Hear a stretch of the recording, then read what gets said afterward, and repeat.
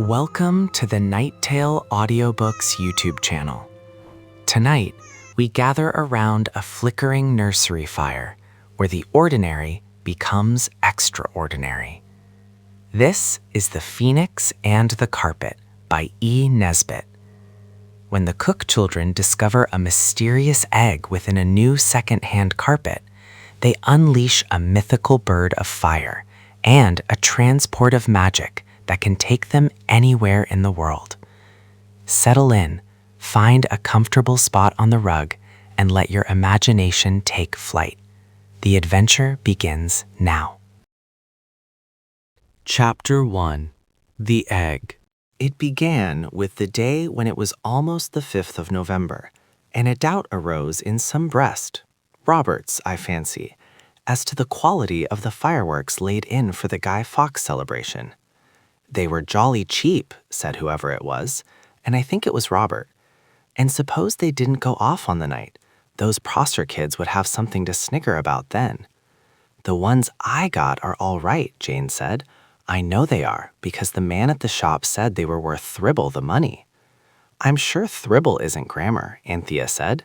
Of course it isn't, said Cyril. One word can't be grammar all by itself, so you needn't be so jolly clever.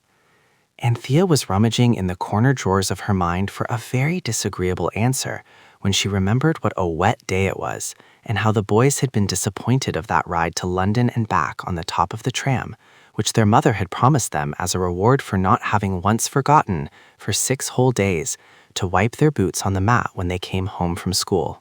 So Anthea only said, "Don't be so jolly clever yourself, Squirrel, and the fireworks look all right. And you'll have the 8 pence that your tram fares didn't cost today to buy something more with. You ought to get a perfectly lovely Catherine wheel for 8 pence. I dare say, said Cyril coldly, but it's not your 8 pence anyhow. But look here, said Robert, really now, about the fireworks. We don't want to be disgraced before those kids next door. They think because they wear red plush on Sundays, no one else is any good. I wouldn't wear plush if it was ever so, unless it was black to be beheaded in if I was Mary, Queen of Scots, said Anthea with scorn. Robert stuck steadily to his point. One great point about Robert is the steadiness with which he can stick. I think we ought to test them, he said. You young duffer, said Cyril. Fireworks are like postage stamps. You can only use them once. What do you suppose it means by Carter's tested seeds in the advertisement? There was a blank silence. Then Cyril touched his forehead with his finger and shook his head. A little wrong here, he said. I was always afraid of that with poor Robert. All that cleverness, you know, and being top in algebra so often, it's bound to tell. Dry up, said Robert fiercely. Don't you see? You can't test seeds if you do them all. You just take a few here and there, and if those grow, you can feel pretty sure the others will be, what do you call it? Father told me, up to sample. Don't you think we ought to sample the fireworks? Just shut our eyes and each draw one out, and then try them. But it's raining cats and dogs, said Jane. And Queen Anne is dead, rejoined Robert. No one was in a very good temper. We needn't go out to do them. We can just move back the table and let them off on the old tea tray we play toboggans with. I don't know what you think, but I think it's time we did something, and that would be really useful, because then we shouldn't just hope the fireworks would make those Prossers sit up. We should know. It would be something to do, Cyril owned with languid approval.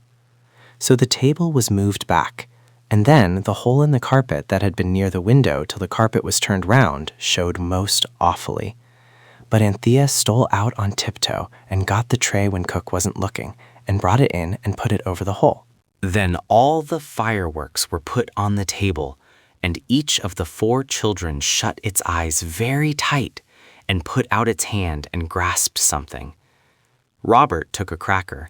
Cyril and Anthea had Roman candles, but Jane's fat paw closed on the gem of the whole collection, the jack-in-the-box that had cost 2 shillings, and one at least of the party, I will not say which because it was sorry afterwards, declared that Jane had done it on purpose.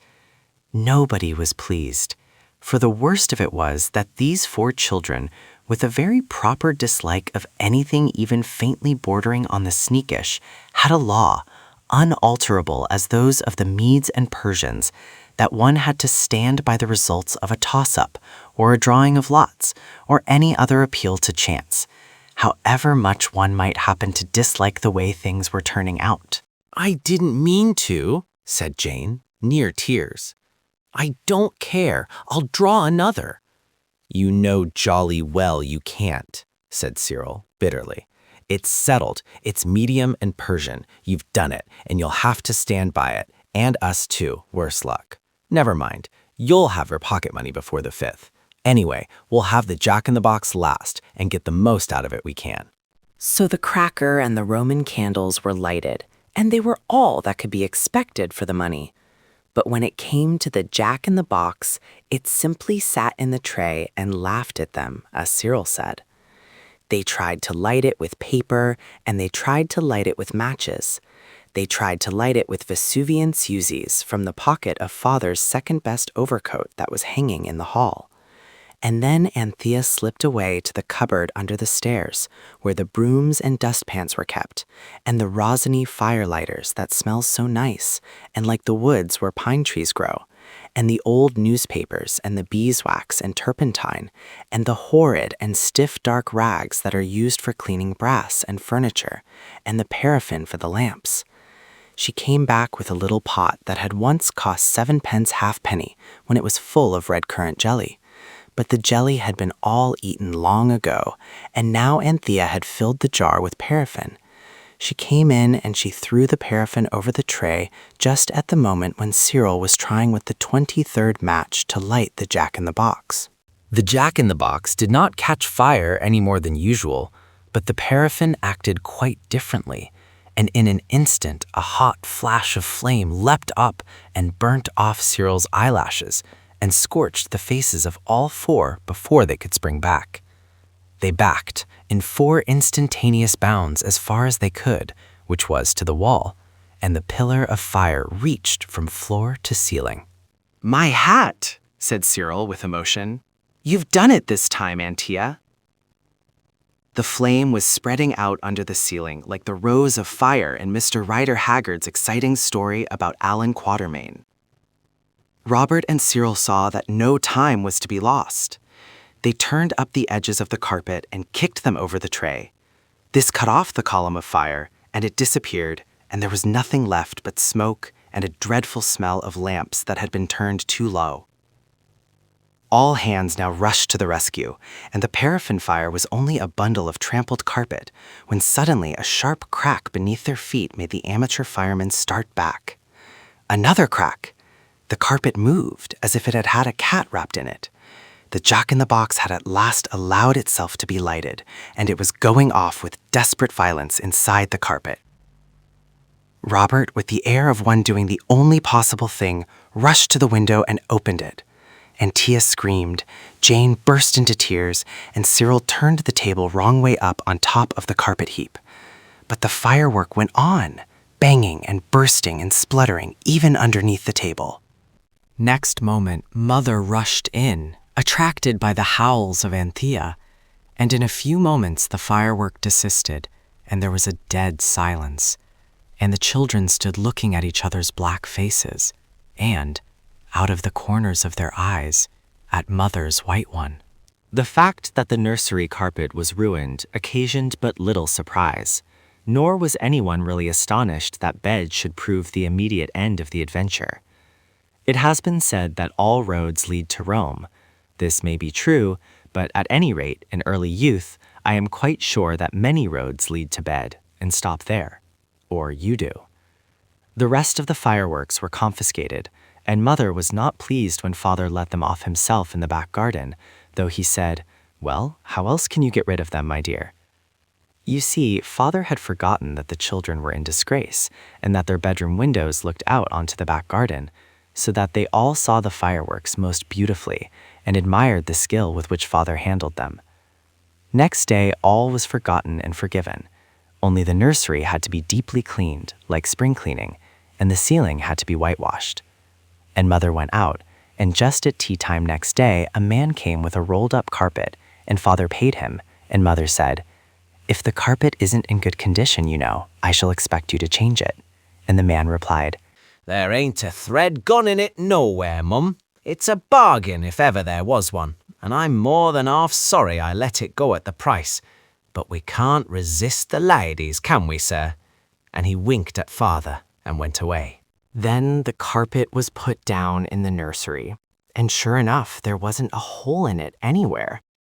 As the last fold was unrolled, something hard and loud-sounding bumped out of it and trundled along the nursery floor.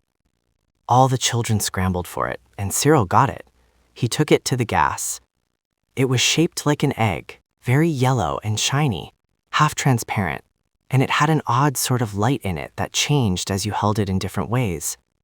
It was as though it was an egg with a yolk of pale fire that just showed through the stone. "I may keep it, mayn't I, Mother?" Cyril asked. And of course, Mother said no.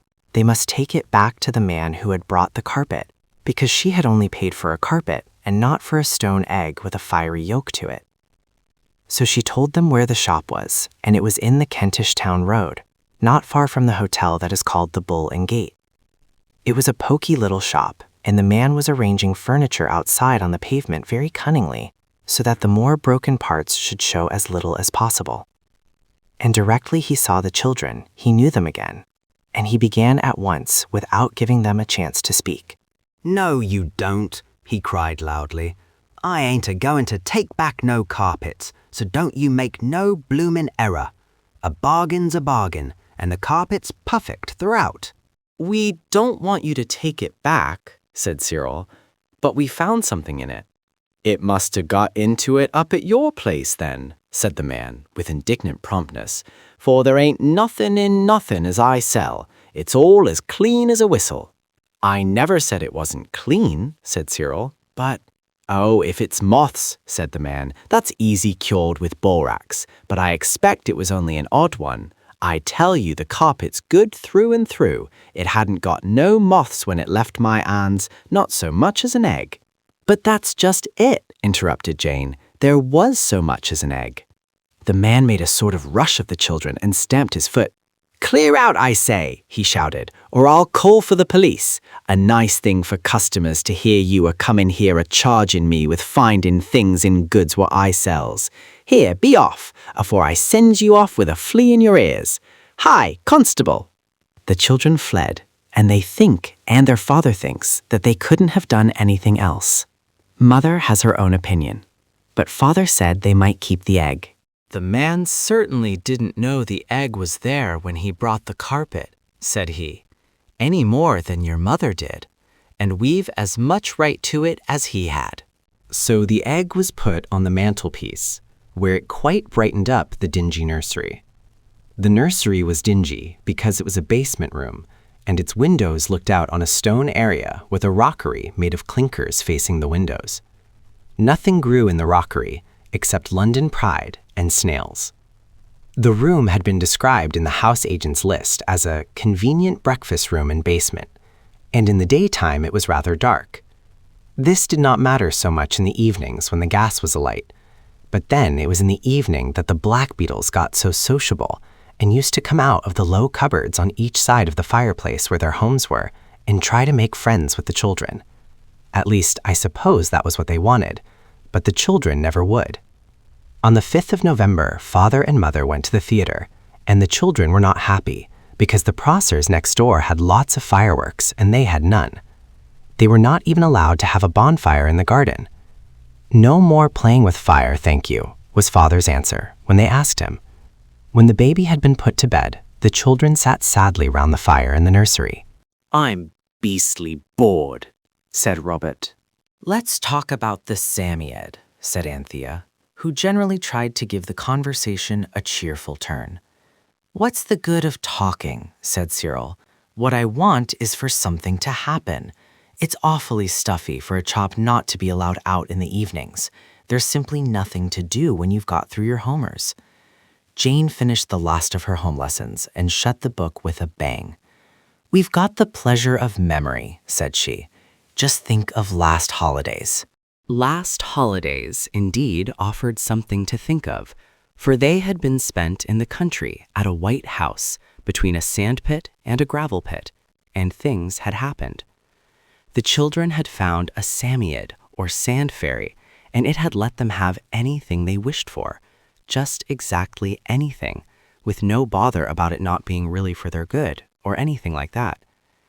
And if you want to know what kind of things they wished for and how their wishes turned out, you can read it all in a book called 5 Children and It. It was the Psammead.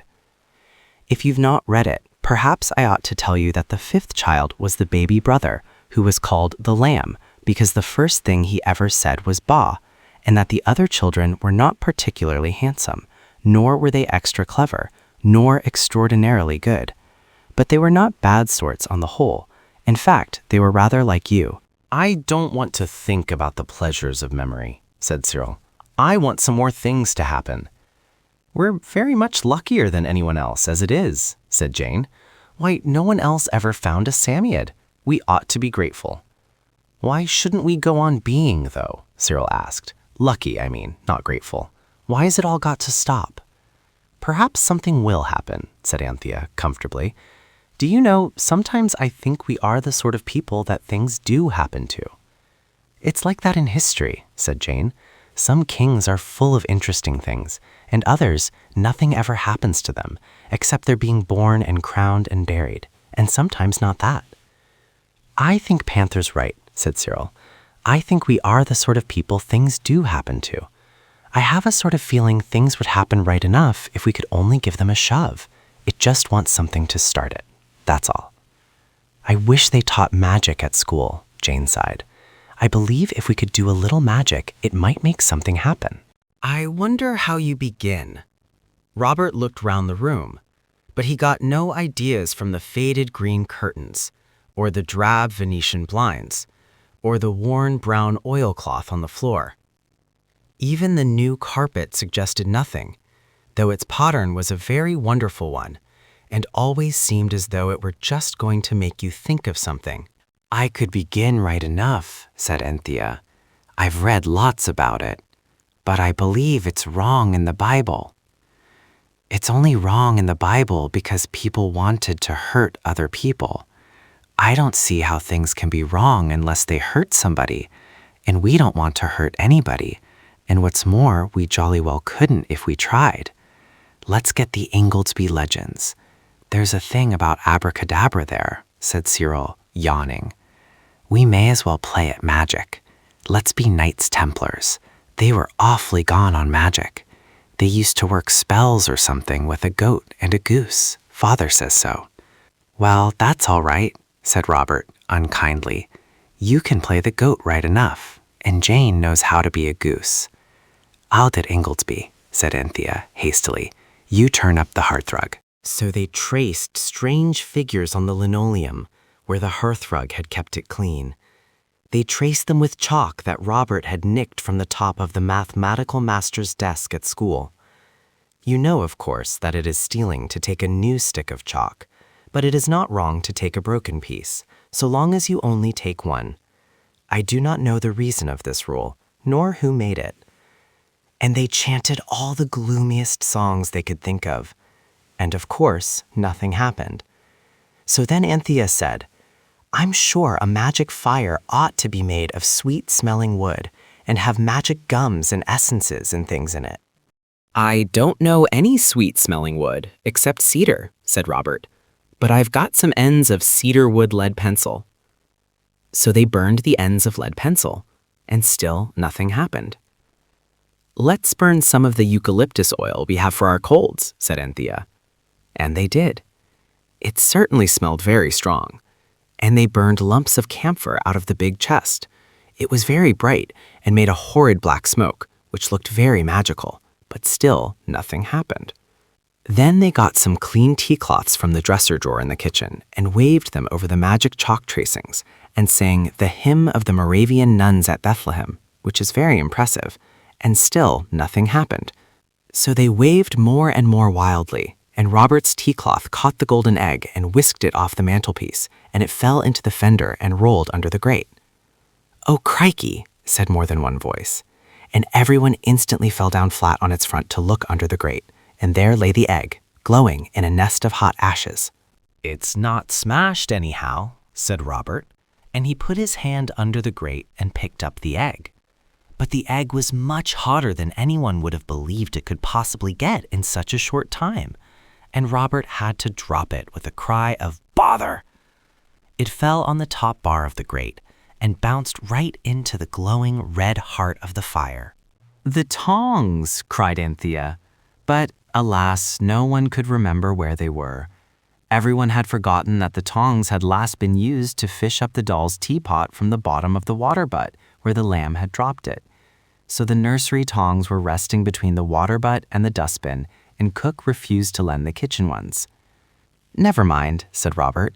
"We'll get it out with the poker and the shovel." "Oh, stop," cried Anthea. "Look at it. Look, look, look. I do believe something is going to happen." For the egg was now red hot, and inside it something was moving. Next moment there was a soft crocking sound. The egg burst in two, and out of it came a flame-colored bird. It rested a moment among the flames, and as it rested there, the 4 children could see it growing bigger and bigger under their eyes. Every mouth was agape, every eye agoggle. The bird rose in its nest of fire, stretched its wings, and flew out into the room. It flew round and round and round again, and where it passed, the air was warm. Then it perched on the fender. The children looked at each other. Then Cyril put out a hand towards the bird. It put its head on one side and looked up at him, as you may have seen a parrot do when it is just going to speak, so that the children were hardly astonished at all when it said, "Be careful, I am not nearly cool yet." They were not astonished, but they were very, very much interested. They looked at the bird, and it was certainly worth looking at. Its feathers were like gold. It was about as large as a bantam, only its beak was not at all bantam-shaped. "I believe I know what it is," said Robert. "I've seen a picture." He hurried away. A hasty dash and scramble among the papers on Father's study table yielded, as the sumbooks say, the desired result. But when he came back into the room holding out a paper and crying, "I say, look here," the others all said, "Hush," and he hushed obediently and instantly, for the bird was speaking. "Which of you," it was saying, "put the egg into the fire?" "He did," said 3 voices, and 3 fingers pointed at Robert. The bird bowed. At least it was more like that than anything else. "I am your grateful debtor," it said, with a high-bred air. The children were all choking with wonder and curiosity, all except Robert. He held the paper in his hand, and he knew. He said so. He said, "I know who you are." And he opened and displayed a printed paper, at the head of which was a little picture of a bird sitting in a nest of flames. "You are the phoenix," said Robert, and the bird was quite pleased. "My fame has lived then for 2,000 years, it said. Allow me to look at my portrait." It looked at the page which Robert, kneeling down, spread out in the fender, and said, "It's not a flattering likeness. And what are these characters?" it asked, pointing to the printed part. "Oh, that's all dullish. It's not much about you, you know," said Cyril with unconscious politeness. "But you're in lots of books."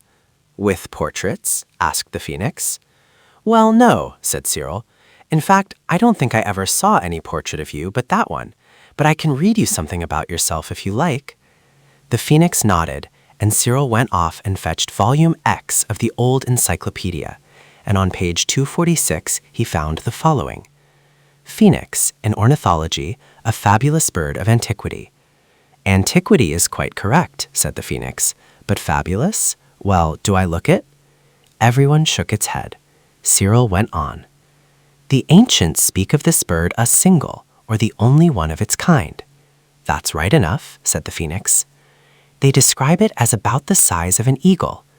"Eagles are of different sizes," said the phoenix. "It's not at all a good description." All the children were kneeling on the hearthrug, to be as near the phoenix as possible. "You'll boil your brains," it said. Look out, I'm nearly cool now." And with a whir of golden wings, it fluttered from the fender to the table. It was so nearly cool that there was only a very faint smell of burning when it had settled itself on the tablecloth. "It's only a very little scorched," said the phoenix apologetically. "It will come out in the wash. Please go on reading." The children gathered round the table. "The size of an eagle," Cyril went on, "its head finely crested with a beautiful plumage, its neck covered with feathers of a gold color, and the rest of its body purple, only the tail white, and the eyes sparkling like stars.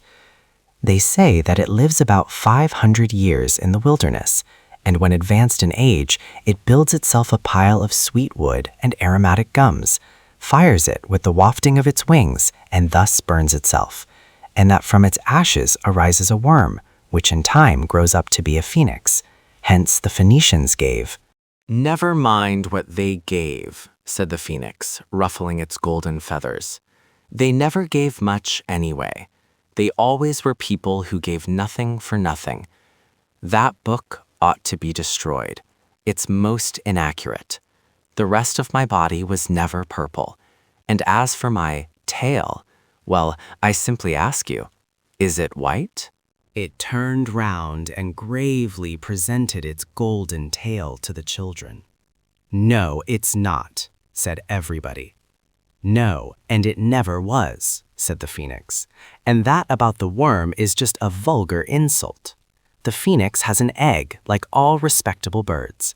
It makes a pile, that part's all right, and it lays its egg, and it burns itself, and it goes to sleep and wakes up in its egg and comes out and goes on living again, and so on forever and ever. I can't tell you how weary I got of it. Such a restless existence, no repose." "But how did your egg get here?" asked Anthea. "Ah, that's my life secret," said the phoenix. "I couldn't tell it to anyone who wasn't really sympathetic. I've always been a misunderstood bird. You can tell that by what they say about the worm. I might tell you," it went on, looking at Robert with eyes that were indeed starry. "You put me on the fire." Robert looked uncomfortable. "The rest of us made the fire of sweet-scented woods and gums, though," said Cyril. And it was an accident, my putting you on the fire," said Robert, telling the truth with some difficulty, for he did not know how the phoenix might take it. It took it in the most unexpected manner. "Your candid avowal," it said, "removes my last scruple. I will tell you my story." "And you won't vanish or anything sudden, will you?" asked Anthea, anxiously. "Why?" it asked, puffing out the golden feathers. "Do you wish me to stay here?" "Oh, yes," said everyone, with unmistakable sincerity. "Why?" asked the phoenix again, looking modestly at the tablecloth. "Because," said everyone at once, and then stopped short. Only Jane added after a pause, "You are the most beautiful person we've ever seen." "You are a sensible child," said the phoenix, "and I will not vanish or anything sudden, and I will tell you my tale. I had resided, as your book says, for many thousand years in the wilderness, which is a large, quiet place with very little really good society, and I was becoming weary of the monotony of my existence. But I acquired the habit of laying my egg and burning myself every 500 years, and you know how difficult it is to break yourself of a habit." "Yes," said Cyril, "Jane used to bite her nails." "But I broke myself of it," urged Jane, rather hurt. "You know I did." "Not till they put bitter aloes on them," said Cyril. "I doubt," said the bird gravely, "whether even bitter aloes—" The aloe, by the way, has a bad habit of its own, which it might well cure before seeking to cure others. I allude to its indolent practice of flowering but once a century. I doubt whether even bitter aloes could have cured me. But I was cured. I awoke one morning from a feverish dream. It was getting near the time for me to lay that tiresome fire and lay that tedious egg upon it. And I saw two people, a man and a woman. They were sitting on a carpet, and when I accosted them civilly, they narrated to me their life story, which, as you have not yet heard it, I will now proceed to relate. They were a prince and princess, and the story of their parents was one which I am sure you will like to hear. In early youth, the mother of the princess happened to hear the story of a certain enchanter, and in that story I am sure you will be interested. The enchanter— "Oh, please don't," said Anthea. "I can't understand all these beginnings of stories, and you seem to be getting deeper and deeper in them every minute. Do tell us your own story. That's what we really want to hear." "Well," said the Phoenix, seeming on the whole rather flattered, "to cut about 70 long stories short, though I had to listen to them all, but to be sure in the wilderness there is plenty of time, this prince and princess were so fond of each other that they did not want anyone else, and the enchanter— don't be alarmed, I won't go into his history— had given them a magic carpet. You've heard of a magic carpet? And they had just sat on it and told it to take them right away from everyone, and it had brought them to the wilderness. And as they meant to stay there, they had no further use for the carpet, so they gave it to me. That was indeed the chance of a lifetime." "I don't see what you wanted with a carpet," said Jane, "when you've got those lovely wings." "They are nice wings, aren't they?" said the Phoenix, simpering and spreading them out. "Well, I got the prince to lay out the carpet, and I laid my egg on it. Then I said to the carpet, 'Now, my excellent carpet, prove your worth. Take that egg somewhere where it can't be hatched for 2,000 years, and where, when that time's up, someone will light a fire of sweet wood and aromatic gums, and put the egg in to hatch.' And you see, it's all come out exactly as I said. The words were no sooner out of my beak than egg and carpet disappeared. The royal lovers assisted to arrange my pile and soothed my last moments. I burnt myself up and knew no more till I awoke on yonder altar." "It pointed its claw at the grate." "But the carpet," said Robert, "the magic carpet that takes you anywhere you wish. What became of that?" "Oh, that?" said the Phoenix carelessly. "I should say that is the carpet. I remember the pattern perfectly." It pointed as it spoke to the floor, where lay the carpet which Mother had bought in the Kentish town road for 22 shillings and 9 pence. At that instant Father's latchkey was heard in the door. "Oh," whispered Cyril, "now we shall catch it for not being in bed." "Wish yourself there," said the Phoenix in a hurried whisper, "and then wish the carpet back in its place." No sooner said than done. It made one a little giddy, certainly, and a little breathless, but when things seemed right way up again, there the children were, in bed, and the lights were out. They heard the soft voice of the Phoenix through the darkness. "I shall sleep on the cornice above your curtains," it said. "Please don't mention me to your kinsfolk." "Not much good," said Robert. "They'd never believe us. I say," he called through the half-open door to the girls, "talk about adventures and things happening. We ought to be able to get some fun out of a magic carpet and a phoenix." "Rather," said the girls in bed. "Children," said Father on the stairs, "go to sleep at once. What do you mean by talking at this time of night?" No answer was expected to this question, but under the bedclothes Cyril murmured one. "Mean," he said. "Don't know what we mean. I don't know what anything means." "But we've got a magic carpet and a phoenix," said Robert. "You'll get something else if Father comes in and catches you," said Cyril. "Shut up, I tell you." Robert shut up, but he knew as well as you do that the adventures of that carpet and that phoenix were only just beginning. Father and Mother had not the least idea of what had happened in their absence. This is often the case, even when there are no magic carpets or phoenixes in the house. The next morning— but I'm sure you would rather wait till the next chapter before you hear about that. Chapter 2. The Topless Tower. The children had seen the phoenix egg hatched in the flames in their own nursery grate, and had heard from it how the carpet on their own nursery floor was really the wishing carpet, which would take them anywhere they chose. The carpet had transported them to bed just at the right moment, and the phoenix had gone to roost on the cornice, supporting the window curtains of the boys' room. "Excuse me," said a gentle voice, and a courteous beak opened, very kindly and delicately, the right eye of Cyril. I hear the slaves below preparing food. Awaken. A word of explanation and arrangement. I do wish you wouldn't. The phoenix stopped speaking and fluttered away crossly to the cornice pole, for Cyril had hid out, as boys do when they are awakened suddenly, and the phoenix was not used to boys, and his feelings, if not his wings, were hurt. Sorry, said Cyril, coming awake all in a minute. Do come back. What was it you were saying? Something about bacon and rations? The phoenix fluttered back to the brass rail at the foot of the bed.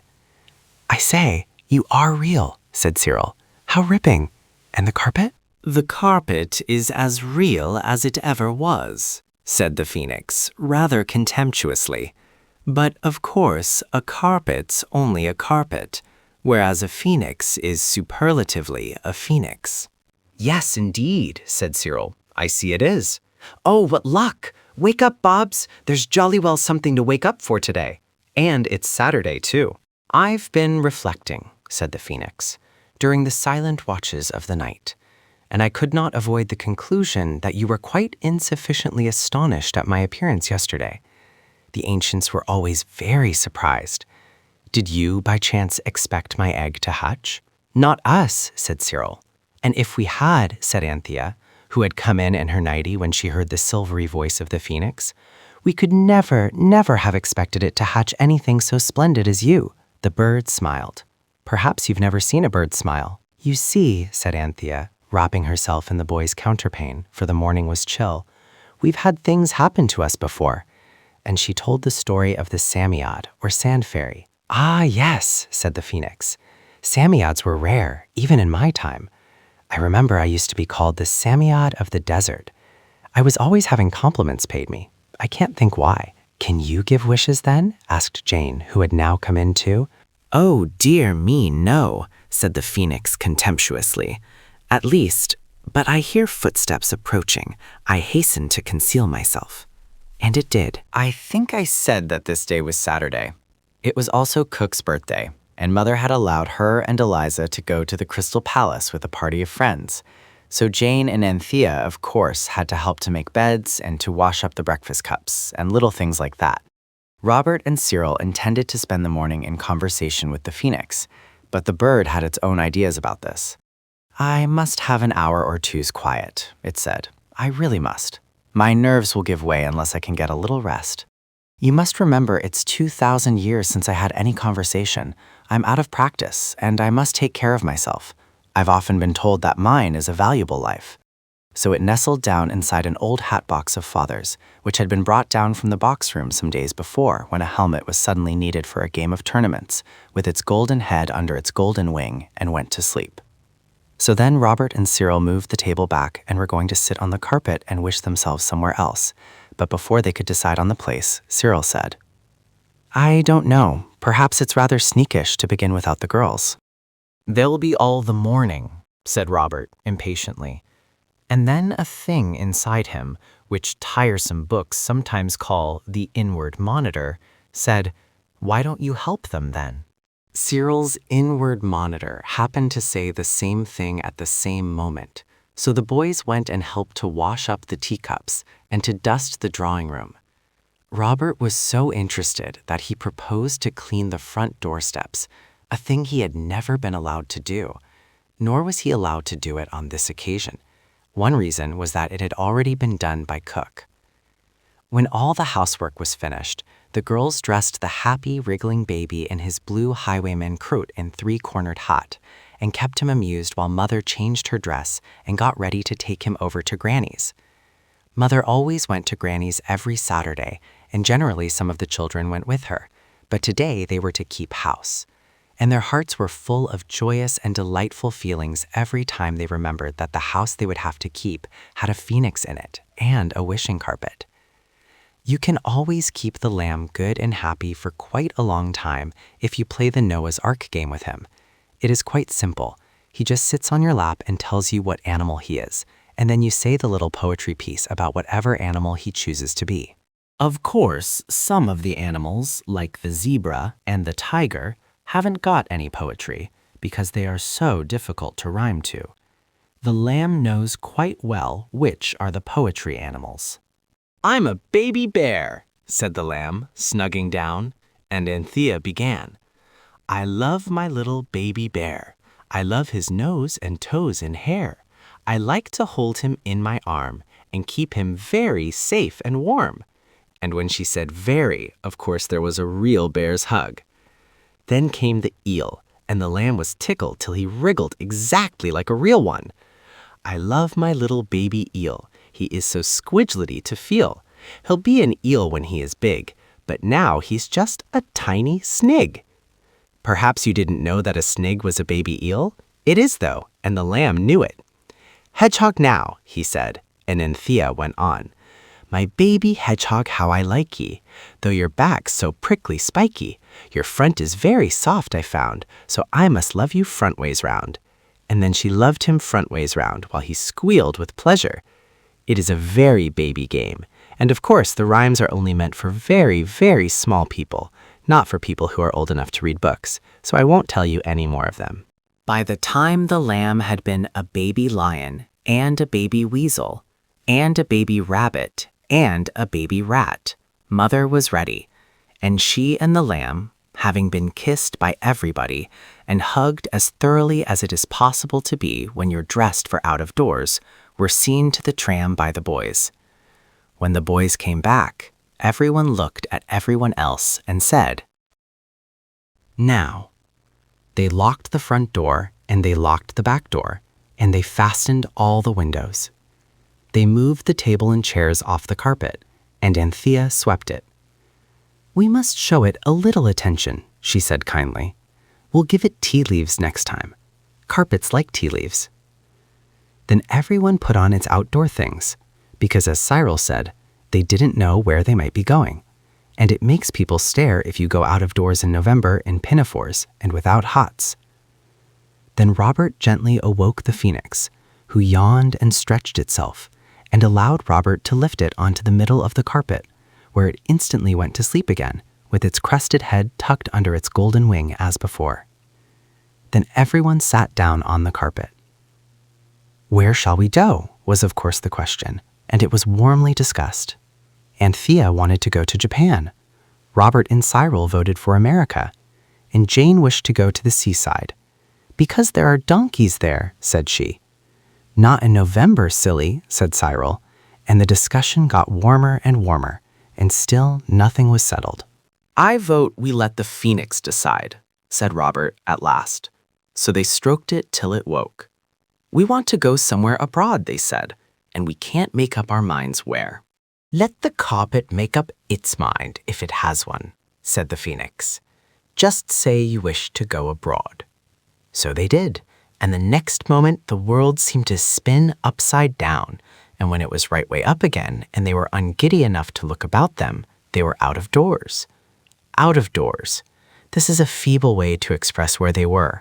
They were out of the earth or off it. In fact, they were floating steadily, safely, splendidly in the crisp, clear air with the pale, bright blue of the sky above them and far down below the pale, bright, sun-diamonded waves of the sea. The carpet had stiffened itself somehow so that it was square and firm like a raft, and it steered itself so beautifully and kept on its way so flat and fearless that no one was at all afraid of tumbling off. In front of them lay land. The coast of France, said the phoenix, waking up and pointing with its wing. Where do you wish to go? I should always keep one wish, of course, for emergencies. Otherwise, you may get into an emergency from which you can't emerge at all. But the children were far too deeply interested to listen. I tell you what, said Cyril. Let's let the thing go on, and when we see a place we really want to stop at, why, we'll just stop. Isn't this ripping? It's like trains, said Anthea, as they swept over the low-lying coastline and held a steady course above orderly fields and straight roads bordered with poplar trees. Like express trains, only in trains you never can see anything because of grown-ups wanting the windows shut, and then they breathe on them and it's like ground glass and nobody can see anything, and then they go to sleep. It's like tobogganing, said Robert, so fast and smooth, only there's no doormat to stop short on. It goes on and on. You darling phoenix, said Jane. It's all your doing. Oh, look at that ducky little church, and the women with floppy copy things on their heads. Don't mention it, said the phoenix with sleepy politeness. Oh, said Cyril, summing up all the rapture that was in every heart. Look at it all, look at it, and think of the Kentish Town Road. Everyone looked and everyone thought, and the glorious, gliding, smooth, steady rush went on, and they looked down on strange and beautiful things, and held their breath and let it go in deep sighs, and said oh and ah, till it was long past dinner time. It was Jane who suddenly said, I wish we'd brought that jam tart and cold mutton with us. It would have been jolly to have a picnic in the air. The jam tart and cold mutton were, however, far away, sitting quietly in the larder of the house in Camden Town which the children were supposed to be keeping. A mouse was at that moment tasting the outside of the raspberry jam part of the tart. She had nibbled a sort of gulf or bay through the pastry edge, to see whether it was the sort of dinner she could ask her little mouse husband to sit down to. She had had a very good dinner herself. It is an ill wind that blows nobody any good. We'll stop as soon as we see a nice place, said Anthea. I've got 3 pence, and you boys have the 4 pence each that your trams didn't cost the other day, so we can buy things to eat. I expect the phoenix can speak French. The carpet was sailing along over rocks and rivers and trees and towns and farms and fields. It reminded everybody of a certain time when all of them had had wings and had flown up to the top of a church tower and had had a feast there of chicken and tongue and new bread and soda water. And this again reminded them how hungry they were. And just as they were all being reminded of this very strongly indeed, they saw ahead of them some ruined walls on a hill, and strong and upright, and really, to look at, as good as new, a great square tower. The top of that's just the exactly same size as the carpet, said Jane. I think it would be good to go to the top of that, because then none of the Abbey what's-its-names, natives, would be able to take the carpet away even if they wanted to, and some of us could go out and get things to eat. Buy them honestly, not take them out of larder windows. I think it would be better if we went, Anthea was beginning, but Jean suddenly clenched her hands. I don't see why I should never do anything I want just because I'm the youngest. I wish the carpet would fit itself in at the top of that tower, so there. The carpet made a disconcerting bound, and next moment it was hovering above the square top of the tower. Then slowly and carefully it began to sink under them. It was like a lift going down with you at the Army and Navy stores. I don't think we ought to wish things without all agreeing to them first, said Robert huffishly. Hello, what on earth? For, unexpectedly and grayly, something was coming up all round the 4 sides of the carpet. It was as if a wall were being built by magic quickness. It was a foot high. It was 2 feet high. 3, 4, 5. It was shutting out the light. More and more. Anthea looked up at the sky and the walls that now rose 6 feet above them. We're dropping into the tower, she screamed. There wasn't any top to it, so the carpet's going to fit itself in at the bottom. Robert sprang to his feet. We ought to have, an owl's nest. He put his knee on a jutting, smooth piece of gray stone and reached his hand into a deep window slit, broad to the inside of the tower and narrowing like a funnel to the outside. Look sharp, cried everyone. But Robert did not look sharp enough. By the time he had drawn his hand out of the owl's nest, there were no eggs there. The carpet had sunk 8 feet below him. Jump, you silly cuckoo, cried Cyril, with brotherly anxiety. But Robert couldn't turn round all in a minute into a jumping position. He wriggled and twisted and got on to the broad ledge, and by the time he was ready to jump, the walls of the tower had risen up 30 feet above the others, who were still sinking with the carpet, and Robert found himself in the embrasure of a window, alone, for even the owls were not at home that day. The wall was smoothish, there was no climbing up, and as for climbing down, Robert hid his face in his hands and squirmed back and back from the giddy verge until the back part of him was wedged quite tight in the narrowest part of the window slit. He was safe now, of course, but the outside part of his window was like a frame to a picture of part of the other side of the tower. It was very pretty, with moss growing between the stones and little shiny gems. But between him and it, there was the width of the tower and nothing in it but empty air. The situation was terrible. Robert saw in a flash that the carpet was likely to bring them into just the same sort of tight places that they used to get into with the wishes the Psammead granted them. And the others, imagine their feelings as the carpet sank slowly and steadily to the very bottom of the tower, leaving Robert clinging to the wall. Robert did not even try to imagine their feelings. He had quite enough to do with his own. But you can.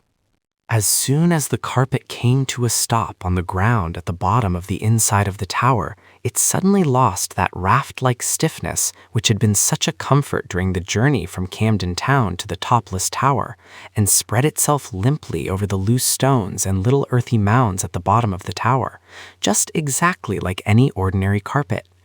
Also, it shrank suddenly, so that it seemed to draw away from under their feet, and they stepped quickly off the edges and stood on the firm ground, while the carpet drew itself in till it was its proper size, and no longer fitted exactly into the inside of the tower, but left quite a big space all round it. Then, across the carpet, they looked at each other, and then every chin was tilted up, and every eye sought vainly to see where poor Robert had got to. Of course, they couldn't see him. "I wish we hadn't come," said Jane. "You always do," said Cyril briefly. "Look here, we can't leave Robert up there. I wish the carpet would fetch him down." The carpet seemed to awake from a dream and pull itself together. It stiffened itself briskly and floated up between the four walls of the tower. The children below craned their heads back and nearly broke their necks in doing it. The carpet rose and rose. It hung poised darkly above them for an anxious moment or two.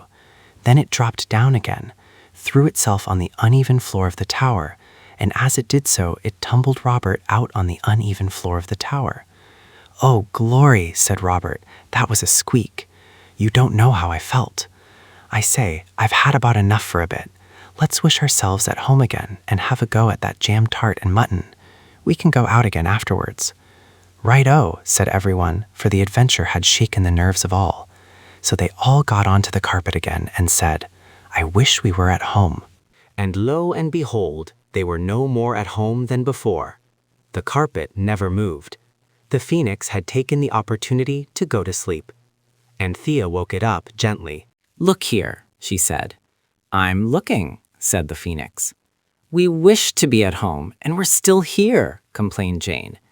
"No," said the phoenix, looking about it at the high dark walls of the tower. "No, I quite see that." "But we wish to be at home," said Cyril. "No doubt," said the bird politely. "And the carpet hasn't moved an inch," said Robert. "No," said the phoenix, "I see it hasn't. But I thought it was a wishing carpet." "So it is," said the phoenix. "Then why?" asked the children all together. "I did tell you, you know," said the phoenix, "only you are so fond of listening to the music of your own voices. It is indeed the most lovely music to each of us, and therefore—" "You did tell us what?" interrupted and exasperated. "Why, that the carpet only gives you 3 wishes a day, and you've had them." There was a heartfelt silence.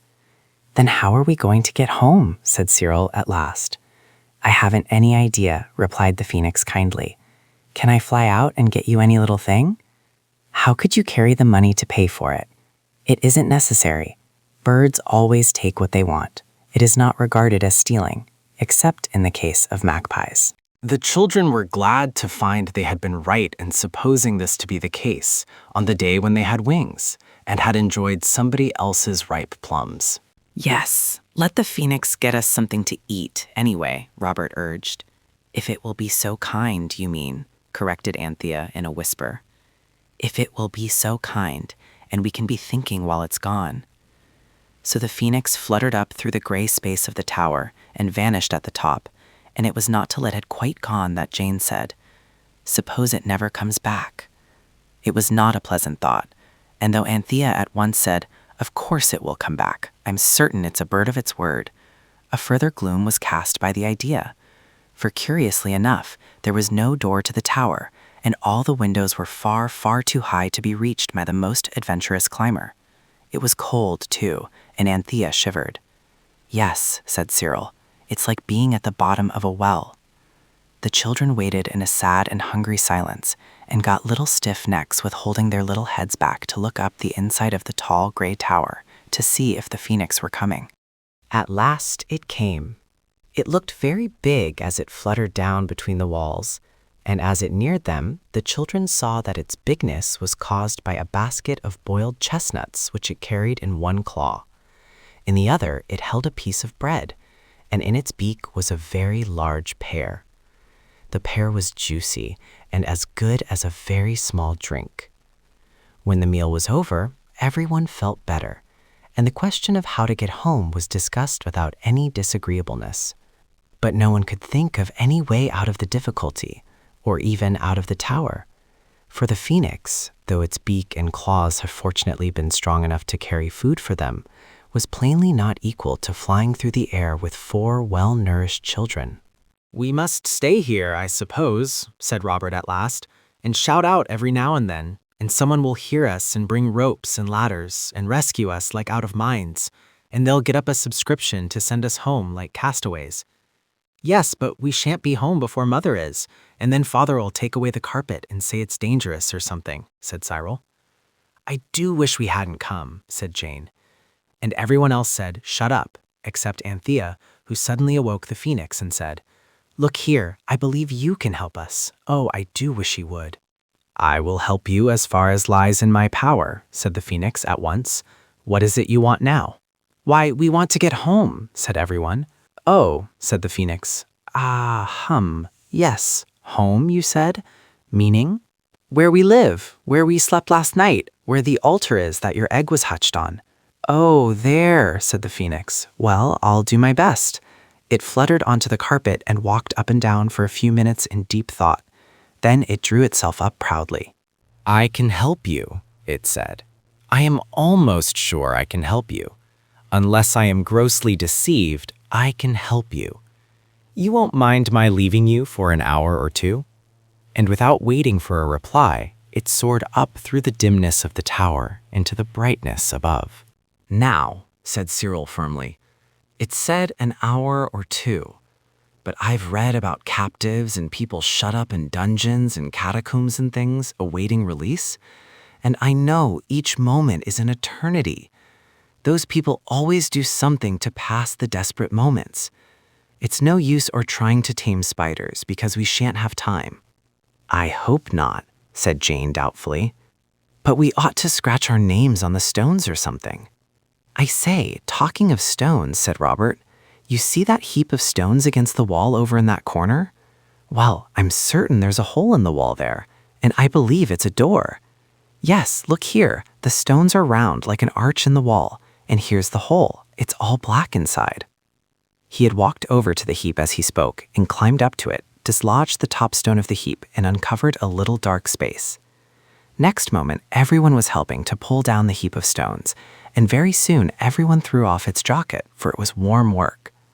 "It is a door," said Cyril, wiping his face, "and not a bad thing either if—" He was going to add, "if anything happens to the phoenix," but he didn't for fear of frightening Jane. He was not an unkind boy when he had leisure to think of such things. The arched hole in the wall grew larger and larger. It was very, very black, even compared with the sort of twilight at the bottom of the tower. It grew larger because the children kept pulling off the stones and throwing them down into another heap. The stones must have been there a very long time, for they were covered with moss, and some of them were stuck together by it. So it was fairly hard work, as Robert pointed out. When the hole reached to about halfway between the top of the arch and the tower, Robert and Cyril let themselves down cautiously on the inside and lit matches. How thankful they felt then that they had a sensible father who did not forbid them to carry matches, as some boys' fathers do. The father of Robert and Cyril only insisted on the matches being of the kind that strike only on the box. It's not a door, it's a sort of tunnel, Robert cried to the girls, after the first match had flared up, flickered, and gone out. Stand off, we'll push some more stones down. They did, amid deep excitement, and now the stone heap was almost gone, and before them the girls saw the dark archway leading to unknown things. All doubts and fears as to getting home were forgotten in this thrilling moment. It was like Monte Cristo. It was like... I say, cried Anthea suddenly, come out! There's always bad air in places that have been shut up. It makes your torches go out, and then you die. It's called fire damp, I believe. Come out, I tell you.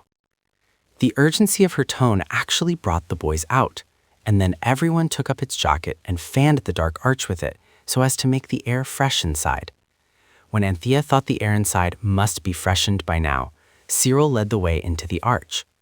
The girls followed, and Robert came last because Jane refused to tail the procession lest something should come in after her and catch at her from behind. Cyril advanced cautiously, lighting match after match and peering before him. It's a vaulting roof, he said, and it's all stone. All right, Panther, don't keep pulling at my jacket. The air must be all right because of the matches, silly. And look out, there are steps down. Oh, don't let's go any farther, said Jane in an agony of reluctance. A very painful thing, by the way, to be in. I'm sure there are snakes, or dens of lions, or something. Do let's go back and come some other time with candles and bellows for the fire damp. Let me get in front of you then, said the stern voice of Robert from behind. This is exactly the place for buried treasure, and I'm going on anyway. You can stay behind if you like. And then, of course, Jane consented to go on. So very slowly and carefully, the children went down the steps. There were 17 of them. And at the bottom of the steps were more passages branching 4 ways, and a sort of low arch on the right-hand side made Cyril wonder what it could be, for it was too low to be the beginning of another passage. So he knelt down and lit a match, and stooping very low, he peeped in. There's something, he said, and reached out his hand. It touched something that felt more like a damp bag of marbles than anything else that Cyril had ever touched. I believe it is a buried treasure, he cried. And it was, for even as Anthea cried, oh, hurry up, squirrel, fetch it out, Cyril pulled out a rotting canvas bag, about as big as the paper ones the greengrocer gives you with Barcelona nuts in for 6 pence. There's more of it, a lot more, he said. As he pulled, the rotten bag gave way, and the gold coins ran and span and jumped and bumped and chinked and clinked on the floor of the dark passage. I wonder what you would say if you suddenly came upon a buried treasure. What Cyril said was, oh, bother, I've burnt my fingers. And as he spoke, he dropped the match. And it was the last, he added. There was a moment of desperate silence. Then Jane began to cry. Don't, said Anthea. Don't, pussy. You'll exhaust the air if you cry. We can get out all right. Yes, said Jane through her sobs, and find the phoenix has come back and gone away again, because it thought we'd gone home some other way, and, oh, I wish we hadn't come. Everyone stood quite still.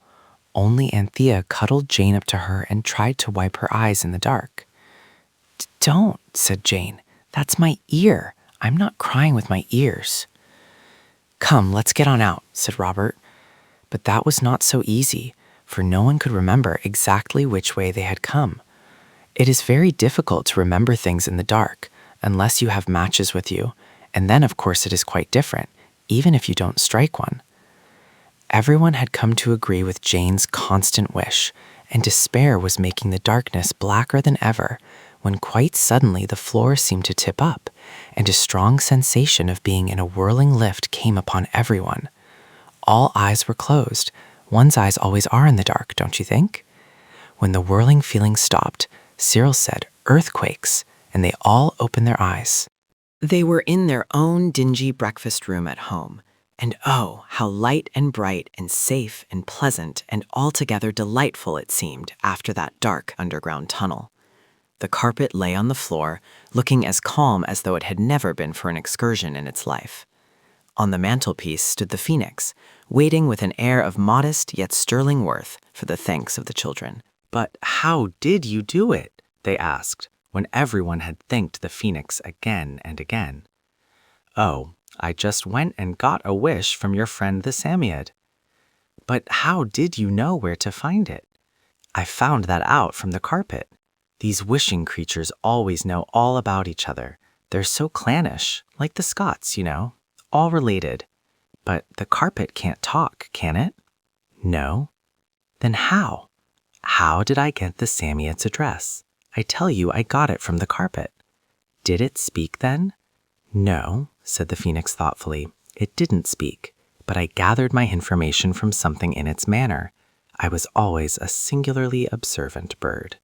It was not till after the cold mutton and the jam tart, as well as the tea and bread and butter, that anyone found time to regret the golden treasure which had been left scattered on the floor of the underground passage, and which, indeed, no one had thought of till now, since the moment when Cyril burned his fingers at the flame of the last match. "What owls and goats we were," said Robert. "Look how we've always wanted treasure, and now—" "Never mind," said Anthea, trying as usual to make the best of it. "We'll go back again and get it all, and then we'll give everybody presents." More than a quarter of an hour passed, most agreeably in arranging what presents should be given to whom, and when the claims of generosity had been satisfied, the talk ran for 50 minutes on what they would buy for themselves. It was Cyril who broke in on Robert's almost too technical account of the motor car on which he meant to go to and from school. "There," he said, "dry up. It's no good. We can't ever go back. We don't know where it is." "Don't you know?" Jane asked the phoenix wistfully. "Not in the least," the phoenix replied in a tone of amiable regret. "Then we've lost the treasure," said Cyril, and they had. "But we've got the carpet and the phoenix," said Anthea. "Excuse me," said the bird with an air of wounded dignity. "I do so hate to seem to interfere, but surely you must mean the phoenix and the carpet?" Chapter 3. The Queen Cook. It was on a Saturday that the children made their first glorious journey on the wishing carpet. Unless you are too young to read at all, you will know that the next day must have been Sunday. Sunday at 18 Camden Terrace, Camden Town, was always a very pretty day. Father always brought home flowers on Saturday, so that the breakfast table was extra beautiful. In November, of course, the flowers were chrysanthemums, yellow and coppery colored. Then there were always sausages on toast for breakfast, and these are rapture, after 6 days of Kentish Town Road eggs, at 14 a shilling. On this particular Sunday, there were fowls for dinner, a kind of food that is generally kept for birthdays and grand occasions, and there was an angel pudding, when rice and milk and oranges and white icing do their best to make you happy. After dinner, Father was very sleepy indeed, because he had been working hard all the week, but he did not yield to the voice that said, "Go and have an hour's rest." He nursed the lamb, who had a horrid cough that cook said was whooping cough as sure as eggs, and he said, "Come along, kiddies. I've got a ripping book from the library called The Golden Age, and I'll read it to you." Mother settled herself on the drawing-room sofa and said she could listen quite nicely with her eyes shut. The lamb snugged into the armchair corner of Daddy's arm, and the others got into a happy heap on the hearthrug. At first, of course, there were too many feet and knees and shoulders and elbows, but real comfort was actually settling down on them, and the phoenix and the carpet were put away on the back top shelf of their minds. Beautiful things that could be taken out and played with later, when a surly, solid knock came at the drawing-room door. It opened an angry inch, and the cook's voice said, "Please, Mum, may I speak to you a moment?" Mother looked at Father with a desperate expression. Then she put her pretty, sparkly Sunday shoes down from the sofa and stood up in them and sighed. "As good fish in the sea," said Father cheerfully, and it was not till much later that the children understood what he meant. Mother went out into the passage, which is called the hall, where the umbrella stand is, and the picture of the monarch of the glen in a yellow shining frame, with brown spots on the monarch from the damp in the house before last. And there was cook, very red and damp in the face, and with a clean apron tied on all crooked over the dirty one that she had dished up those dear delightful chickens in.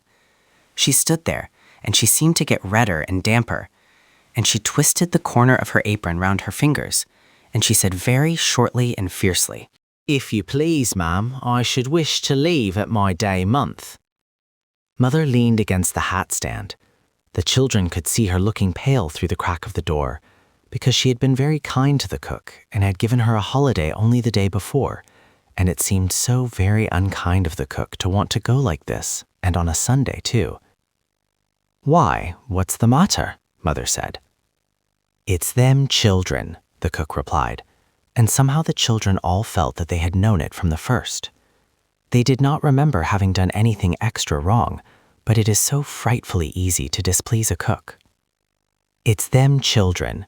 There's that there new carpet in their room, covered thick with mud, both sides, beastly yellow mud, and sakes alive knows where they got it. And all that muck to clean up on a Sunday. It's not my place, and it's not my intentions, so I don't deceive you, ma'am. And but for them limbs, which they is if ever there was, it's not a bad place, though I says it, and I wouldn't wish to leave, but— I'm very sorry, said Mother gently.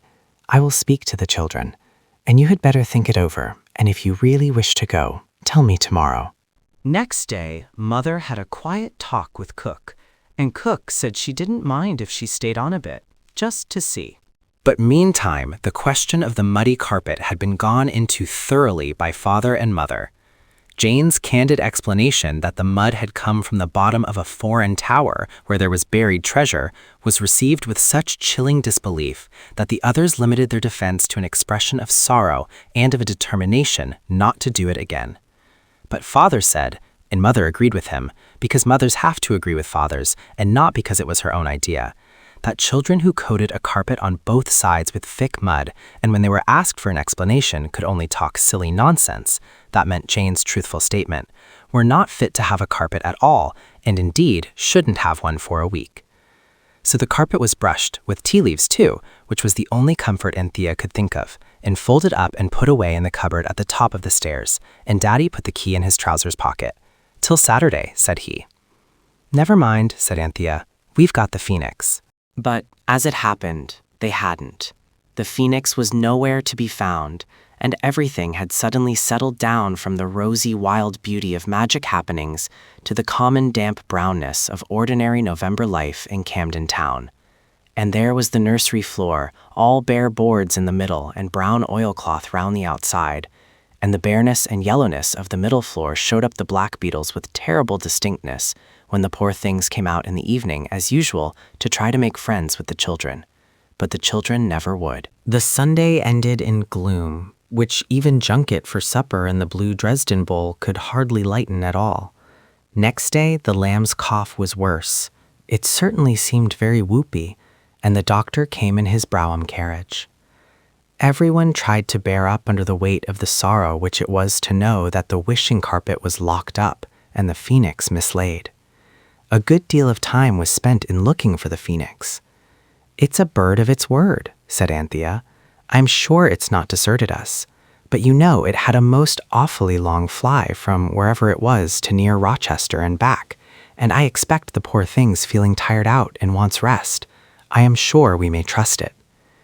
The others tried to feel sure of this too, but it was hard. No one could be expected to feel very kindly towards the cook, since it was entirely through her making such a fuss about a little foreign mud that the carpet had been taken away. She might have told us, said Jane, and Panther and I would have cleaned it with tea leaves. She's a cantankerous cat, said Robert. I shan't say what I think about her, said Anthea primly, because it would be evil speaking, lying, and slandering.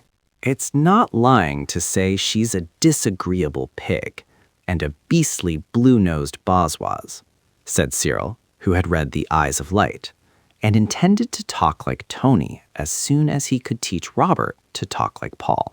And all the children, even Anthea, agreed that even if she wasn't a blue-nosed BAZAARS, they wished Cook had never been born.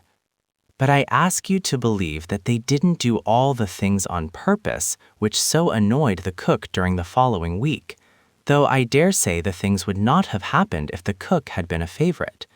This is a mystery. Explain it if you can. The things that had happened were as follows.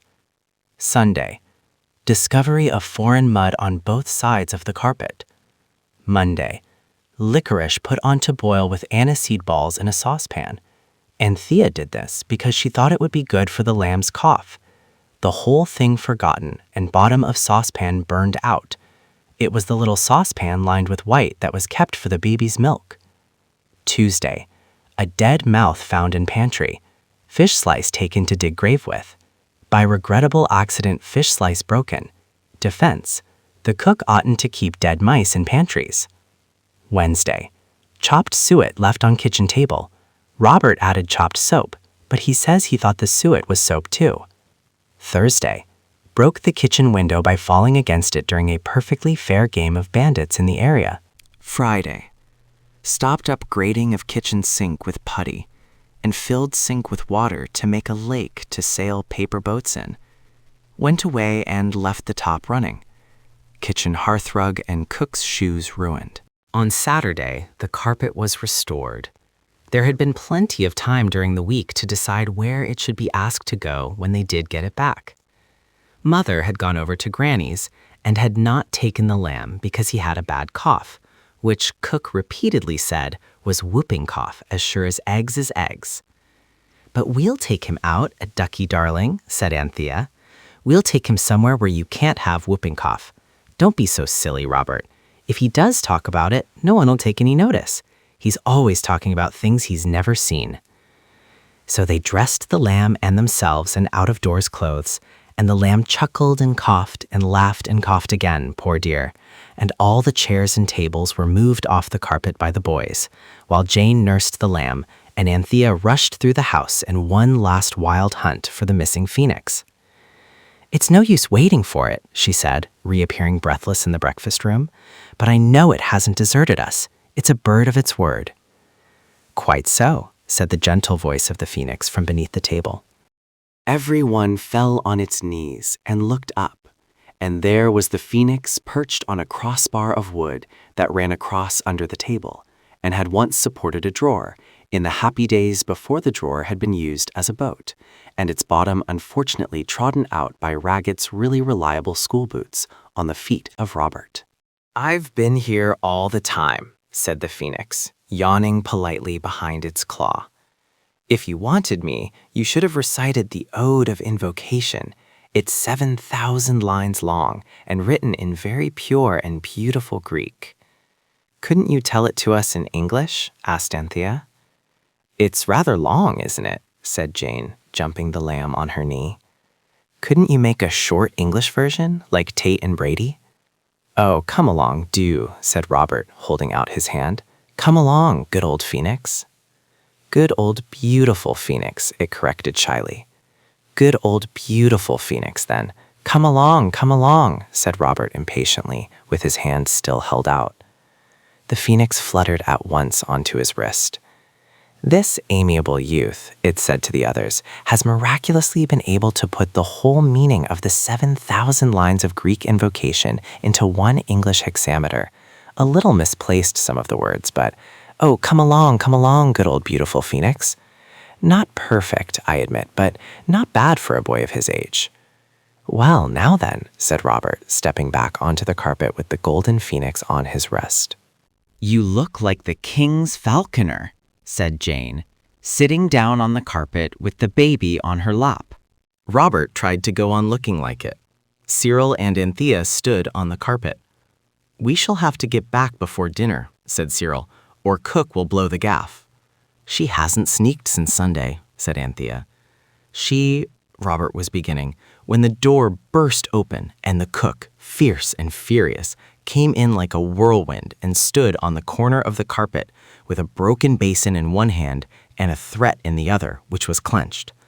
"Look here," she cried, "my only basin. And what the powers am I to make the beefsteak and kidney pudding in that your ma ordered for your dinners? You don't deserve no dinners, so you don't." "I'm awfully sorry, cook," said Anthea gently. "It was my fault, and I forgot to tell you about it. It got broken when we were telling our fortunes with melted lead, you know, and I meant to tell you." "Meant to tell me," replied the cook. She was red with anger, and really I don't wonder. "Meant to tell? Well, I mean to tell too. I've held my tongue this week through because the missus, she said to me quiet like, 'We mustn't expect old heads on young shoulders,' but now I shan't hold it no longer. There was the soap you put in our pudding, and me and Eliza never so much as breathed it to your ma, though well we might. And the saucepan and the fish slice, and, my gracious cats alive, what have you got that blessed child dressed up in his outdoors for?" "We aren't going to take him out," said Anthea. "At least," she stopped short, for though they weren't going to take him out in the Kentish Town Road, they certainly intended to take him elsewhere, but not at all where Cook meant when she said out. This confused the truthful Anthea. "Out," said the cook. "That I'll take care you don't." And she snatched the lamb from the lap of Jane, while Anthea and Robert caught her by the skirts and apron. "Look here," said Cyril in stern desperation. "Will you go away and make your pudding in a pie dish or a flower pot or a hot water can or something?" "Not me," said the cook briefly, "and leave this precious poppet for you to give his death or cold to." "I warn you," said Cyril solemnly, "but where ere yet it be too late." "Late yourself, the little popsy-wopsy," said the cook with angry tenderness. "They shan't take it out, no more they shan't. And where did you get that there yellow fowl?" She pointed to the phoenix. Even Anthea saw that unless the cook lost her situation, the loss would be theirs. "I wish," she said suddenly, "we were on a sunny southern shore where there can't be any whooping cough."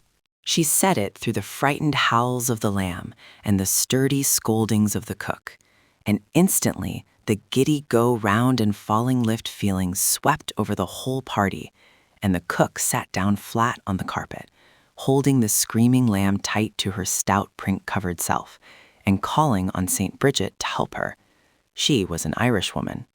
The moment the tipsy-topsy-turvy feeling stopped, the cook opened her eyes, gave one sounding screech, and shut them again, and Anthea took the opportunity to get the desperately howling lamb into her own arms.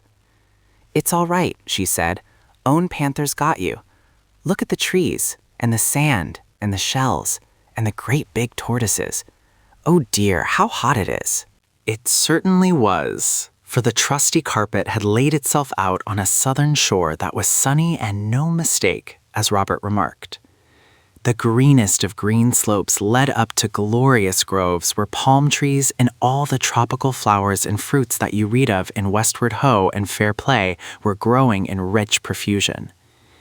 Between the green slope and the blue sea lay a stretch of sand that looked like a carpet of jeweled cloth of gold, for it was not grayish as our northern sand is, but yellow and changing, opal-colored like sunshine and rainbows. And at the very moment when the wild, whirling, blinding, deafening, tumbling upside-downness of the carpet moving stopped, the children had the happiness of seeing 3 large live turtles waddle down to the edge of the sea and disappear in the water. And it was hotter than you can possibly imagine, unless you think of ovens on a baking day. Every one, without an instant's hesitation, tore off its London and November outdoor clothes, and Anthea took off the lamb's highwayman blue coat and his 3-cornered hat, and then his jersey, and then the lamb himself suddenly slipped out of his little blue tight breeches and stood up happy and hot in his little white shirt. "I'm sure it's much warmer than the seaside in the summer," said Anthea. "Mother always lets us go barefoot then." So the lamb's shoes and socks and gaiters came off, and he stood digging his happy, naked pink toes into the golden, smooth sand. "I'm a little white duck dicky," said he, "a little white duck dicky what swims," and splashed quacking into a sandy pool. "Let him," said Anthea. "It can't hurt him. Oh, how hot it is." The cook suddenly opened her eyes and screamed, shut them, screamed again, opened her eyes once more, and said, "Why, drat my cats alive, what's all this? It's a dream, I expect. Well, it's the best I ever dreamed. I'll look it up in the dream book tomorrow. Seaside and trees and a carpet to sit on. I never did." "Look here," said Cyril. "It isn't a dream, it's real." "Oh yes," said the cook. "They always says that in dreams." "It's real, I tell you," Robert said, stamping his foot. "I'm not going to tell you how it's done, because that's our secret." He winked heavily at each of the others in turn. But you wouldn't go away and make that pudding, so we had to bring you, and I hope you like it." "I do that, no mistake," said the cook unexpectedly. "And it being a dream, it don't matter what I say.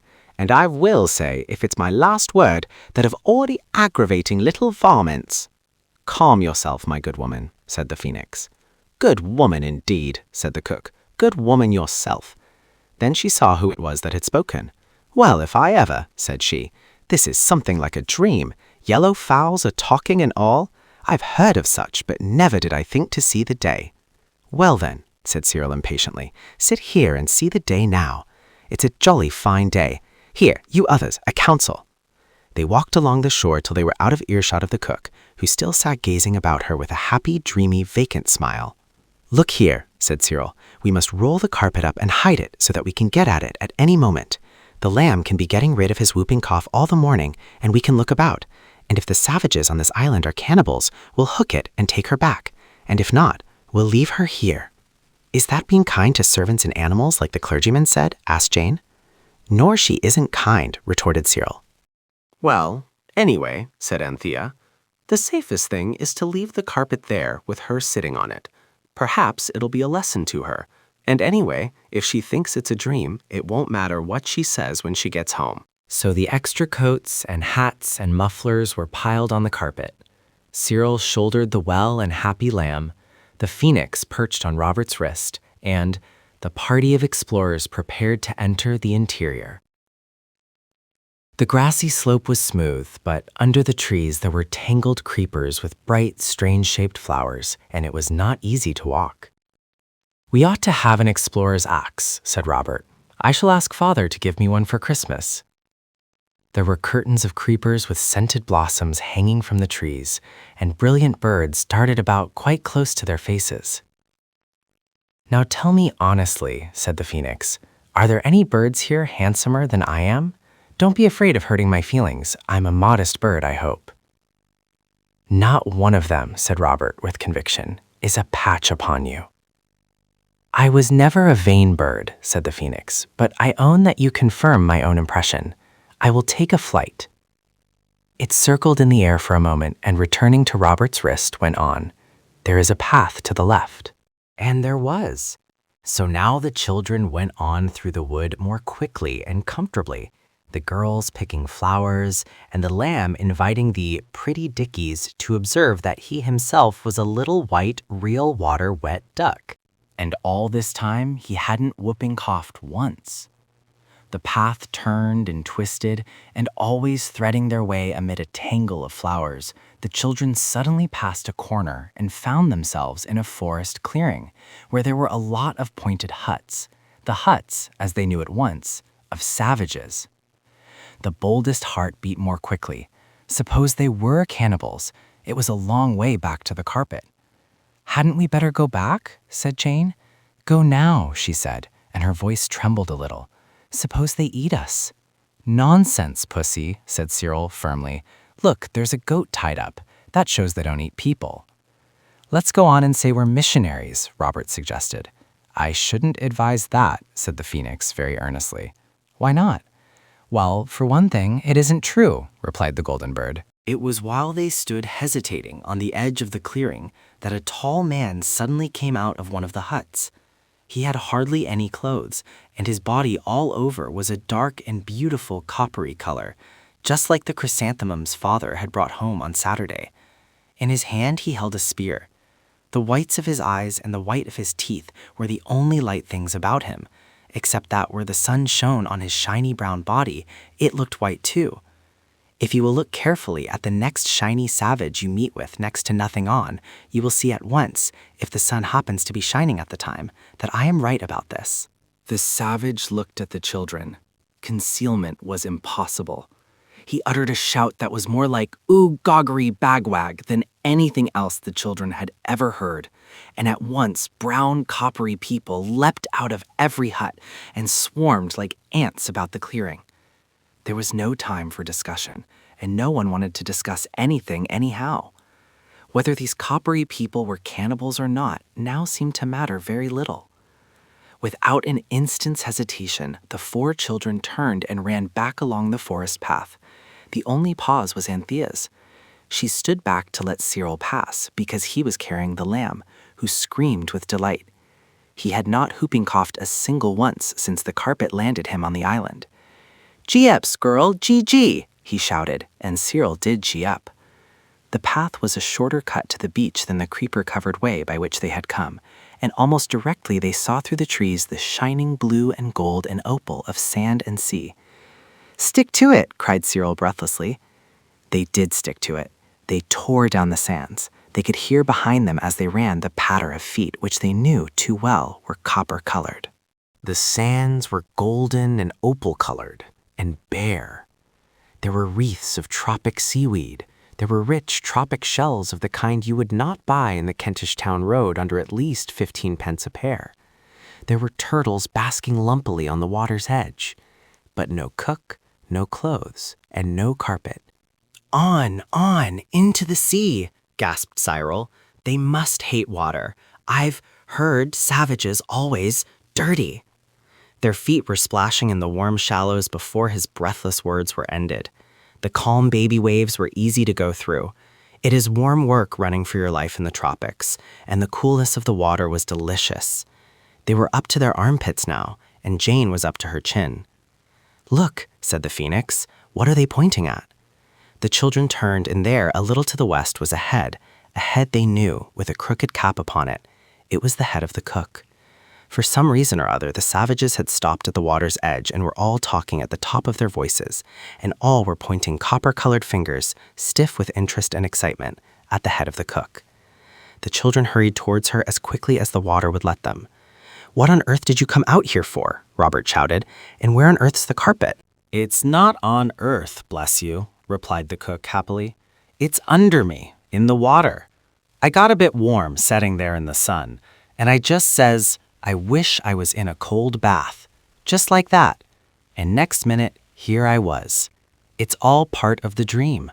Everyone at once saw how extremely fortunate it was that the carpet had had the sense to take the cook to the nearest and largest bath, the sea, and how terrible it would have been if the carpet had taken itself and her to the stuffy little bathroom of the house in Camden Town. "Excuse me," said the phoenix's soft voice, breaking in on the general sigh of relief, "but I think these brown people want your cook." To eat?" whispered Jane, as well as she could through the water which the plunging lamb was dashing in her face with happy, fat hands and feet. "Hardly," rejoined the bird. "Who wants cooks to eat? Cooks are engaged, not eaten. They wish to engage her." "How can you understand what they say?" asked Cyril doubtfully. "It's as easy as kissing your claw," replied the bird. "I speak and understand all languages, even that of your cook, which is difficult and unpleasing. It's quite easy when you know how it's done. It just comes to you. I should advise you to beach the carpet and land the cargo. The cook, I mean. You can take my word for it, the copper-colored ones will not harm you now." It is impossible not to take the word of a phoenix when it tells you to, so the children at once got hold of the corners of the carpet and, pulling it from under the cook, towed it slowly in through the shallowing water, and at last spread it on the sand. The cook, who had followed, instantly sat down on it, and at once the copper-colored natives, now strangely humble, formed a ring round the carpet and fell on their faces on the rainbow and gold sand. The tallest savage spoke in this position, which must have been very awkward for him, and Jane noticed that it took him quite a long time to get the sand out of his mouth afterwards. "He says," the phoenix remarked after some time, "that they wish to engage your cook permanently." "Without a character?" asked Anthea, who had heard her mother speak of such things. "They do not wish to engage her as cook, but as queen, and queens need not have characters." There was a breathless pause. "Well," said Cyril, "of all the choices, but there's no accounting for tastes." Everyone laughed at the idea of the cook's being engaged as queen. They could not help it. "I do not advise laughter," warned the phoenix, ruffling out his golden feathers, which were extremely wet. "And it's not their own choice. It seems that there is an ancient prophecy of this copper-colored tribe that a great queen should someday arise out of the sea with a white crown on her head, and, well, you see, there's the crown." It pointed its claw at Cook's cap, and a very dirty cap it was, because it was the end of the week. That's the white crown, it said. At least, it's nearly white. Very white indeed compared to the color they are, and anyway, it's quite white enough. Cyril addressed the cook. "Look here," said he. "These brown people want you to be their queen. They're only savages, and they don't know any better. Now, would you really like to stay? Or if you'll promise not to be so jolly aggravating at home and not to tell anyone a word about today, we'll take you back to Camden Town." "No, you don't," said the cook in firm, undoubting tones. "I've always wanted to be the queen, God bless her, and I always thought what a good one I should make. And now I'm going to. If it's only in a dream, it's well worthwhile. And I don't go back to that nasty underground kitchen and me blamed for everything. That I don't, not till the dream's finished and I wake up with that nasty bell orang-tangin' in my ears. So I tell you." "Are you sure," Anthea anxiously asked the phoenix, "that she will be quite safe here?" "She will find the nest of a queen a very precious and soft thing," said the bird solemnly. "There, you hear," said Cyril. "You're in for a precious soft thing, so mind you're a good queen cook. It's more than you'd any right to expect, but long may you reign."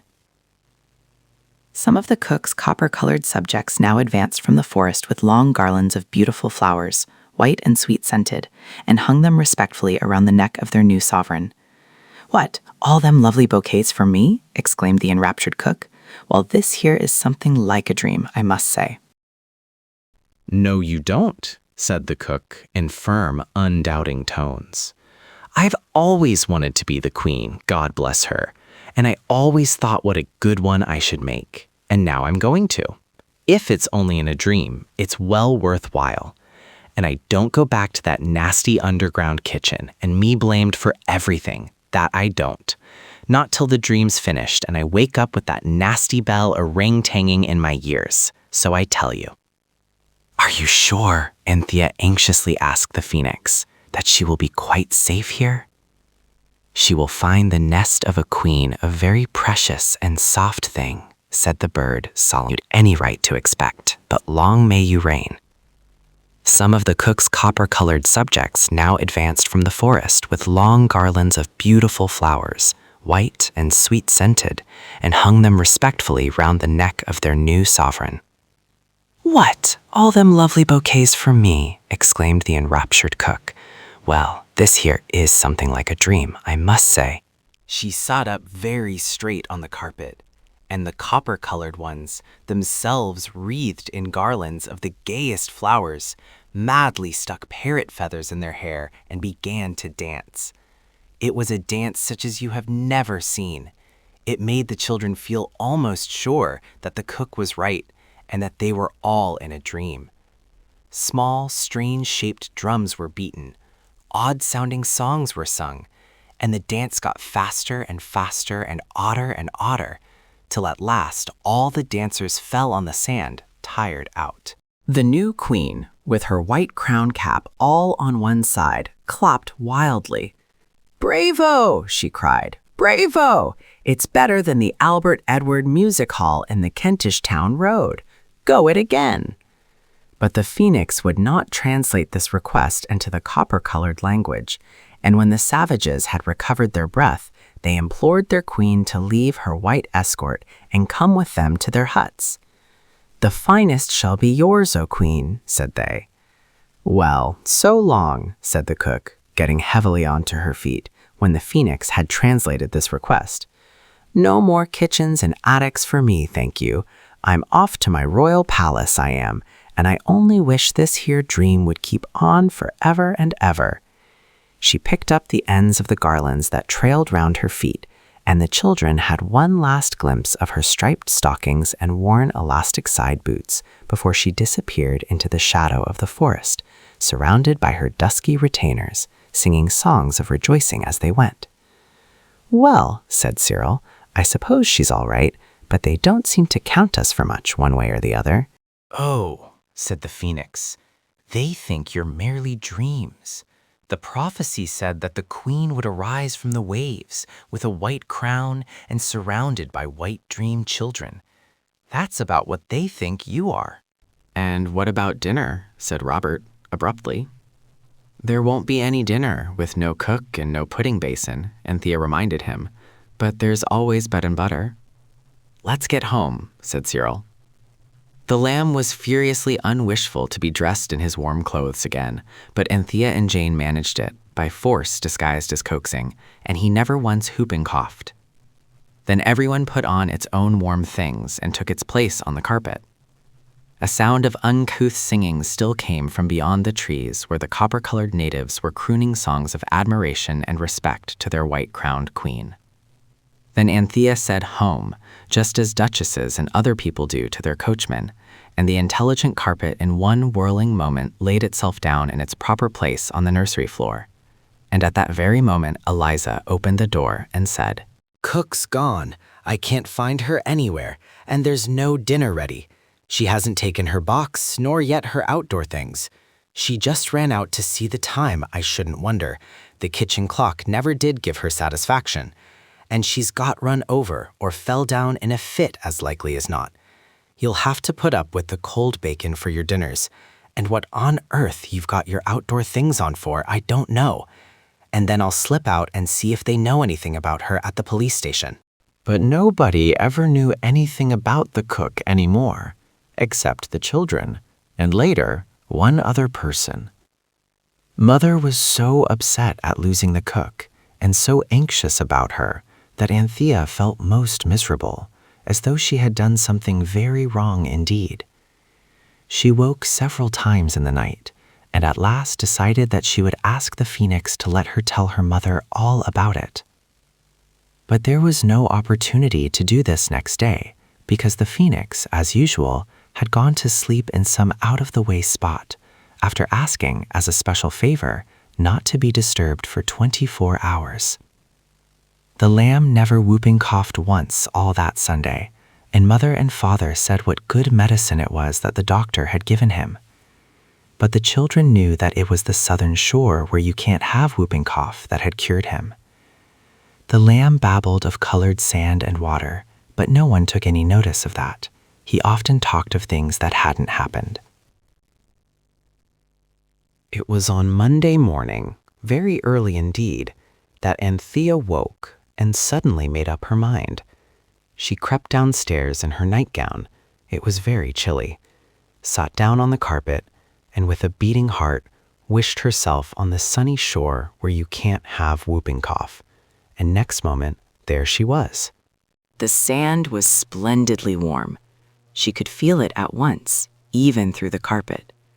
She folded the carpet and put it over her shoulders like a shawl, for she was determined not to be parted from it for a single instant, no matter how hot it might be to wear.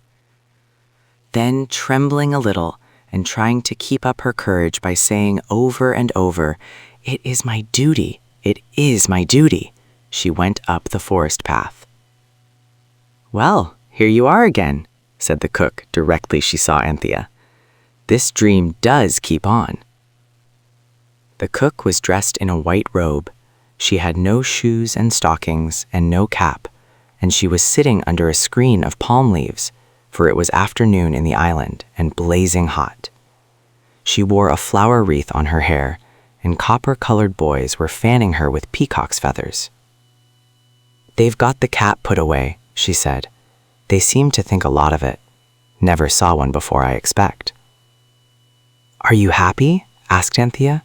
Panting, the sight of the cook as queen quite took her breath away. "I believe you, my dear," said the cook, heartily. "Nothing to do unless you want to. But I'm getting rested now. Tomorrow I'm going to start cleaning out my hut, if the dream keeps on, and I shall teach them cooking. They burns everything to a cinder now, unless they eats it raw." "But can you talk to them?" "Lor love a duck, yes," the happy cook queen replied. "It's quite easy to pick up. I always thought I should be quick at foreign languages. I've taught them to understand dinner, and I want a drink, and you leave me be already." "Then you don't want anything?" Anthea asked earnestly and anxiously. "Not me, miss, except if you'd only go away. I'm afraid of me waking up with that Bella going if you keep on stopping here a talking to me. Long as this here dream keeps up, I'm as happy as a queen." "Goodbye then," said Anthea gaily, for her conscience was clear now. She hurried into the wood, threw herself on the ground, and said, "Home." And there she was, rolled in the carpet on the nursery floor. "She's all right anyhow," said Anthea, and went back to bed. "I'm glad somebody's pleased, but Mother will never believe me when I tell her." The story is indeed a little difficult to believe. Still, you might try. Chapter 4. 2 Bazaars. Mother was really a great dear.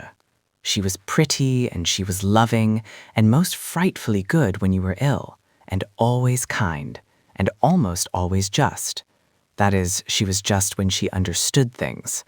But of course she did not always understand things. No one understands everything, and mothers are not angels, though a good many of them come pretty near it. The children knew that Mother always wanted to do what was best for them, even if she was not clever enough to know exactly what was the best. That was why all of them, but much more particularly Anthea, felt rather uncomfortable at keeping the great secret from her of the wishing carpet and the phoenix. And Anthea, whose inside mind was made so that she was able to be much more uncomfortable than the others, had decided that she must tell her mother the truth, however little likely it was that her mother would believe it. "Then I shall have done what's right," said she to the phoenix. "And if she doesn't believe me, it won't be my fault, will it?" "Not in the least," said the golden bird. "And she won't, so you're quite safe." Anthea chose a time when she was doing her home lessons. They were algebra and Latin, German, English, and Euclid, and she asked her mother whether she might come and do them in the drawing room. So as to be quiet, she said to her mother, and to herself she said, "And that's not the real reason. I hope I shan't grow up a liar." Mother said, "Of course, dearie," and Anthea started swimming through a sea of X's and Y's and Z's. Mother was sitting at the mahogany bureau writing letters. "Mother dear," said Anthea. "Yes, Levaduck," said Mother. "About Cook," said Anthea. "I know where she is." "Do you, dear?" said Mother. "Well, I wouldn't take her back after the way she has behaved." "It's not her fault," said Anthea. "May I tell you about it from the beginning?" Mother laid down her pen, and her nice face had a resigned expression. As you know, a resigned expression always makes you want not to tell anybody anything. "It's like this," said Anthea in a hurry. "That egg, you know, that came in the carpet. We put it in the fire and it hatched into the phoenix, and the carpet was a wishing carpet, and—" "A very nice game, darling," said Mother, taking up her pen. "Now, do be quiet. I've got a lot of letters to write. I'm going to Bournemouth tomorrow with the lamb, and there's that bazaar." Anthea went back to XYZ, and Mother's pen scratched busily. "But Mother," said Anthea, when Mother put down the pen to look an envelope, "the carpet takes us wherever we like, and—" I wish it would take you where you could get a few nice Eastern things for my bazaar, said Mother. I promised them, and I've no time to go to Liberty's now. "It shall," said Anthea.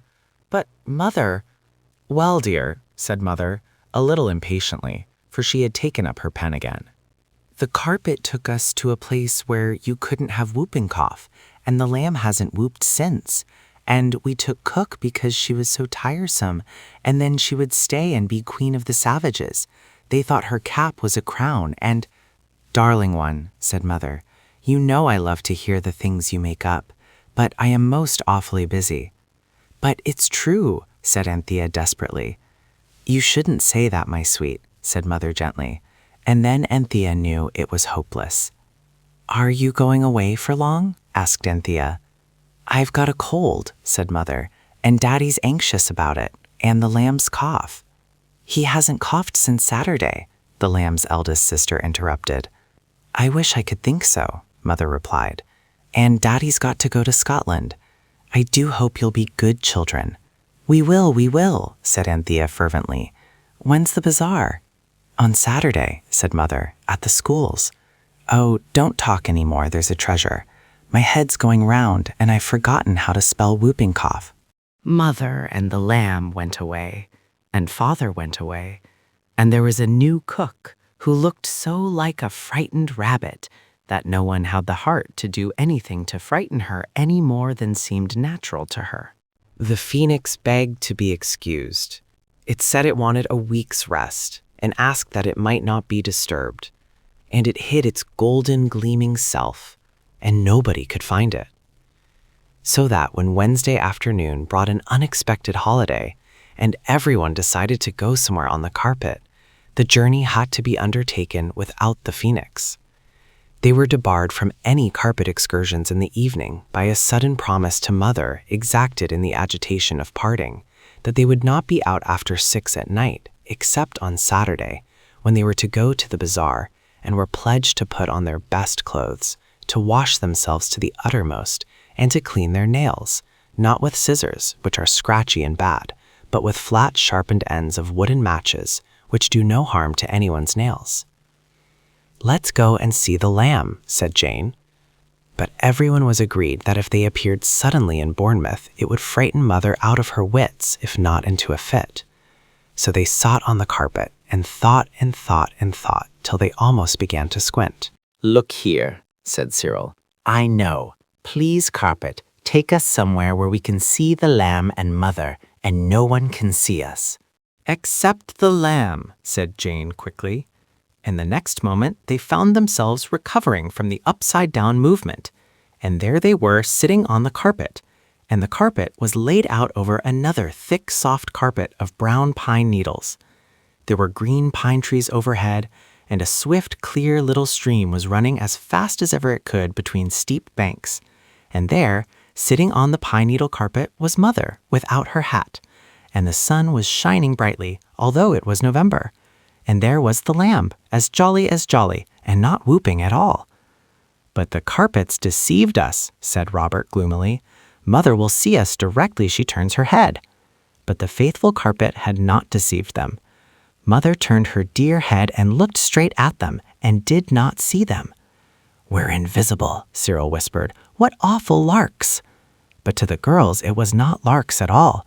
It was horrible to have Mother looking straight at them, and her face keeping the same, just as though they weren't there. "I don't like it," said Jane. "Mother never looked at us like that before, just as if she didn't love us, as if we were somebody else's children, and not very nice ones either, as if she didn't care whether she saw us or not." "It is horrid," said Anthea, almost in tears. But at this moment the lamb saw them and plunged towards the carpet, shrieking, "Panty, oh Panty, and Pussy, and Squiggle, and Bobs, oh, oh!" Anthea caught him and kissed him. So did Jane. They could not help it. He looked such a darling with his blue three-cornered hat all on one side and his precious face all dirty, quite in the old familiar way. "I love you, Panty, I love you, and you, and you, and you," cried the lamb. It was a delicious moment. Even the boys thumped their baby brother joyously on the back. Then Anthea glanced at Mother, and Mother's face was a pale sea-green color, and she was staring at the lamb as if she thought he had gone mad, and indeed that was exactly what she did think. "My lamb, my precious, come to Mother," she cried, and jumped up and ran to the baby. She was so quick that the invisible children had to leap back, or she would have felt them, and to feel what you can't see is the worst sort of ghost feeling. Mother picked up the lamb and hurried away from the pine wood. "Let's go home," said Jane after a miserable silence. "It feels just exactly as if Mother didn't love us." But they couldn't bear to go home till they had seen Mother meet another lady and knew that she was safe. You cannot leave your mother to go green in the face in a distant pine wood, far from all human aid, and then go home on your wishing carpet as though nothing had happened. When Mother seemed safe, the children returned to the carpet and said home, and home they went. "I don't care about being invisible myself," said Cyril. "At least, not with my own family. It would be different if you were a prince or a bandit or a burglar." And now the thoughts of all four dwelt fondly on the dear greenish face of Mother. "I wish she hadn't gone away," said Jane. "The house is simply beastly without her." "I think we ought to do what she said," Anthea put in. I saw something in a book the other day about the wishes of the departed being sacred. That means when they've departed farther off, said Cyril. India's coral or Greenland's icy, don't you know? Not Bournemouth. Besides, we don't know what her wishes are. She said, Anthea was very much inclined to cry, she said, get Indian things for my bazaar, but I know she couldn't, and it was only play. Let's get them all the same, said Robert. We'll go the first thing on Saturday morning. And on Saturday morning, the first thing they went.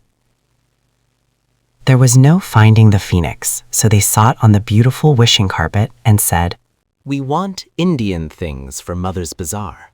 Will you please take us where people will give us heaps of Indian things?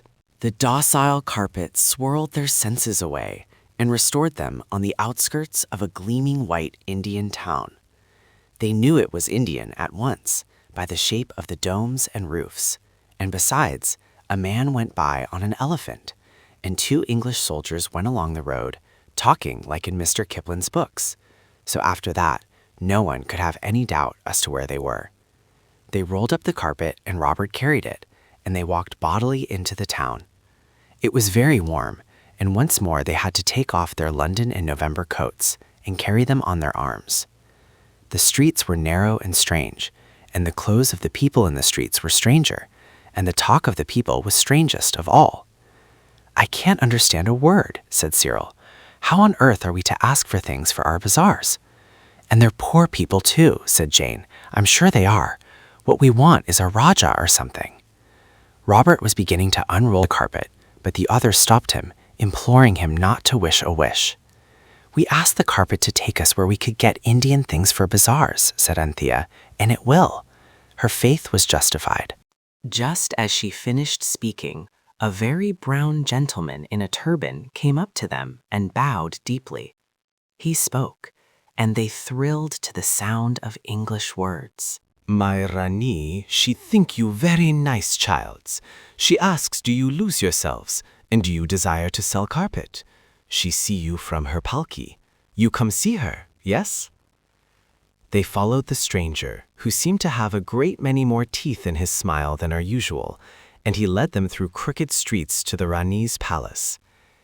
I am not going to describe the Rani's palace, because I really have never seen the palace of a Rani, and Mr. Kipling has, so you can read about it in his books, but I know exactly what happened there.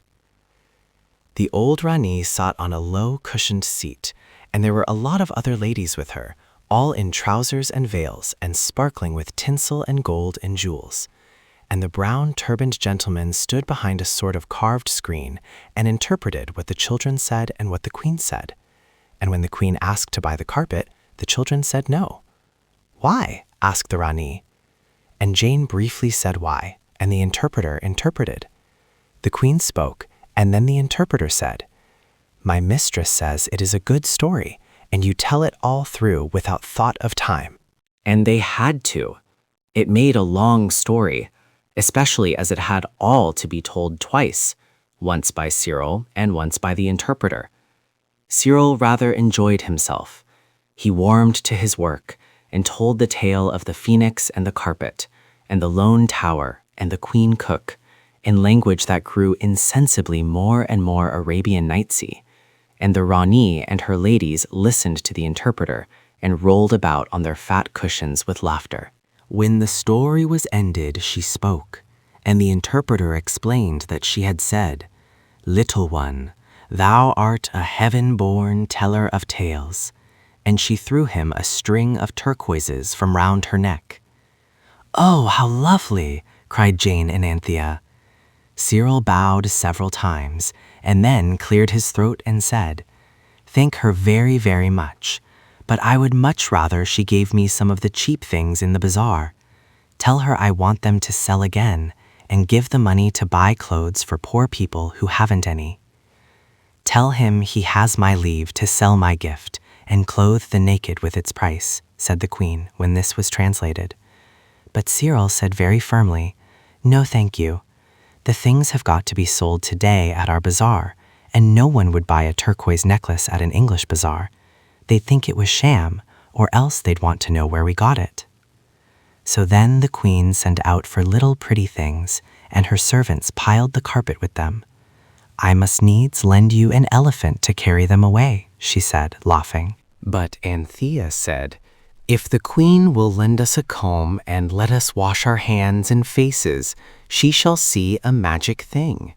We and the carpet and all these brass trays and pots and carved things and stuffs and things will just vanish away like smoke. The queen clapped her hands at this idea and lent the children a sandalwood comb inlaid with ivory lotus flowers, and they washed their faces and hands in silver basins. Then Cyril made a very polite farewell speech, and quite suddenly he ended with the words, "And I wish we were at the bazaar at our schools." And of course they were. And the queen and her ladies were left with their mouths open, gazing at the bare space on the inlaid marble floor where the carpet and the children had been. "That is magic if ever magic was," said the queen, delighted with the incident, which indeed has given the ladies of that court something to talk about on wet days ever since. Cyril's stories had taken some time, so had the meal of strange sweet foods that they had had while the little pretty things were being bought, and the gas in the schoolroom was already lighted. Outside, the winter dusk was stealing down among the Camden town houses. "I'm glad we got washed in India," said Cyril. "We should have been awfully late if we'd had to go home and scrub." "Besides," Robert said, "it's much warmer washing in India. I shouldn't mind it so much if we lived there." The thoughtful carpet had dumped the children down in a dusky space behind the point where the corners of two stalls met. The floor was littered with string and brown paper, and baskets and boxes were heaped along the wall. The children crept out under a stall covered with all sorts of table covers and mats and things, embroidered beautifully by idle ladies with no real work to do. They got out at the end, displacing a sideboard cloth adorned with a tasteful pattern of blue geraniums. The girls got out unobserved, so did Cyril, but Robert, as he cautiously emerged, was actually walked on by Mrs. Biddle, who kept the stall. Her large, solid foot stood firmly on the small, solid hand of Robert, and who can blame Robert if he did yell a little? A crowd instantly collected. Yells are very unusual at bazaars, and everyone was intensely interested. It was several seconds before the three free children could make Mrs. Biddle understand that what she was walking on was not a schoolroom floor, or even, as she presently supposed, a dropped pincushion, but the living hand of a suffering child. When she became aware that she really had hurt him, she grew very angry indeed. When people have hurt other people by accident, the one who does the hurting is always much the angriest. I wonder why. "I'm very sorry, I'm sure," said Mrs. Biddle, but she spoke more in anger than in sorrow. "Come out! Whatever do you mean by creeping about under the stalls like earwigs?" "We were looking at the things in the corner." "Such nasty, prying ways," said Mrs. Biddle, "will never make you successful in life. There's nothing there but packing and dust." "Oh, isn't there?" said Jane. "That's all you know." "Little girl, don't be rude," said Mrs. Biddle, flushing violet. "She doesn't mean to be, but there are some nice things there all the same," said Cyril, who suddenly felt how impossible it was to inform the listening crowd that all the treasures piled on the carpet were Mother's contributions to the bazaar. No one would believe it, and if they did and wrote to thank Mother, she would think, well, goodness only knew what she would think. The other three children felt the same. "I should like to see them," said a very nice lady, whose friends had disappointed her, and who hoped that these might be belated contributions to her poorly furnished stall. She looked inquiringly at Robert, who said, "With pleasure, don't mention it," and dived back under Mrs. Biddle's stall. "I wonder you encourage such behavior," said Mrs. Biddle. "I always speak my mind, as you know, Miss Peasmarsh, and I must say I am surprised." She turned to the crowd. "There is no entertainment here," she said sternly. "A very naughty little boy has accidentally hurt himself, but only slightly.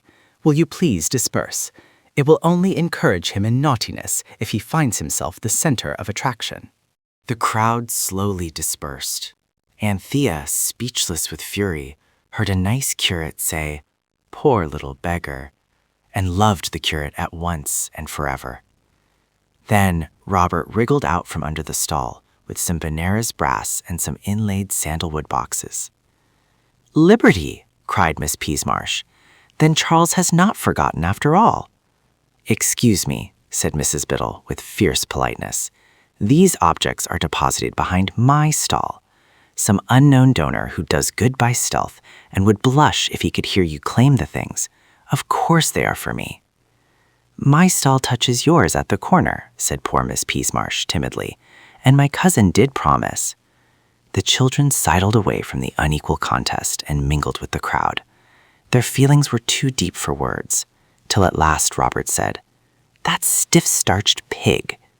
And after all our trouble, I'm hoarse with gassing to that trousered lady in India." "The pig lady's very, very nasty," said Jane.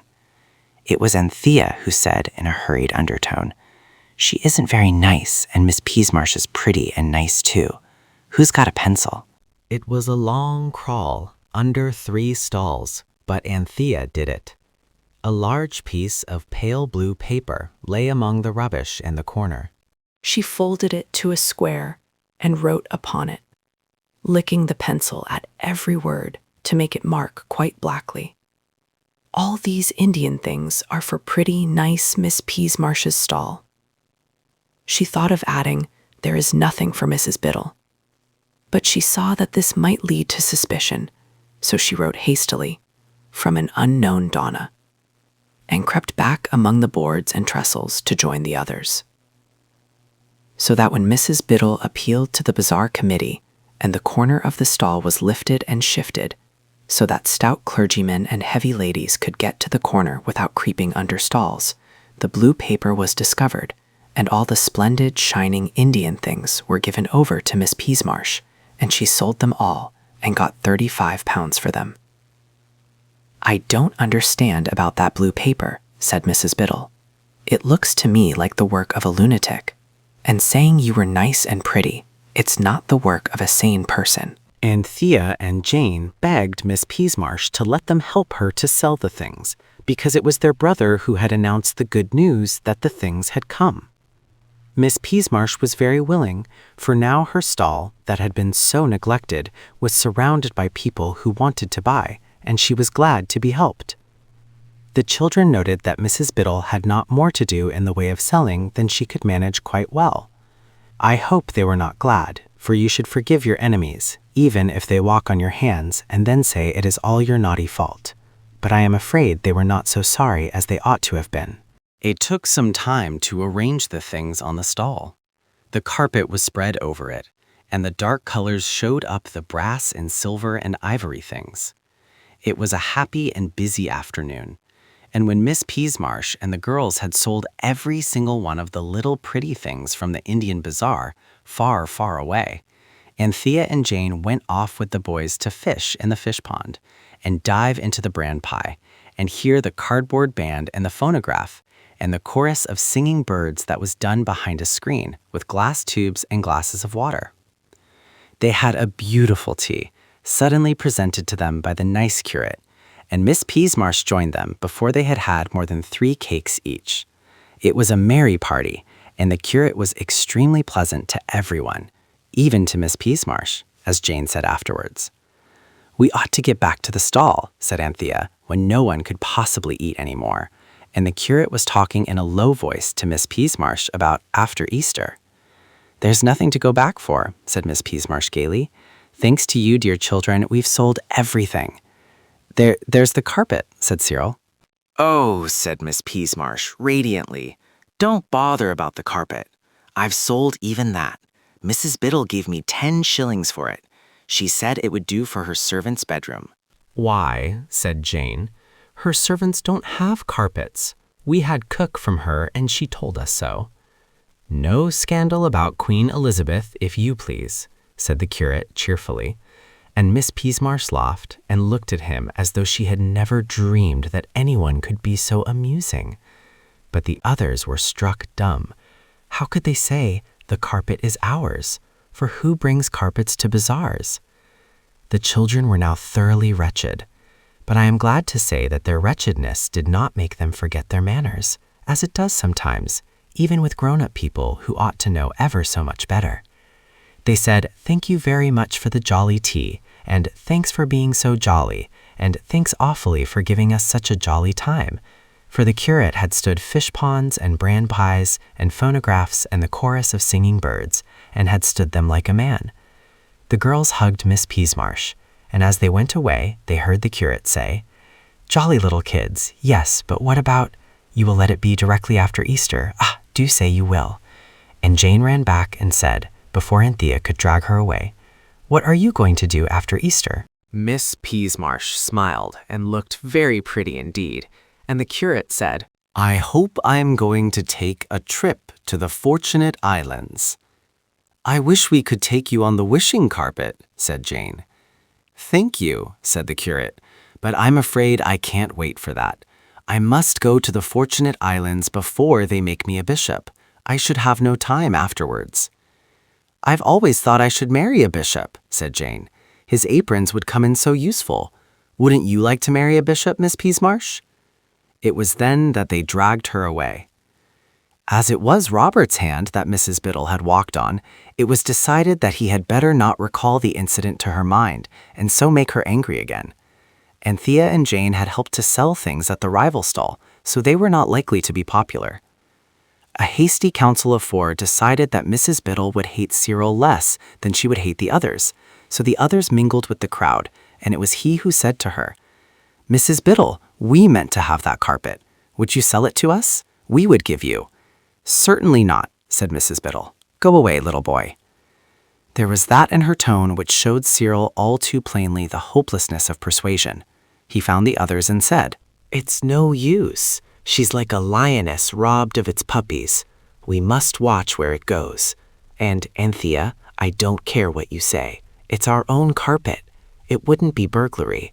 It would be a sort of forlorn hope rescue party, heroic and daring and dashing, and not wrong at all."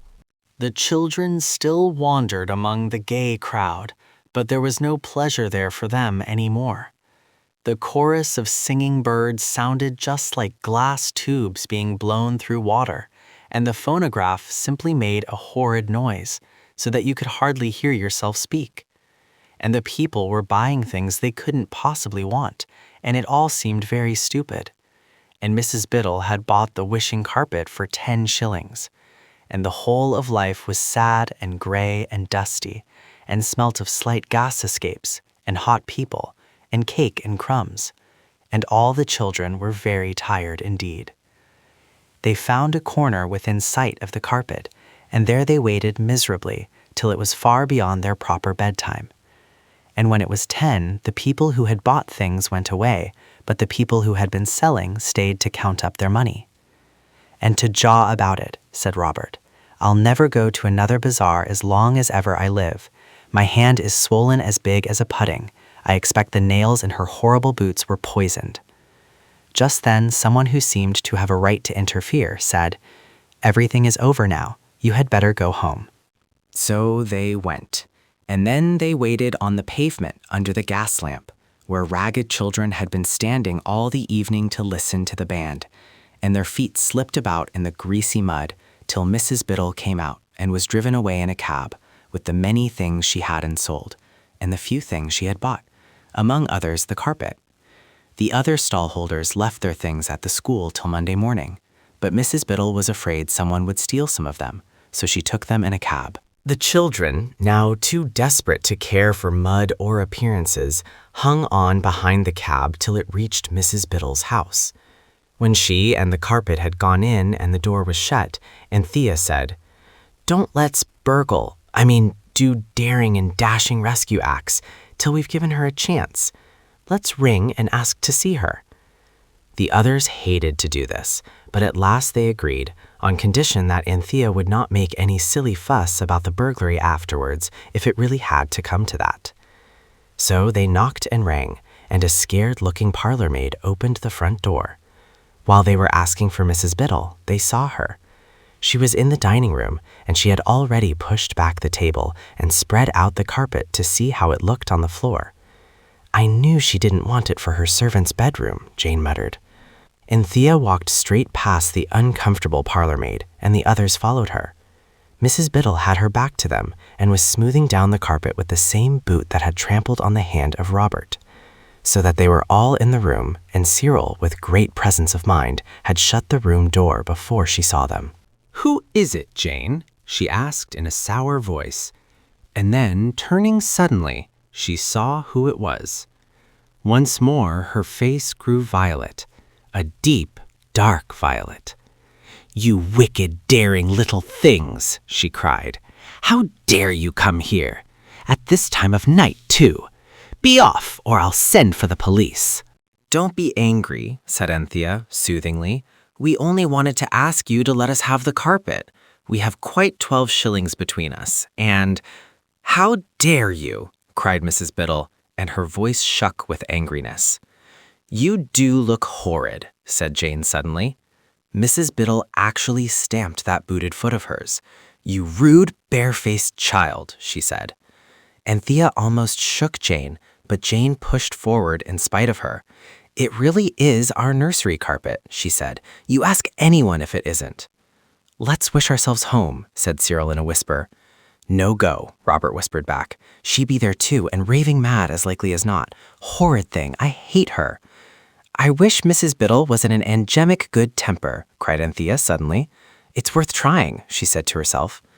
Mrs. Biddle's face grew from purple to violet, and from violet to mauve, and from mauve to pink. Then she smiled quite a jolly smile. "Why, so I am," she said. "What a funny idea. Why shouldn't I be in a good temper, my dears?" Once more the carpet had done its work, and not on Mrs. Biddle alone. The children felt suddenly good and happy. "You're a jolly good sort," said Cyril. "I see that now. I'm sorry we vexed you at the bazaar today." "Not another word," said the changed Mrs. Biddle.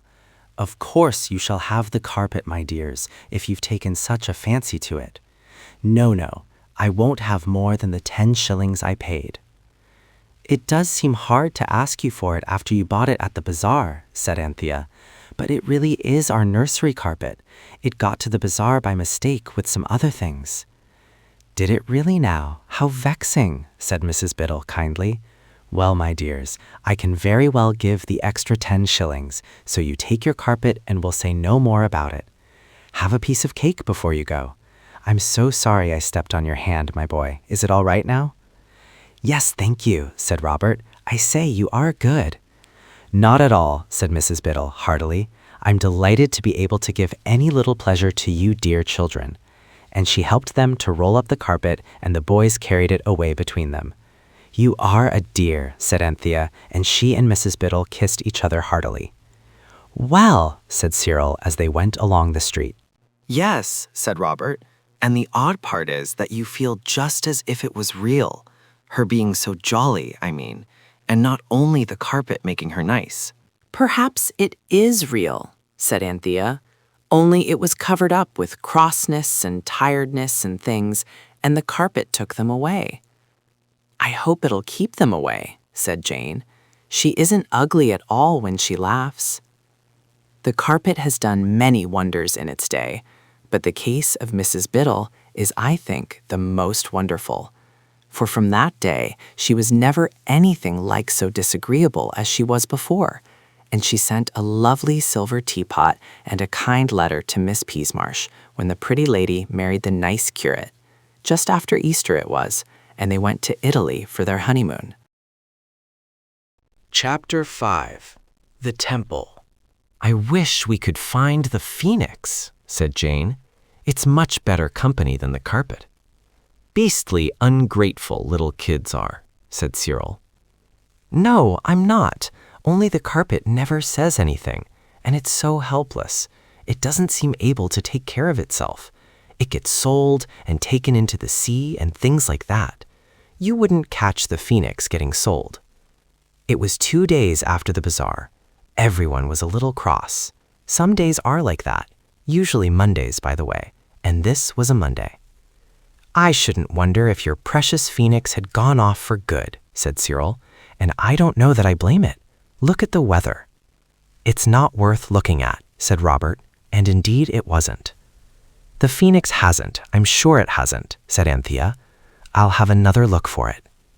Anthea looked under tables and chairs, and in boxes and baskets, in Mother's work bag and Father's portmanteau, but still the phoenix showed not so much as the tip of one shining feather.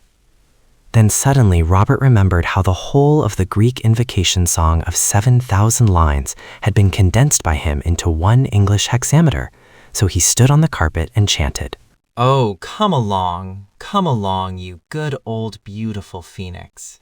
And almost at once there was a rustle of wings down the kitchen stairs, and the phoenix sailed in on wide gold wings. Where on earth have you been? Asked Anthea. I've looked everywhere for you.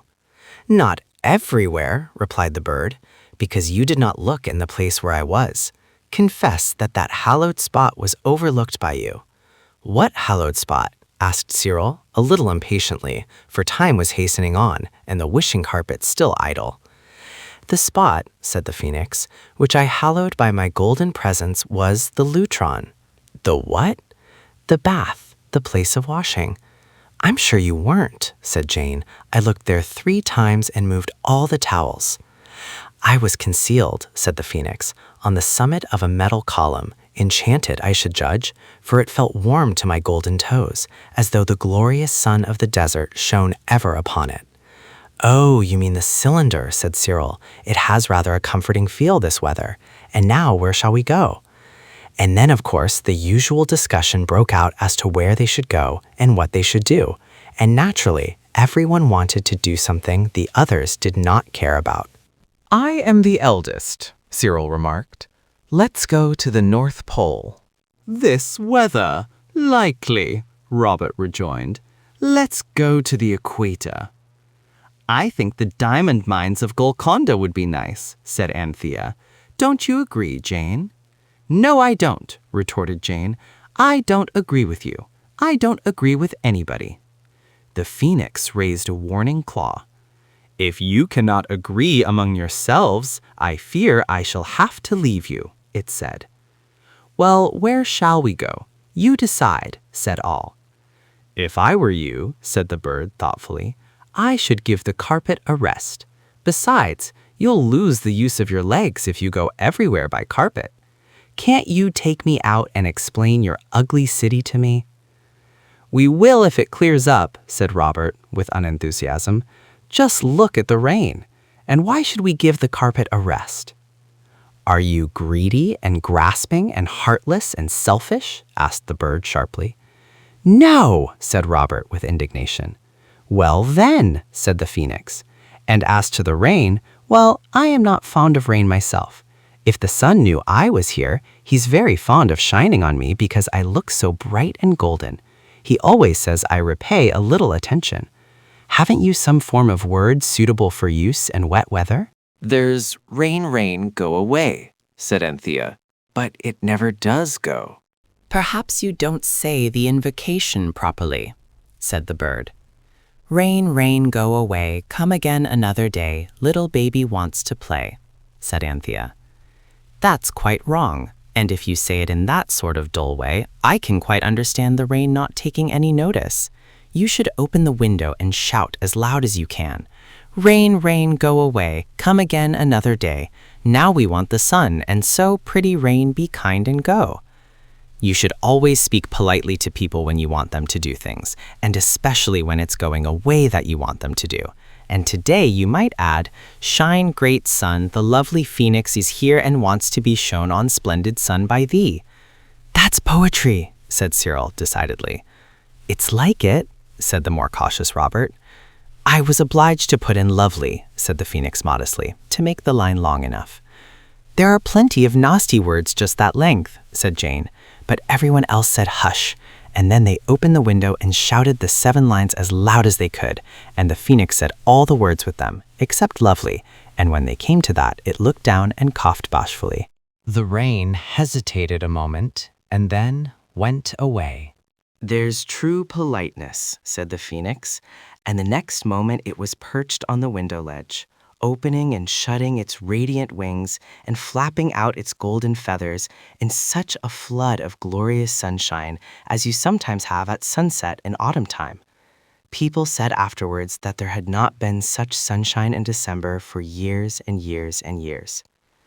"And now," said the bird, "we will go out into the city, and you shall take me to see one of my temples." "Your temples?" "I gather from the carpet that I have many temples in this land." "I don't see how you can find anything out from it," said Jane.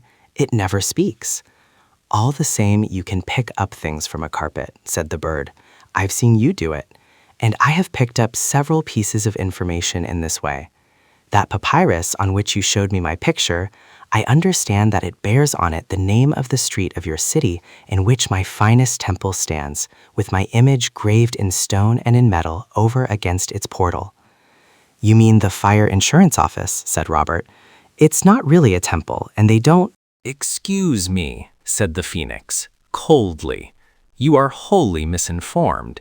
It is a temple, and they do."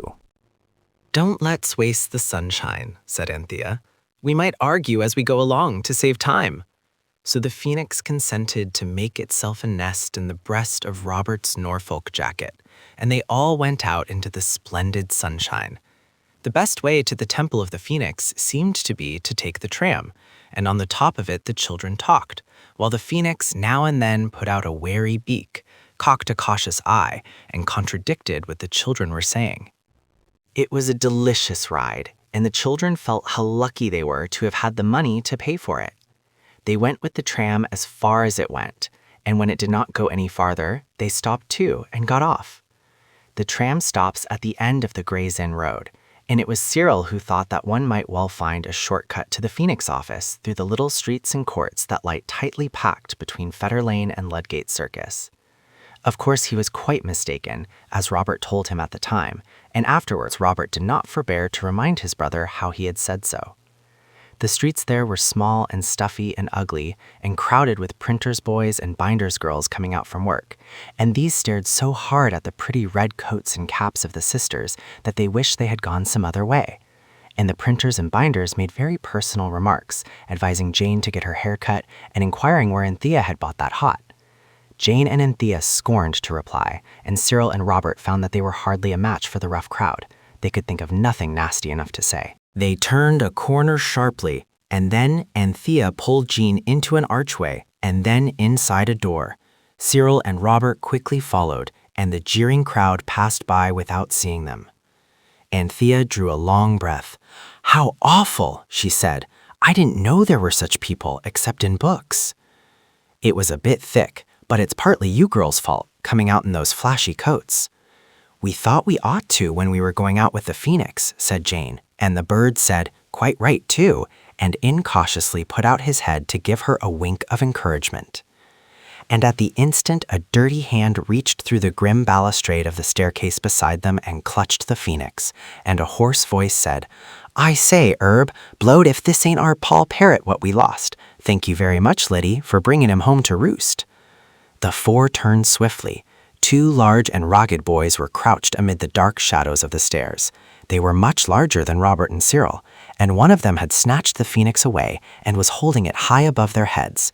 "Give me that bird," said Cyril sternly. "It's ours." "Good afternoon, and thanking you," the boy went on with maddening mockery. "Sorry I can't give you tuppence for your trouble, but I've had to spend my fortune advertising for my valuable bird in all the newspapers. You can call for the reward next year." "Look out, Ike," said his friend, a little anxiously. "It have a beak on it." "It's other parties as'll have the beak on to 'em presently," said Ike darkly, "if they come a-trying to lay claims on my Paul Parrot. You just shut up, Herb. Now then, you four little gals, get out of this." "Little girls," cried Robert, "I'll little girl you." He sprang up 3 stairs and hid out. There was a squawk, the most bird-like noise anyone had ever heard from the Phoenix, and a fluttering and a laugh in the darkness, and Ike said, "There now, you've been and gone and strook my Paul Parrot right in the fevers. Strook him something cruel, you have." Robert stamped with fury. Cyril felt himself growing pale with rage, and with the effort of screwing up his brain to make it clever enough to think of some way of being even with those boys. Anthea and Jane were as angry as the boys, but it made them want to cry. Yet it was Anthea who said, "Do please let us have the bird. Do please get along and leave us and our bird alone." "If you don't," said Anthea, "I shall fetch the police." You better, said he who was named Herb. Say, Ike, you twist the bloomin' pigeon's neck. He ain't worth tuppence. Oh no, cried Jane. Don't hurt it. Oh, don't. It's such a pet. I won't hurt it, said Ike. I'm ashamed of you, Herb, for to think of such a thing. Arfa Shiner, miss, and the bird is yours for life. Half a what? Asked Anthea. Arfa Shiner, quid, thicken, half a sov then. I haven't got it, and besides, it's our bird, said Anthea. Oh, don't talk to him, said Cyril, and then Jane said suddenly, Phoenix, dear Phoenix, we can't do anything. You must manage it. With pleasure, said the Phoenix, and Ike nearly dropped it in his amazement. I say it, do talk Sutton-like, said he. Youths, said the Phoenix, sons of misfortune, hear my words. My eyes, said Ike. Look out, Ike, said Herb. You'll throttle the joker, and I see at once he was worth his weight in flimsies. Hearken, O Iconoclastes, despiser of sacred images, and thou, Urbanus, dweller in the sordid city, forbear this adventure, lest a worse thing befall. Love us, said Ike. Ain't it been taught at schooling just? Restore me to my young acolytes and escape unscathed. Retain me, and— They must have got all this up case the pullet got pinched, said Ike. Lor lummy, the artfulness of them young'uns. I say, slosh 'em in the gseech and get clear off with the swags while I say, urged Herbert. Right-o, said Isaac. Forbear, repeated the Phoenix sternly. Who pinched the click off of the old bloke in Aldermanbury? It added in a changed tone. Who sneaked the nose rag out of the young gel's and in Bell Court? Who— Stow it, said Ike. You, leave go of me.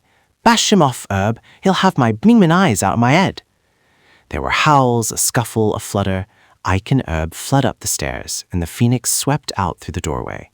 The children followed, and the Phoenix settled on Robert, like a butterfly on a rose, as Anthea said afterwards, and wriggled into the breast of his Norfolk jacket, like an eel into mud, as Cyril later said. Why ever didn't you burn him? You could have, couldn't you? Asked Robert, when the hurried flight through the narrow courts had ended in the safe wideness of Farrington Street. I could have, of course, said the bird, but I didn't think it would be dignified to allow myself to get warm about a little thing like that. The fates, after all, have not been illiberal to me. I have a good many friends among the London sparrows, and I have a beak and claws. These happenings had somewhat shaken the adventurous temper of the children, and the Phoenix had to exert its golden self to hearten them up. Presently, the children came to a great house in Lombard Street, and there, on each side of the door, was the image of the Phoenix carved in stone, and set forth on shining brass were the words, Phoenix Fire Office. One moment, said the bird. Fire? For altars, I suppose? I don't know, said Robert. He was beginning to feel shy, and that always made him rather cross. Oh, yes, you do, Cyril contradicted. When people's houses are burnt down, the Phoenix gives them new houses. Father told me. I asked him. The house, then, like the Phoenix, rises from its ashes. Well have my priests dealt with the sons of men. The sons of men pay, you know, said Anthea, but it's only a little every year. That is to maintain my priests, said the bird, who, in the hour of affliction, heal sorrows and rebuild houses. Lead on, inquire for the high priest. I will not break upon them too suddenly in all my glory. Noble and honor-deserving are they who make as naught the evil deeds of the lame-footed and unpleasing Hephaestus. I don't know what you're talking about, and I wish you wouldn't muddle us with new names. Fire just happens. Nobody does it. Not as a deed, you know. Cyril explained. If they did, the phoenix wouldn't help them, because it's a crime to set fire to things. Arsenic, or something they call it, because it's as bad as poisoning people. The phoenix wouldn't help them. Father told me it wouldn't. My priests do well, said the phoenix. Lead on. I don't know what to say, said Cyril, and the others said the same. Ask for the high priest, said the phoenix. Say that you have a secret to unfold that concerns my worship, and he will lead you to the innermost sanctuary. So the children went in, all 4 of them, though they didn't like it, and stood in a large and beautiful hall adorned with Doulton tiles, like a large and beautiful bath with no water in it, and stately pillars supporting the roof. An unpleasing representation of the phoenix in brown pottery disfigured one wall. There were counters and desks of mahogany and brass, and clerks bent over the desks and walked behind the counters. There was a great clock over an inner doorway. Inquire for the high priest, whispered the phoenix. An attentive clerk in decent black who controlled his mouth but not his eyebrows now came toward them. He leaned forward on the counter, and the children thought he was going to say, "What can I have the pleasure of showing you?" like in a draper's, instead of which the young man said, "And what do you want?" "We want to see the high priest." Get along with you, said the young man. An elder man, also decent in black coat, advanced. Perhaps it's Mr. Blank. Not for worlds would I give the name. He's a Masonic high priest, you know. A porter was sent away to look for Mr. Asterisk. I cannot give his name. And the children were left there to look on and be looked on by all the gentlemen at the mahogany desks. Anthea and Jane thought they looked kind. The boys thought they stared, and that it was like their cheek. The porter returned with the news that Mr. ... I dare not reveal his name, was out, but that Mr. Here a really delightful gentleman appeared. He had a beard and a kind and merry eye, and each one of the 4 knew at once that this was a man who had kiddies of his own and could understand what you were talking about. Yet it was a difficult thing to explain. "What is it?" he asked. "Mr. He named the name which I will never reveal, is out. Can I do anything?" "Inner sanctuary," murmured the phoenix. "I beg your pardon," said the nice gentleman, who thought it was Robert who had spoken. We have something to tell you, said Cyril, but he glanced at the porter, who was lingering much nearer than he need have done. This is a very public place. The nice gentleman laughed. "Come upstairs then," he said, and led the way up a wide and beautiful staircase. Anthea says the stairs were of white marble, but I am not sure. On the corner post of the stairs, at the top, was a beautiful image of the phoenix in dark metal, and on the wall at each side was a flat sort of image of it. The nice gentleman let them into a room where the chairs and even the tables were covered with reddish leather. He looked at the children inquiringly. "Don't be frightened," he said. "Tell me exactly what you want." "May I shut the door?" asked Cyril. The gentleman looked surprised, but he shut the door. "Now," said Cyril firmly, "I know you'll be awfully surprised, and you'll think it's not true and we are lunatics, but we aren't, and it is. Robert's got something inside his Norfolk. That's Robert, he's my young brother. Now don't be upset and have a fit or anything, sir. Of course, I know when you called your shop the Phoenix, you never thought there was one, but there is, and Robert's got it buttoned up against his chest."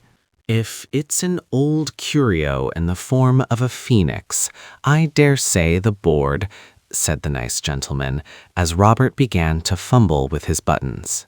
"It's old enough," said Anthea, "going by what it says, but—" "My goodness gracious," said the gentleman, as the phoenix, with one last wriggle that melted into a flutter, got out of its nest in the breast of Robert and stood up on the leather-covered table.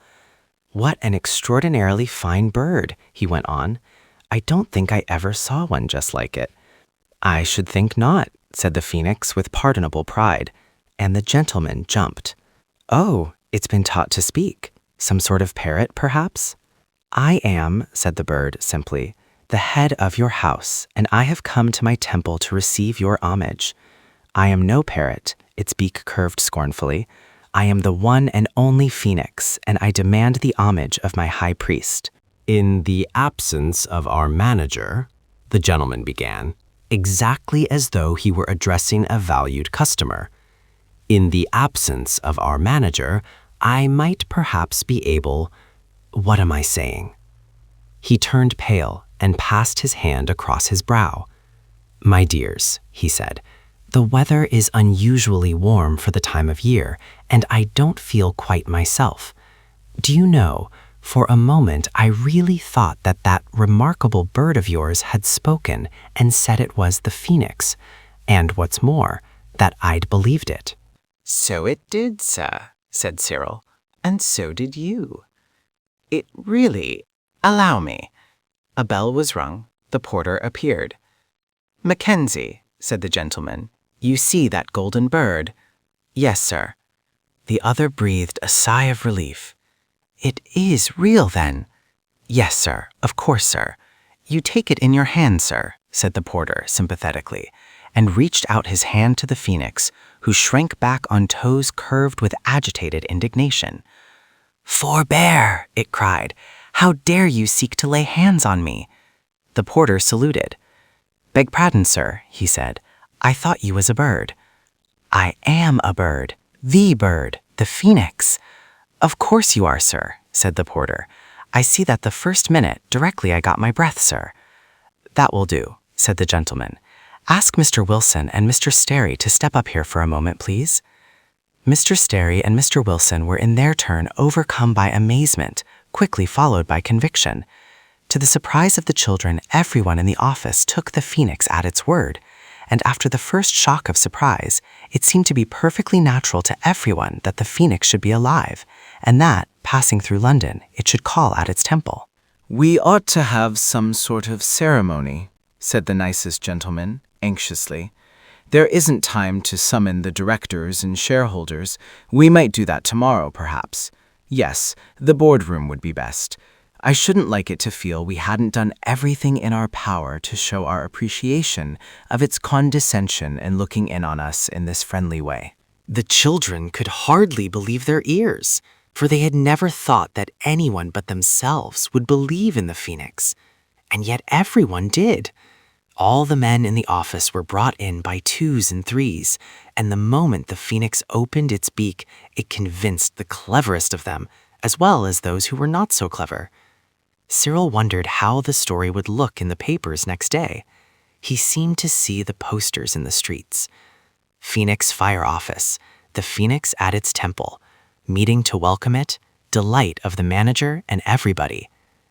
"Excuse our leaving you a moment," said the nice gentleman, and he went away with the others, and through the half-closed door the children could hear the sound of many boots on stairs, the hum of excited voices explaining, suggesting, arguing, the thumpy drag of heavy furniture being moved about.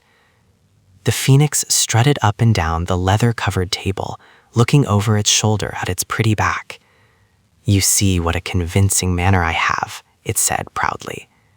And now a new gentleman came in and said, bowing low, "Everything is prepared.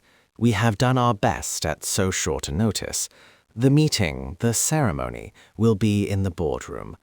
Will the Honorable Phoenix walk? It is only a few steps. Or would it like some sort of conveyance?" "My Robert will bear me to the boardroom, if that be the unlovely name of my temple's inmost court," replied the bird. So they all followed the gentleman. There was a big table in the boardroom, but it had been pushed right up under the long windows at one side, and chairs were arranged in rows across the room, like those you have at schools when there is a magic lantern on Our Eastern Empire or on The Way We Do in the Navy. The doors were of carved wood, very beautiful, with a carved phoenix above. Anthea noticed that the chairs in the front rows were of the kind that her mother so loved to ask the price of in old furniture shops and never could buy, because the price was always nearly £20 each.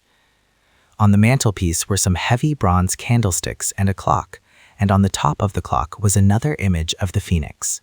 "Remove that effigy," said the phoenix to the gentlemen who were there, and it was hastily taken down. Then the phoenix fluttered to the middle of the mantelpiece and stood there, looking more golden than ever. Then everyone in the house and the office came in, from the cashier to the women who cooked the clerks' dinners in the beautiful kitchen at the top of the house, and everyone bowed to the phoenix and then sat down in a chair. "Gentlemen," said the nicest gentleman, "we have met here today." The phoenix was turning its golden beak from side to side. "I don't notice any incense," it said with an injured sniff. A hurried consultation ended in plates being fetched from the kitchen. Brown sugar, sealing wax, and tobacco were placed on these, and something from a square bottle was poured over it all. Then a match was applied. It was the only incense that was handy in the phoenix office, and it certainly burned very briskly and smoked a great deal. "We have met here today," said the gentleman again, "on an occasion unparalleled in the annals of this office. Our respected phoenix—" "Head of the house," said the phoenix in a hollow voice. "I was coming to that. Our respected phoenix, the head of this ancient house, has at length done us the honor to come among us. I think I may say, gentlemen, that we are not insensible to this honor, and that we welcome with no uncertain voice one whom we have so long desired to see in our midst." Several of the younger clerks thought of saying, "Hear, hear," but they feared it might seem disrespectful to the bird.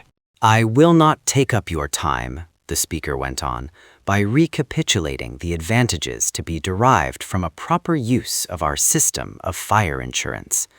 I know, and you know, gentlemen, that our aim has ever been to be worthy of that eminent bird whose name we bear, and who now adorns our mantelpiece with his presence. 3 cheers, gentlemen, for the winged head of the house." The cheers rose, deafening. When they had died away, the phoenix was asked to say a few words. It expressed in graceful phrases the pleasure it felt in finding itself at last in its own temple. "And," it went on, "you must not think me wanting in appreciation of your very hearty and cordial reception when I ask that an ode may be recited or a choric song sung. It is what I have always been accustomed to." The 4 children, dumb witnesses of this wonderful scene, glanced a little nervously across the foam of white faces above the sea of black coats. It seemed to them that the phoenix was really asking a little too much. "Time presses," said the phoenix, "and the original ode of invocation is long, as well as being Greek, and besides, it's no use invoking me when here I am. But is there not a song in your own tongue for a great day such as this?" Absently, the manager began to sing, and one by one the rest joined. "Absolute security, no liability, all kinds of property insured against fire, terms most favorable, expenses reasonable, moderate rates for annual insurance." "That one is not my favorite," interrupted the phoenix, "and I think you've forgotten part of it." The manager hastily began another. O golden phoenix, fairest bird, the whole great world has often heard of all the splendid things we do, great phoenix, just to honor you. "That's better," said the bird, and everyone sang. "Class 1 for private dwelling house, for household goods and shops allows, provided these are built of brick, or stone and tiled and slated thick." "Try another verse," said the phoenix, "further on." And again arose the voices of all the clerks and employees and managers and secretaries and cooks. "In Scotland our insurance yields the price of burnt-up stocks in fields." "Skip that verse," said the phoenix. "Thatched dwellings and their whole contents we deal with also with their rents. O glorious phoenix, look and see that these are dealt with in class 3. The glories of your temple throng, too thick to go in any song, and we attend, O good and wise, to days of grace and merchandise. When people's homes are burned away, they never have a cent to pay, if they have done as all should do, O phoenix, and honored you. So let us raise our voice and sing the praises of the phoenix king. In classes 1 and 2 and 3, O trust to him, for kind is he." "I'm sure you're very kind," said the phoenix. And now we must be going, and thank you very much for a very pleasant time. May you all prosper as you deserve to do, for I am sure a nicer, pleasanter spoken lot of temple attendants I have never met and never wish to meet. I wish you all good day. It fluttered to the wrist of Robert and drew the 4 children from the room. The whole of the office staff followed down the wide stairs and filed into their accustomed places, and the 2 most important officials stood on the steps, bowing, till Robert had buttoned the golden bird in his Norfolk bosom, and it and he and the 3 other children were lost in the crowd. The 2 most important gentlemen looked at each other earnestly and strangely for a moment, and then retreated to those sacred inner rooms where they toil without ceasing for the good of the house. And the moment they were all in their places, managers, secretaries, clerks, and porters, they all started, and each looked cautiously round to see if anyone was looking at him, for each thought that he had fallen asleep for a few minutes and had dreamed a very odd dream about the phoenix in the boardroom. And of course, no one mentioned it to anyone else, because going to sleep at your office is a thing you simply must not do.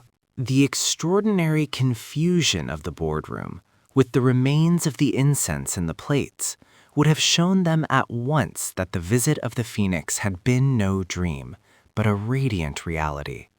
But no one went into the boardroom again that day, and next day, before the office was opened, it was all cleaned and put nice and tidy by a lady whose business asking questions was not part of. That is why Cyril read the papers in vain on the next day and the day after that, because no sensible person thinks his dreams worth putting in the paper, and no one will ever own that he has been asleep in the daytime. The phoenix was very pleased, but it decided to write an ode for itself. It thought the ones it had heard at its temple had been too hastily composed. Its own ode began, "For beauty and for modest worth, the phoenix has not its equal on earth." And when the children went to bed that night, it was still trying to cut down the last line to the proper length without taking out any of what it wanted to say. That is what makes poetry so difficult. Chapter 6. Doing Good. We shan't be able to go anywhere on the carpet for a whole week, though, said Robert. And I'm glad of it, said Jane unexpectedly. Glad? Said Cyril. Glad. It was breakfast time, and Mother's letter, telling them how they were all going for Christmas to their aunts at Lyndhurst, and how Father and Mother would meet them there, having been read by everyone, lay on the table, drinking hot bacon fat with one corner and eating marmalade with the other. Yes, glad, said Jane. I don't want any more things to happen just now. I feel like you do when you've been to 3 parties in a week, like we did at Granny's once, and extras in between, toys and chalks and things like that. I want everything to just be real, and no fancy things happening at all. I don't like being obliged to keep things from Mother, said Anthea. I don't know why, but it makes me feel selfish and mean. If we could only get the mater to believe it, we might take her to the jolliest places, said Cyril thoughtfully. As it is, we've just got to be selfish and mean, if it is that. But I don't feel it is. I know it isn't, but I feel it is, said Anthea, and that's just as bad. It's worse, said Robert. If you knew it and didn't feel it, it wouldn't matter so much. That's being a hardened criminal, Father says, put in Cyril, and he picked up Mother's letter and wiped its corners with his handkerchief, to whose color a trifle of bacon fat and marmalade made but little difference. We're going tomorrow anyhow, said Robert. Don't, he added with a good boy expression on his face. Don't let's be ungrateful for our blessings. Don't let's waste the day in saying how horrid it is to keep secrets from Mother, when we all know Anthea tried all she knew to give her the secret and she wouldn't take it. Let's get on the carpet and have a jolly good wish. You'll have time enough to repent of things all next week. Yes, said Cyril. Let's. It's not really wrong. Well, look here, said Anthea. You know there's something about Christmas that makes you want to be good, however little you wish it at other times. Couldn't we wish the carpet to take us somewhere where we should have the chance to do some good and kind action? It would be an adventure just the same, she pleaded. I don't mind, said Cyril. We shan't know where we're going, and that'll be exciting. No one knows what'll happen. We'd best put on our outers in case. We might rescue a traveler buried in the snow, like St. Bernard dogs, with barrels round our necks, said Jane, beginning to be interested. Or we might arrive just in time to witness a will being signed. More tea, please, said Robert. And we should see the old man hide it away in the secret cupboard. And then, after long years when the rightful heir was in despair, we should lead him to the hidden panel and— Yes, interrupted Anthea. Or we might be taken to some freezing garret in a German town where a poor little pale sick child— We haven't any German money, interrupted Cyril, so that's no go. What I should like would be getting into the middle of a war and getting hold of secret intelligence and taking it to the general, and he would make me a lieutenant or a scout or a hussar. When breakfast was cleared away, Anthea swept the carpet and the children sat down on it, together with the phoenix, who had been especially invited as a Christmas treat to come with them and witness the good and kind action they were about to do. 4 children and 1 bird were ready, and the wish was wished. Everyone closed its eyes so as to feel the topsy-turvy swirl of the carpet's movement as little as possible. When the eyes were opened again, the children found themselves on the carpet, and the carpet was in its proper place on the floor of their own nursery at Camden Town. I say, said Cyril, here's a go. Do you think it's worn out? The wishing part of it, I mean. Robert anxiously asked the phoenix. It's not that, said the phoenix. But, well, what did you wish? Oh, I see what it means, said Robert with deep disgust. It's like the end of a fairy story in a Sunday magazine. How perfectly beastly. You mean it means we can do kind and good actions where we are? I see. I suppose it wants us to carry coals for the cook or make clothes for the bear heathens. Well, I simply won't. And the last day and everything. Look here, Cyril spoke loudly and firmly. We want to go somewhere really interesting, where we have a chance of doing something good and kind. We don't want to do it here, but somewhere else. See? Now then. The obedient carpet started instantly, and the 4 children and 1 bird fell in a heap together, and as they fell were plunged in perfect darkness. Are you all there? Said Anthea, breathlessly through the black dark. Everyone owned that it was there. Where are we? Oh, how shivery and wet it is. Oh, I've put my hand in a puddle. Has anyone got any matches? Said Anthea, hopelessly. She felt sure that no one would have any. It was then that Robert, with a radiant smile of triumph that was quite wasted in the darkness, where of course no one could see anything, drew out of his pocket a box of matches, struck a match and lighted a candle, 2 candles, and everyone, with its mouth open, blinked at the sudden light. Well done, Bobs, said his sisters, and even Cyril's natural brotherly feelings could not check his admiration of Robert's foresight. I've always carried them about ever since the Lone Tower Day, said Robert with modest pride. I knew we should want them someday. I kept the secret well, didn't I? Oh, yes, said Cyril with fine scorn. I found them the Sunday after, when I was feeling in your Norfolks for the knife you borrowed off me. But I thought you'd only sneak them for Chinese lanterns or reading in bed by. Bobs, said Anthea suddenly, do you know where we are? This is the underground passage, and look there. There's the money and the money bags and everything. By this time, the 10 eyes had got used to the light of the candles, and no one could help seeing that Anthea spoke the truth. It seems an odd place to do good and kind acts in, though, said Jane. There's no one to do them to. Don't you be too sure, said Cyril. Just round the next turning, we might find a prisoner who has languished here for years and years, and we could take him out on our carpet and restore him to his sorrowing friends. Of course we could, said Robert, standing up and holding the candle above his head to see further off. Or we might find the bones of a poor prisoner and take them to his friends to be buried properly. That's always a kind action in books, though I never could see what bones matter. I wish you wouldn't, said Jane. I know exactly where we shall find the bones too, Robert went on. You see that dark arch just along the passage? Well, just inside there. If you don't stop going on like that, said Jane firmly, I shall scream and then I'll faint. So now then. And I will too, said Anthea. Robert was not pleased at being checked in his flight of fancy. You girls will never be great writers, he said bitterly. They just love to think of things in dungeons and chains and knobbly bare human bones and— Jane had opened her mouth to scream, but before she could decide how you began when you wanted to faint, the golden voice of the phoenix spoke through the gloom. Peace, it said. There are no bones here, except the small but useful sets that you have inside you. And you did not invite me to come out with you to hear you talk about bones, but to see you do some good and kind action. We can't do it here, said Robert sulkily. No, rejoined the bird. The only thing we can do here, it seems, is to try to frighten our little sisters. He didn't, really, and I'm not so very little, said Jane rather ungratefully. Robert was silent. It was Cyril who suggested that perhaps they had better take the money and go.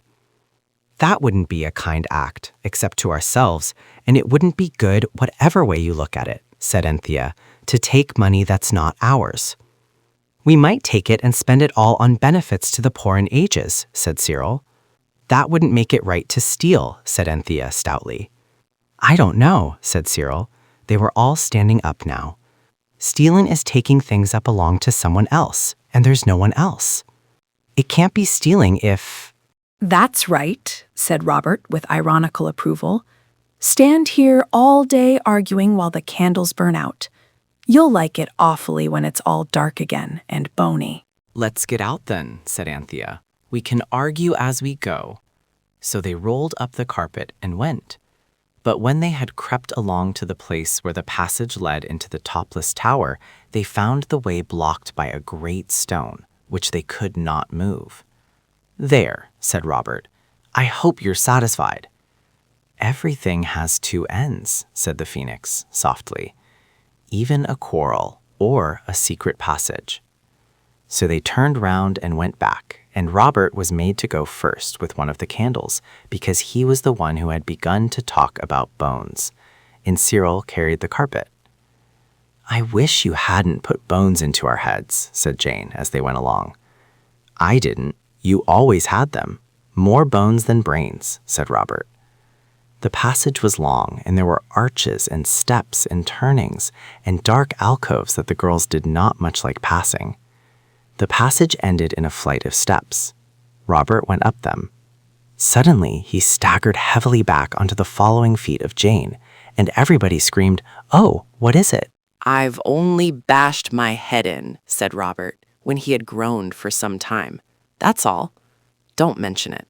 I like it. The stairs just go right slap into the ceiling, and it's a stone ceiling. You can't do good and kind actions underneath a paving stone. Stairs aren't made to lead just to paving stones as a general rule, said the phoenix. Put your shoulder to the wheel. There isn't any wheel, said the injured Robert, still rubbing his head. But Cyril had pushed past him to the top stair and was already shoving his hardest against the stone above. Of course, it did not give in the least. If it's a trapdoor, said Cyril, and he stopped shoving and began to feel about with his hands. Yes, there is a bolt. I can't move it. By a happy chance, Cyril had in his pocket the oil can of his father's bicycle. He put the carpet down at the foot of the stairs, and he lay on his back, with his head on the top step and his feet straggling down among his young relations, and he oiled the bolt till the drops of rust and oil fell down on his face. One even went into his mouth, open, as he panted with the exertion of keeping up this unnatural position. Then he tried again, but still the bolt would not move. So now he tied his handkerchief, the one with the bacon fat and marmalade on it, to the bolt, and Robert's handkerchief to that, in a reef knot, which cannot come undone however much you pull, and indeed gets tighter and tighter the more you pull it. This must not be confused with a granny knot, which comes undone if you look at it. And then he and Robert pulled, and the girls put their arms round their brothers and pulled too. And suddenly the bolt gave way with a rusty scrunch, and they all rolled together to the bottom of the stairs, all but the phoenix, which had taken to its wings when the pulling began. Nobody was hurt much, because the rolled-up carpet broke their fall, And now indeed the shoulders of the boys were used to some purpose, for the stone allowed them to heave it up. They felt it give. Dust fell freely on them. "Now then," cried Robert, forgetting his head in his temper, "push all together. 1, 2, 3. The stone was heaved up. It swung up on a creaking, unwilling hinge, and showed a growing oblong of dazzling daylight, and it fell back with a bang against something that kept it upright. Everyone climbed out, but there was not room for everyone to stand comfortably in the little paved house where they found themselves. So when the phoenix had fluttered up from the darkness, they let the stone down, and it closed like a trapdoor, as indeed it was. You can have no idea how dusty and dirty the children were. Fortunately, there was no one to see them but each other. The place they were in was a little shrine built on the side of a road that went winding up through yellow-green fields to the topless tower. Below them were fields and orchards, all bare boughs and brown furrows, and little houses and gardens. The shrine was a kind of tiny chapel with no front wall, just a place for people to stop and rest in and wish to be good, so the phoenix told them. There was an image that had once been brightly colored, but the rain and snow had beaten in through the open front of the shrine, and the poor image was dull and weather-stained. Under it was written, Saint Jean de Luz, Priez pour nous. It was a sad little place, very neglected and lonely, and yet it was nice, Anthea thought, that poor travelers should come to this little rest house in the hurry and worry of their journeyings, and be quiet for a few minutes, and think about being good. The thought of Saint Jean de Luz, who had, no doubt, in his time, been very good and kind, made Anthea want more than ever to do something kind and good. "Tell us," she said to the phoenix, "what is the good and kind action the carpet brought us here to do?" "I think it would be kind to find the owners of the treasure and tell them about it," said Cyril. "And give it them all?" said Jane. "Yes, but whose is it?" "I should go to the first house and ask the name of the owner of the castle," said the golden bird, and really the idea seemed a good one. They dusted each other as well as they could and went down the road. A little way on they found a tiny spring, bubbling out of the hillside and falling into a rough stone basin, surrounded by draggled hart's-tongue ferns, now hardly green at all. Here the children washed their hands and faces and dried them on their pocket handkerchiefs, which always on these occasions seem unnaturally small. Cyril's and Robert's handkerchiefs, indeed, rather undid the effects of the wash, but in spite of this, the party certainly looked cleaner than before. The first house they came to was a little white house with green shutters and a slate roof. It stood in a prim little garden, and down each side of the neat path were large stone vases for flowers to grow in, but all the flowers were dead now. Along one side of the house was a sort of wide veranda built of poles and trellis work, and a vine crawled all over it. It was wider than our English verandas, and Anthea thought it must look lovely when the green leaves and the grapes were there. But now there were only dry reddish-brown stalks and stems, with a few withered leaves caught in them. The children walked up to the front door. It was green and narrow. A chain with a handle hung beside it, and joined itself quite openly to a rusty bell that hung under the porch. Cyril had pulled the bell, and its noisy clang was dying away before the terrible thought came to all. Cyril spoke it. "My hat," he breathed. "We don't know any French." At this moment the door opened. A very tall, lean lady with pale ringlets like whitey brown paper or oak shavings stood before them. She had an ugly gray dress and a black silk apron. Her eyes were small and gray and not pretty, and the rims were red, as though she had been crying. She addressed the party in something that sounded like a foreign language, and ended with something which they were sure was a question. Of course, no one could answer it. "What does she say?" Robert asked, looking down into the hollow of his jacket where the phoenix was nestling. But before the phoenix could answer, the whitey-brown lady's face was lighted up by a most charming smile. You are from the England," she cried. "I love so much the England. Mais entrez donc tous. Enter then, enter all. One essuies his feet on the carpet." She pointed to the mat. We only wanted to ask.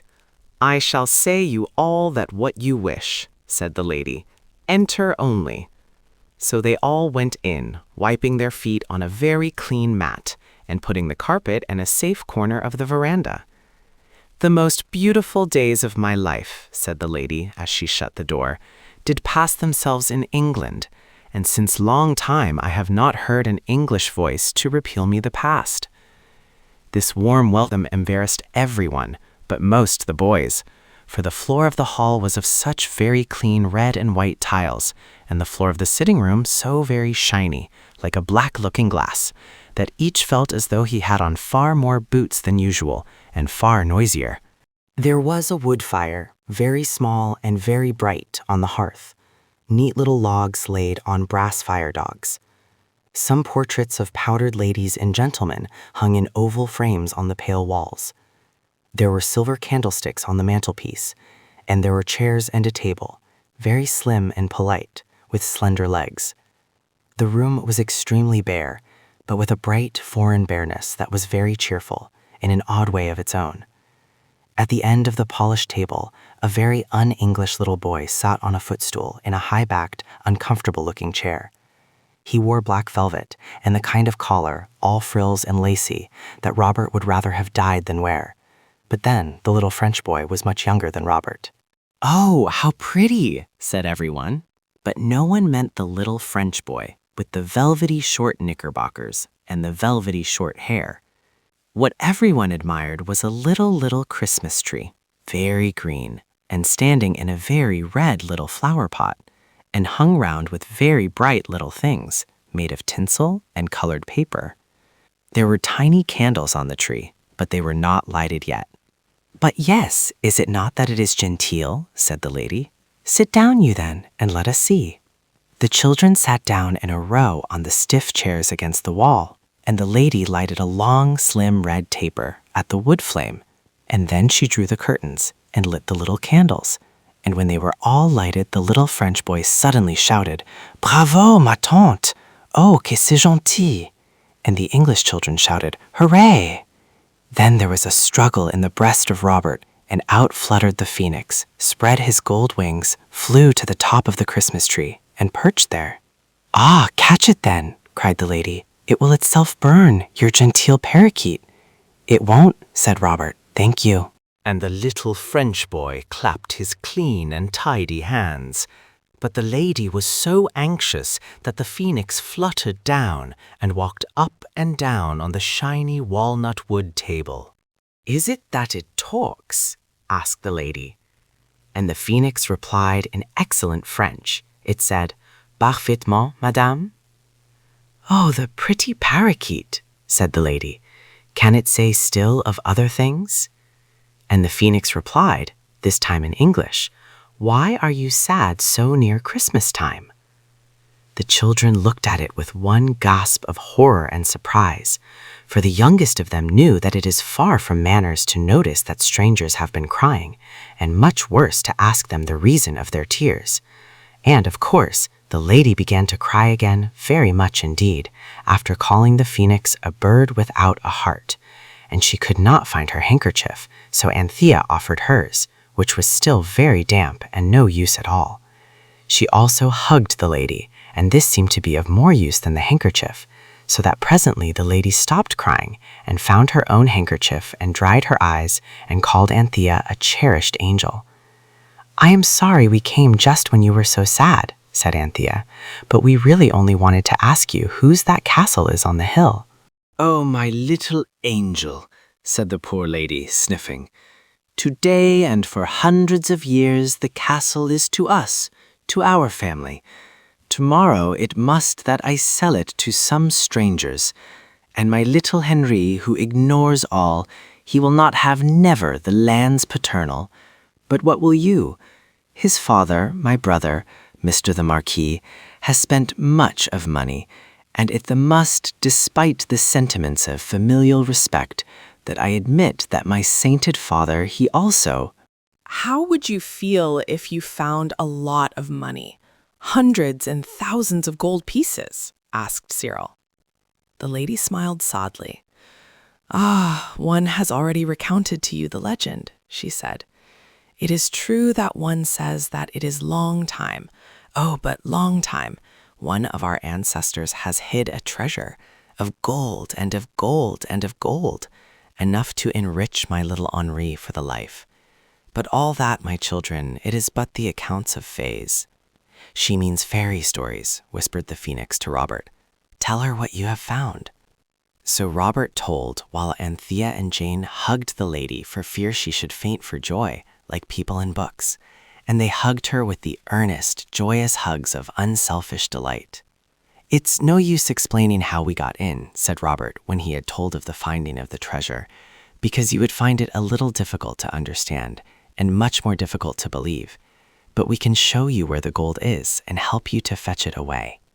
The lady looked doubtfully at Robert as she absently returned the hugs of the girls. No, he's not making it up, said Anthea. It's true, true, true, and we are so glad.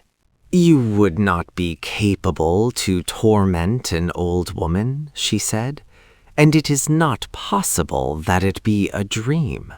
It really is true, said Cyril, and I congratulate you very much. His tone of studied politeness seemed to convince more than the raptures of the others. If I do not dream, she said, André, come to Manon, and you shall come all with me to Mr. the curate, is it not? Manon was a wrinkled old woman with a red and yellow handkerchief twisted round her head. She took André, who was already sleepy with the excitement of his Christmas tree and his visitors, and when the lady had put on a stiff black cape and a wonderful black silk bonnet and a pair of black wooden clogs over her black cashmere house boots, the whole party went down the road to a little white house, very like the one they had left, where an old priest with a good face welcomed them with a politeness so great that it hid his astonishment.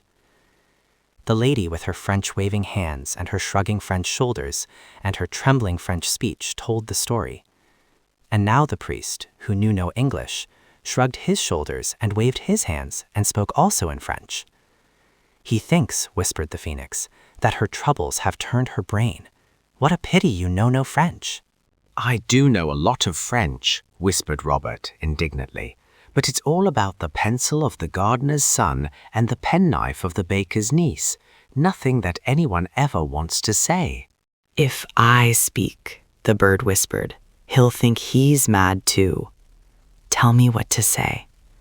Say, c'est vrai, monsieur. Venez donc voir, said the phoenix. And then Robert earned the undying respect of everybody by suddenly saying, very loudly and distinctly, c'est vrai, monsieur. Venez donc voir. The priest was disappointed when he found that Robert's French began and ended with these useful words. But at any rate, he saw that if the lady was mad, she was not the only one, and he put on a big beavery hat and got a candle and matches and a spade, and they all went up the hill to the wayside shrine of St. John of Luz. Now, said Robert, I will go first and show you where it is. So they prized the stone up with a corner of the spade, and Robert did go first, and they all followed and found the golden treasure exactly as they had left it. And everyone was flushed with the joy of performing such a wonderfully kind action. Then the lady and the priest clasped hands and wept for joy, as French people do, and knelt down and touched the money and talked very fast and both together. And the lady embraced all the children 3 times each and called them little garden angels. And then she and the priest shook each other by both hands again and talked and talked and talked, faster and more Frenchy than you would have believed possible. And the children were struck dumb with joy and pleasure. Get away now, said the phoenix softly, breaking in on the radiant dream. So the children crept away and out through the little shrine, and the lady and the priest were so tearfully, talkatively happy that they never noticed that the guardian angels had gone. The guardian angels ran down the hill to the lady's little house, where they had left the carpet on the veranda, and they spread it out and said, "Home," and no one saw them disappear, except little Henri, who had flattened his nose into a white button against the window glass, and when he tried to tell his aunt, she thought he had been dreaming, so that was all right. It is much the best thing we've done, said Anthea, when they talked it over at tea time. In the future, we'll only do kind actions with the carpet. Ahem, said the phoenix. I beg your pardon, said Anthea. Oh, nothing, said the bird. I was only thinking. Chapter 7. MEWS from Persia. When you hear that the 4 children found themselves at Waterloo Station, quite untaken care of, and with no one to meet them, it may make you think that their parents were neither kind nor careful. But if you think this, you will be wrong. The fact is, Mother arranged with Aunt Emma that she was to meet the children at Waterloo when they went back from their Christmas holiday at Lyndhurst. The train was fixed, but not the day. Then Mother wrote to Aunt Emma giving her careful instructions about the day and the hour, and about luggage and cabs and things, and gave the letter to Robert to post. But the hounds happened to meet near Rufus Stone that morning, and what is more, on the way to the meet, they met Robert, and Robert met them, and instantly forgot all about posting Aunt Emma's letter, and never thought of it again until he and the others had wandered 3 times up and down the platform at Waterloo, which makes 6 in all, and had bumped against old gentlemen and stared in the faces of ladies, and been shoved by people in a hurry, and by your leaved by porters with trucks, and were quite sure that Aunt Emma was not there.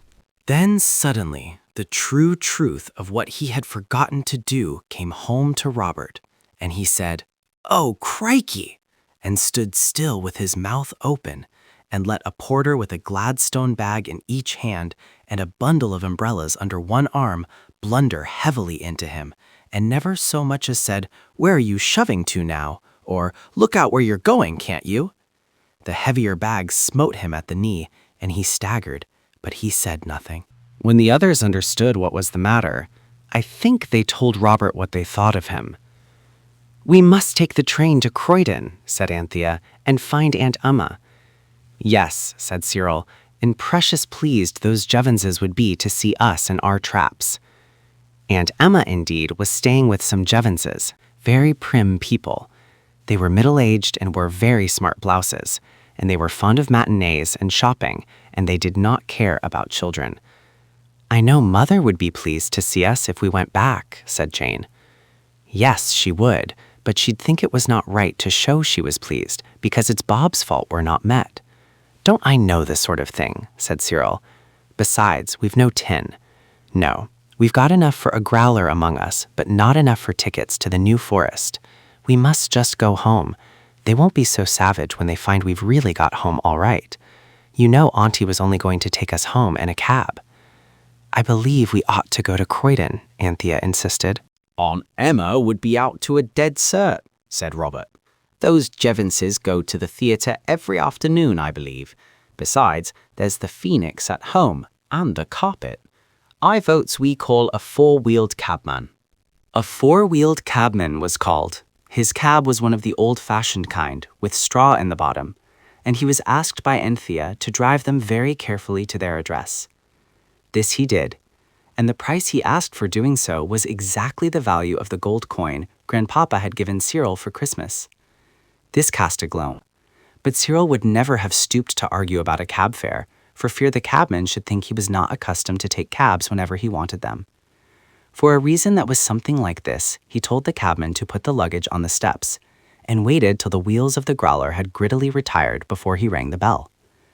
"You see," he said, with his hand on the handle, "we don't want Cook and Eliza asking us before him how it is we've come home alone, as if we were babies." Here he rang the bell, and the moment its answering clang was heard, everyone felt that it would be some time before that bell was answered. The sound of a bell is quite different somehow when there is anyone inside the house who hears it. I can't tell you why that is, but so it is. "I expect they're changing their dresses," said Jane. "Too late," said Anthea. "It must be past 5. I expect Eliza's gone to post a letter, and Cook's gone to see the time." Cyril rang again, and the bell did its best to inform the listening children that there was really no one human in the house. They rang again and listened intently. The hearts of all sank low. It is a terrible thing to be locked out of your own house on a dark, muggy January evening. There is no gas on anywhere, said Jane in a broken voice. I expect they've left the gas on once too often, and the drought blew it out, and they're suffocated in their beds. Father always said they would someday, said Robert cheerfully. Let's go and fetch a policeman, said Anthea, trembling. And be taken up for trying to be burglars. No, thank you, said Cyril. I heard Father read out of the paper about a young man who got into his own mother's house, and they got him made a burglar only the other day. I only hope the gas hasn't hurt the phoenix, said Anthea. It said it wanted to stay in the bathroom cupboard, and I thought it would be all right, because the servants never clean that out. But if it's gone and got out and been choked by gas, and besides, directly we open the door, we shall be choked too. I knew we ought to have gone to Aunt Emma at Croydon. Oh, Squirrel, I wish we had. Let's go now. Shut up, said her brother briefly. There's someone rattling the latch inside. Everyone listened with all its ears, and everyone stood back as far from the door as the steps would allow. The latch rattled and clicked. Then the flap of the letterbox lifted itself. Everyone saw it by the flickering light of the gas lamp that shone through the leafless lime tree by the gate. A golden eye seemed to wink at them through the letter slit, and a cautious beak whispered, "Are you alone?" "It's the Phoenix," said everyone in a voice so joyous and so full of relief as to be a sort of whispered shout. "Hush," said the voice from the letterbox slit. "Your slaves have gone a-merry-making. The latch of this portal is too stiff for my beak, but at the side, the little window above the shelf whereon your bread lies, it is not fastened." "Righto," said Cyril. And Anthea added, "I wish you'd meet us there, dear Phoenix."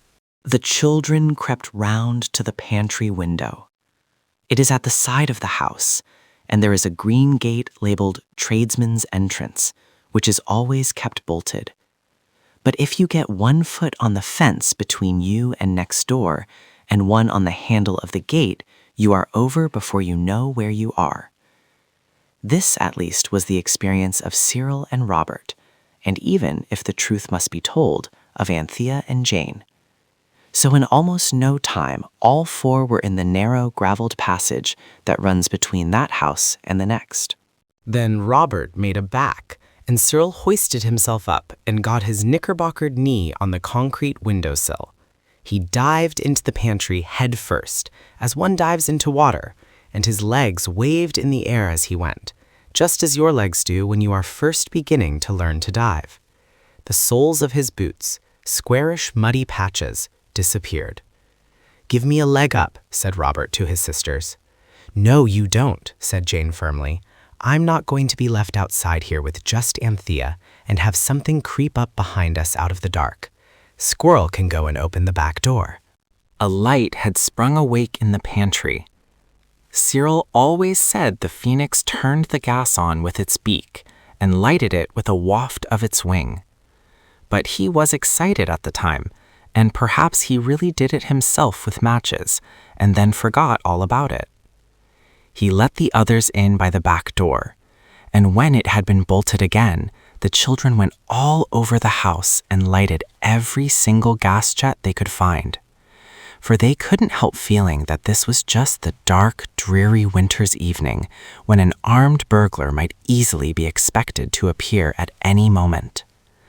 There is nothing like light when you are afraid of burglars, or of anything else for that matter.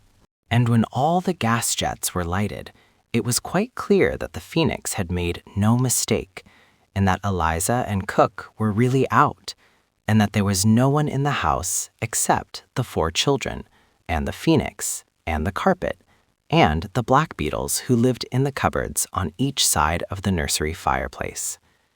These last were very pleased that the children had come home again, especially when Anthea had lighted the nursery fire. But, as usual, the children treated the loving little black beetles with coldness and disdain. "I wonder whether you know how to light a fire. I don't mean how to strike a match and set fire to the corners of the paper in a fire someone has laid ready, but how to lay and light a fire all by yourself. I will tell you how Anthea did it, and if ever you have to light one yourself, you may remember how it is done. First, she raked out the ashes of the fire that had burned there a week ago, for Eliza had actually never done this, though she had had plenty of time. In doing this, Anthea knocked her knuckle and made it bleed.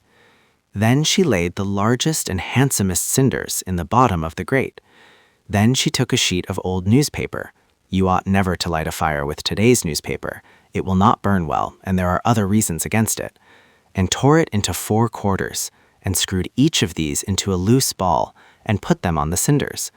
Then she got a bundle of wood, and broke the string, and stuck the sticks in so that their front ends rested on the bars, and the back ends on the back of the paper balls.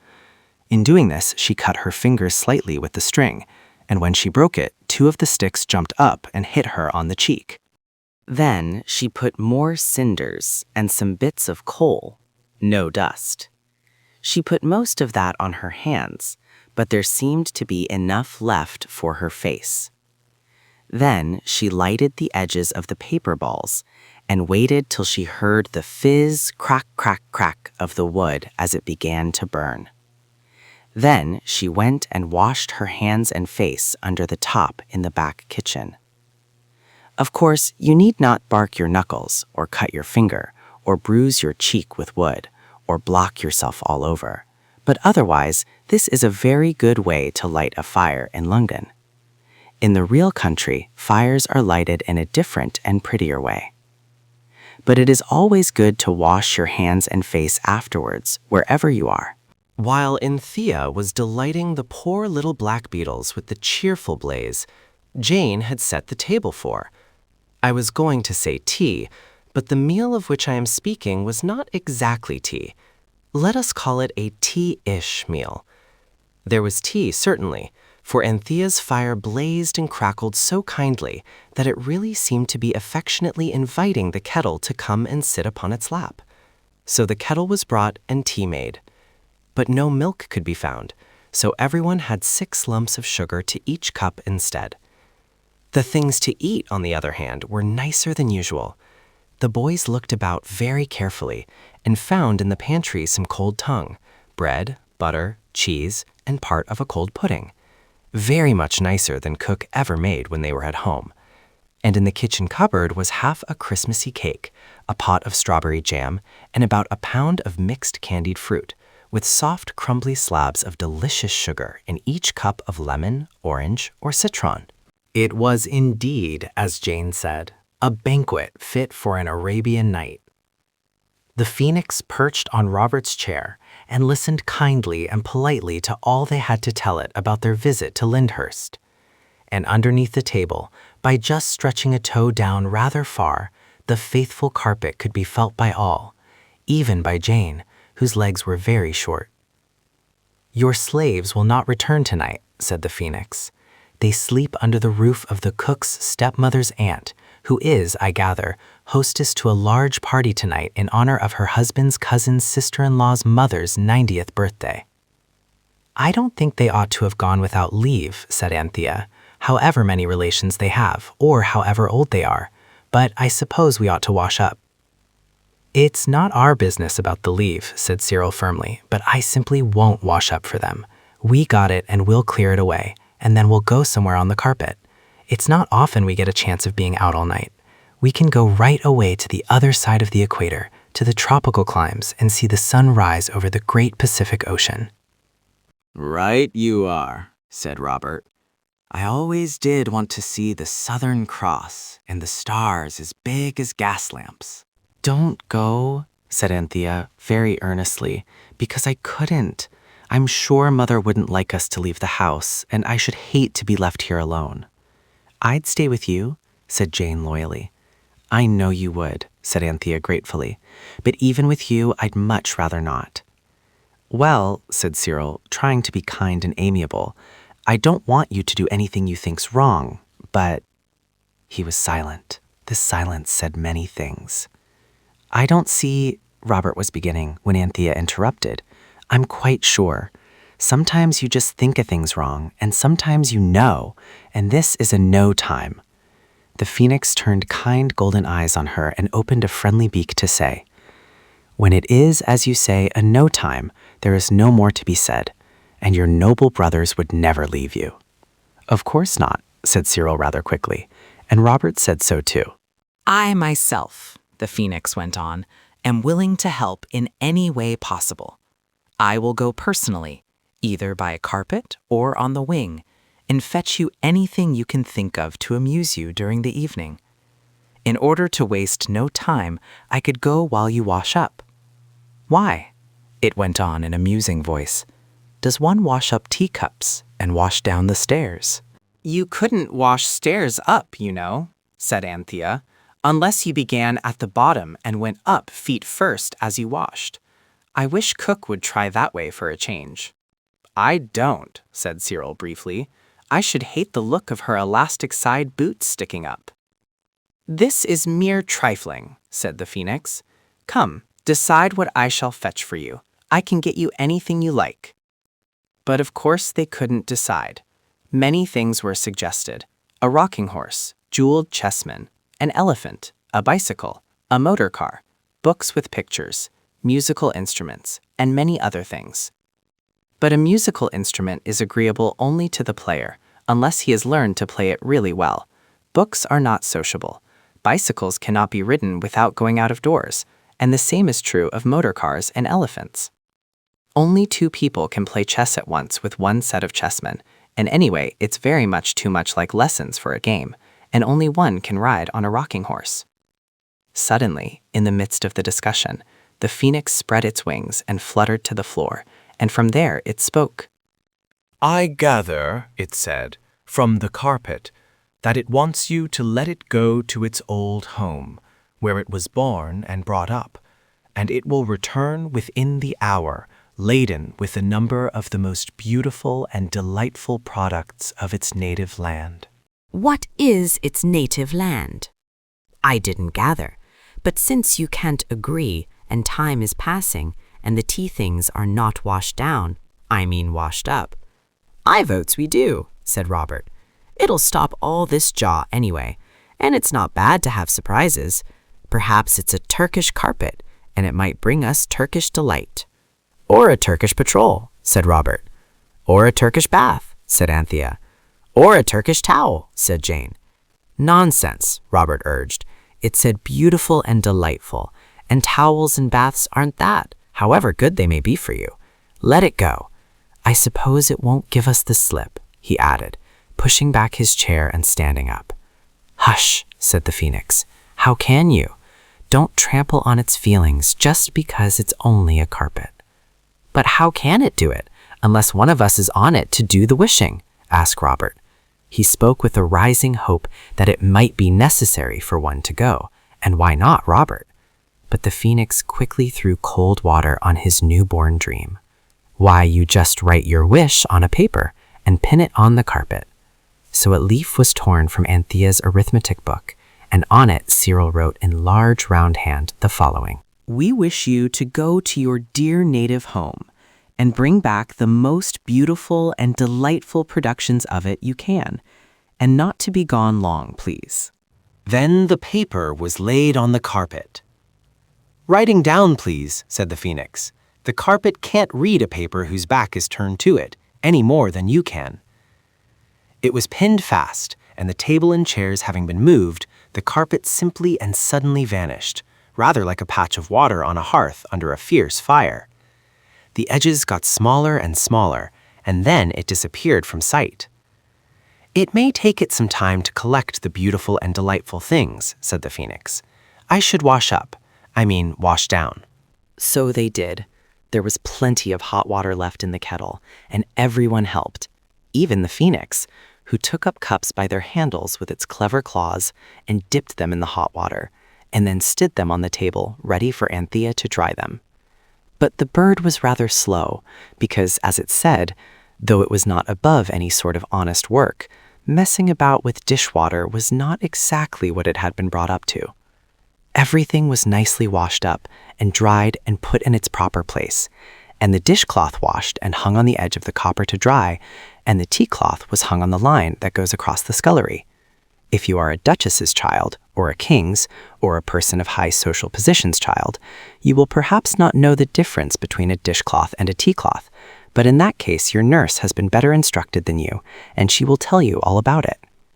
And just as 8 hands and 1 pair of claws were being dried on the roller towel behind the scullery door, there came a strange sound from the other side of the kitchen wall, the side where the nursery was. It was a very strange sound indeed, most odd, and unlike any other sounds the children had ever heard. At least, they had heard sounds as much like it as a toy engine's whistle is like a steam siren's. "The carpet's come back," said Robert, and the others felt that he was right. "But what has it brought with it?" asked Jane. "It sounds like Leviathan, that great beast." "It couldn't have been made in India and have brought elephants. Even baby ones would be rather awful in that room," said Cyril. "I vote we take it in turns to squint through the keyhole." They did, in the order of their ages. The phoenix, being the eldest by some thousands of years, was entitled to the first peep. "But, excuse me," it said, ruffling its golden feathers and sneezing softly, "looking through keyholes always gives me a cold in my golden eyes." So Cyril looked. "I see something gray moving," said he. "It's a zoological garden of some sort, I bet," said Robert when he had taken his turn. And the soft rustling, bustling, ruffling, scuffling, shuffling, fluffling noise went on inside. "I can't see anything," said Anthea. "My eye tickles so." Then Jane's turn came, and she put her eye to the keyhole. "It's a giant kitty cat," she said, "and it's asleep all over the floor. Giant cats are tigers. Father said so." "No, he didn't. He said tigers were giant cats. It's not at all the same thing.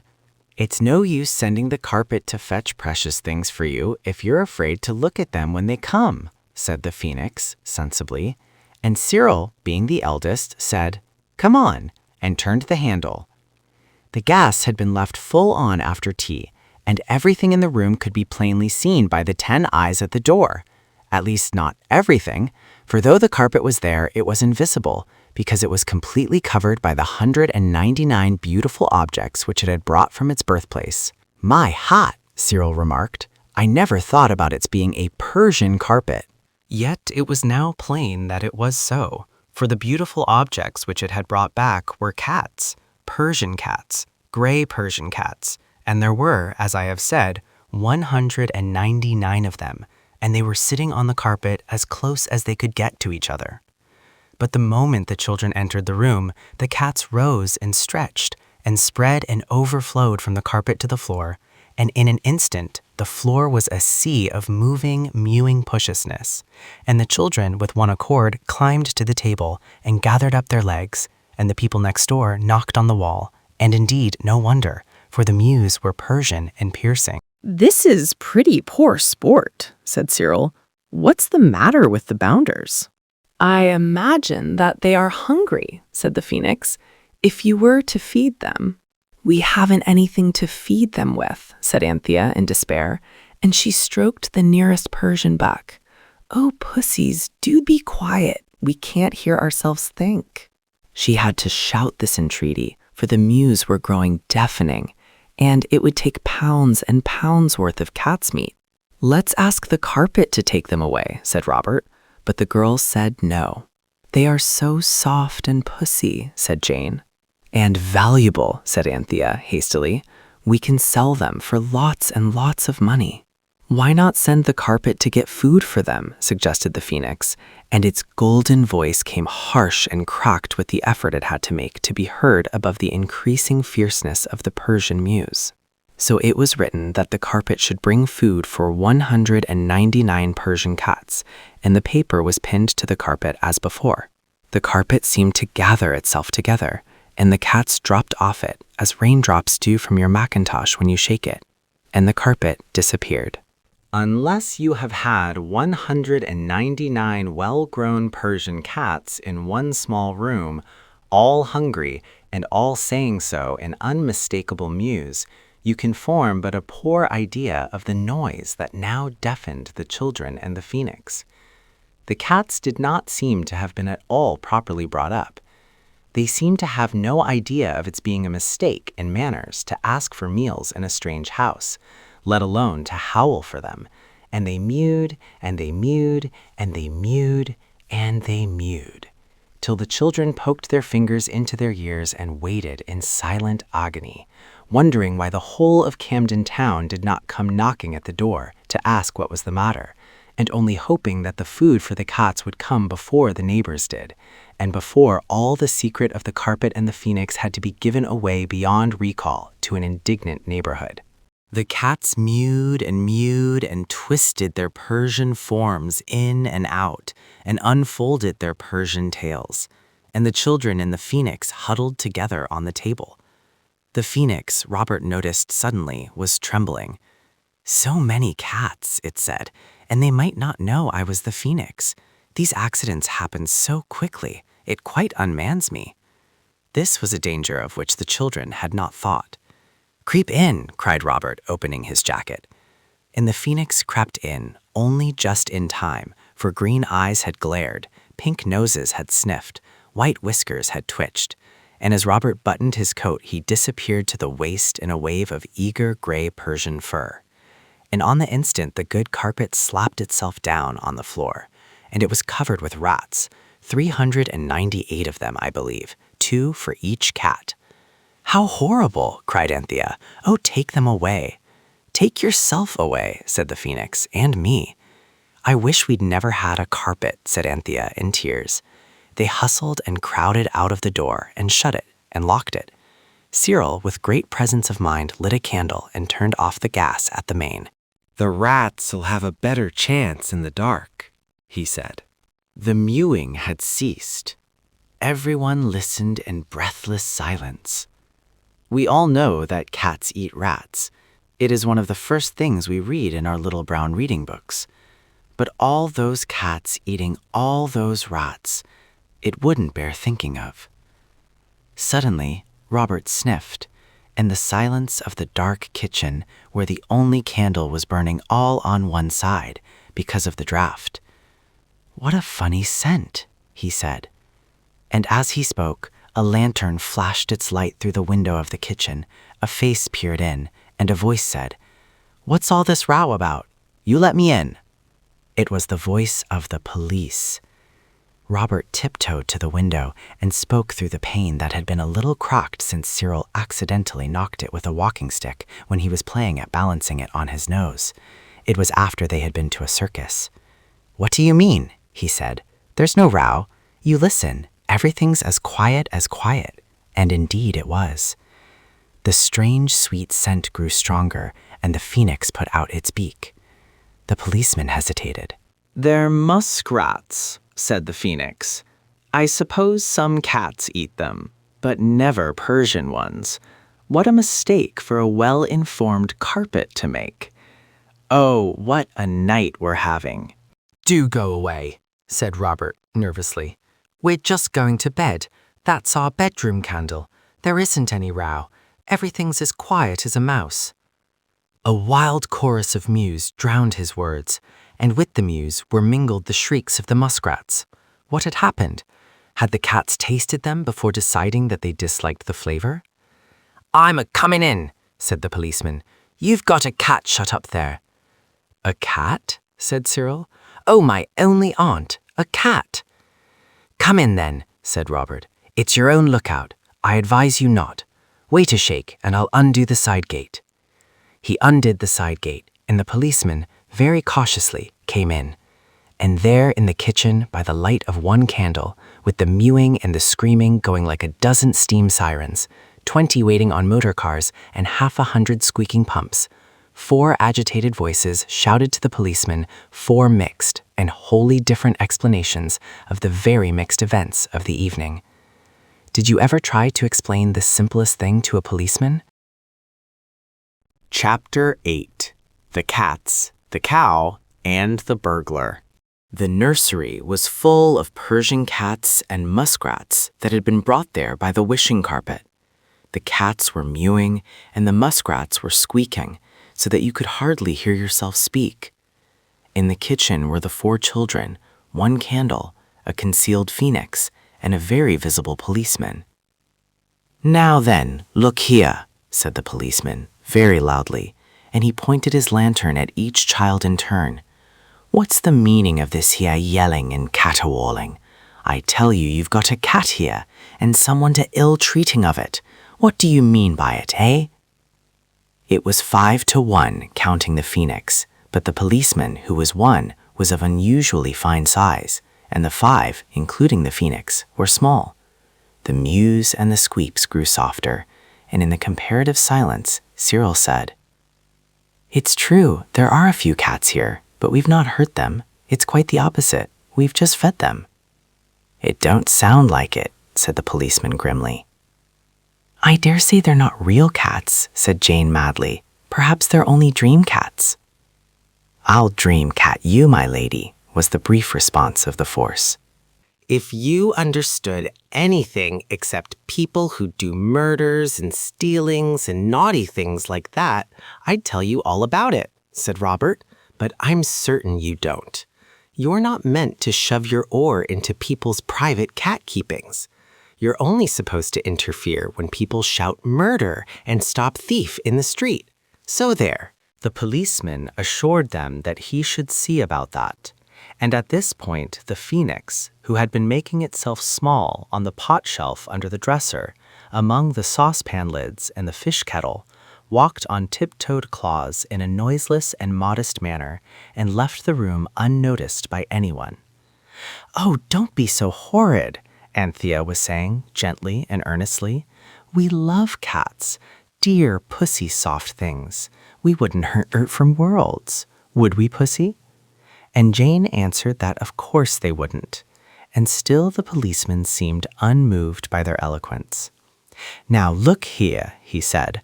"I'm a-going to see what's in that room beyond there, and—" His voice was drowned in a wild burst of mewing and squeaking, and as soon as it died down, all 4 children began to explain at once. And though the squeaking and mewing were not at their very loudest, yet there was quite enough of both to make it very hard for the policeman to understand a single word of any of the 4 wholly different explanations now poured out to him. "Stow it," he said at last. "I'm a-going into the next room in the execution of my duty. I'm a-going to use my eyes. My ears have gone off their chumps, what with you and them cats." And he pushed Robert aside and strode through the door. "Don't say I didn't warn you," said Robert. "It's tigers, really," said Jane. "Father said so. I wouldn't go in if I were you." But the policeman was quite stony. Nothing anyone said seemed to make any difference to him. Some policemen are like this, I believe. He strode down the passage, and in another moment he would have been in the room with all the cats and all the rats, musk. But at that very instant a thin, sharp voice screamed from the street outside, "Murder! Murder! Stop thief!" The policeman stopped, with one regulation boot heavily poised in the air. "Eh?" he said. And again the shriek sounded shrilly and piercingly from the dark street outside. "Come on," said Robert. "Come and look after cats while somebody's being killed outside." For Robert had an inside feeling that told him quite plainly who it was that was screaming. "You young rip," said the policeman, "I'll settle up with you by-baby." And he rushed out, and the children heard his boots going weightily along the pavement, and the screams also going along rather ahead of the policeman. And both the murder screams and the policeman's boots faded away in the remote distance. Then Robert smacked his knickerbocker loudly with his palm and said, "Good old Phoenix, I should know its golden voice anywhere." And then everyone understood how cleverly the phoenix had caught at what Robert had said about the real work of a policeman being to look after murderers and thieves and not after cats, and all hearts were filled with admiring affection. "But he'll come back," said Anthea mournfully, "as soon as it finds the murderer is only a bright vision of a dream, and there isn't one at all, really." "No, he won't," said the soft voice of the clever phoenix as it flew in. "He does not know where your house is. I heard him own as much to a fellow mercenary. Oh, what a night we are having. Lock the door and let us rid ourselves of this intolerable smell of the perfume peculiar to the muskrat and to the house of the trimmers of beards. If you'll excuse me, I will go to bed. I am worn out." It was Cyril who wrote the paper that told the carpet to take away the rocks and bring milk, because there seemed to be no doubt in any breast that, however Persian cats may be, they must like milk. Let's hope it won't be musk milk, said Anthea in gloom, as she pinned the paper face downwards on the carpet. Is there such a thing as a musk cow? She added anxiously, as the carpet shriveled and vanished. I do hope not. Perhaps really it would have been wiser to let the carpet take the cats away. It's getting quite late, and we can't keep them all night.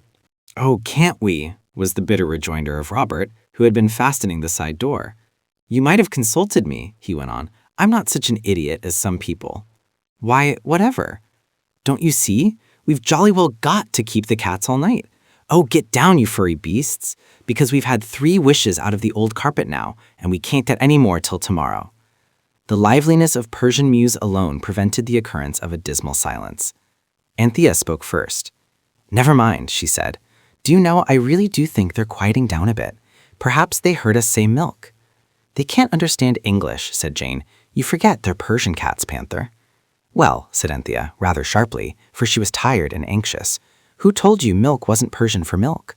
Lots of English words are just the same in French. At least I know meow is, and croquet, and fiancé.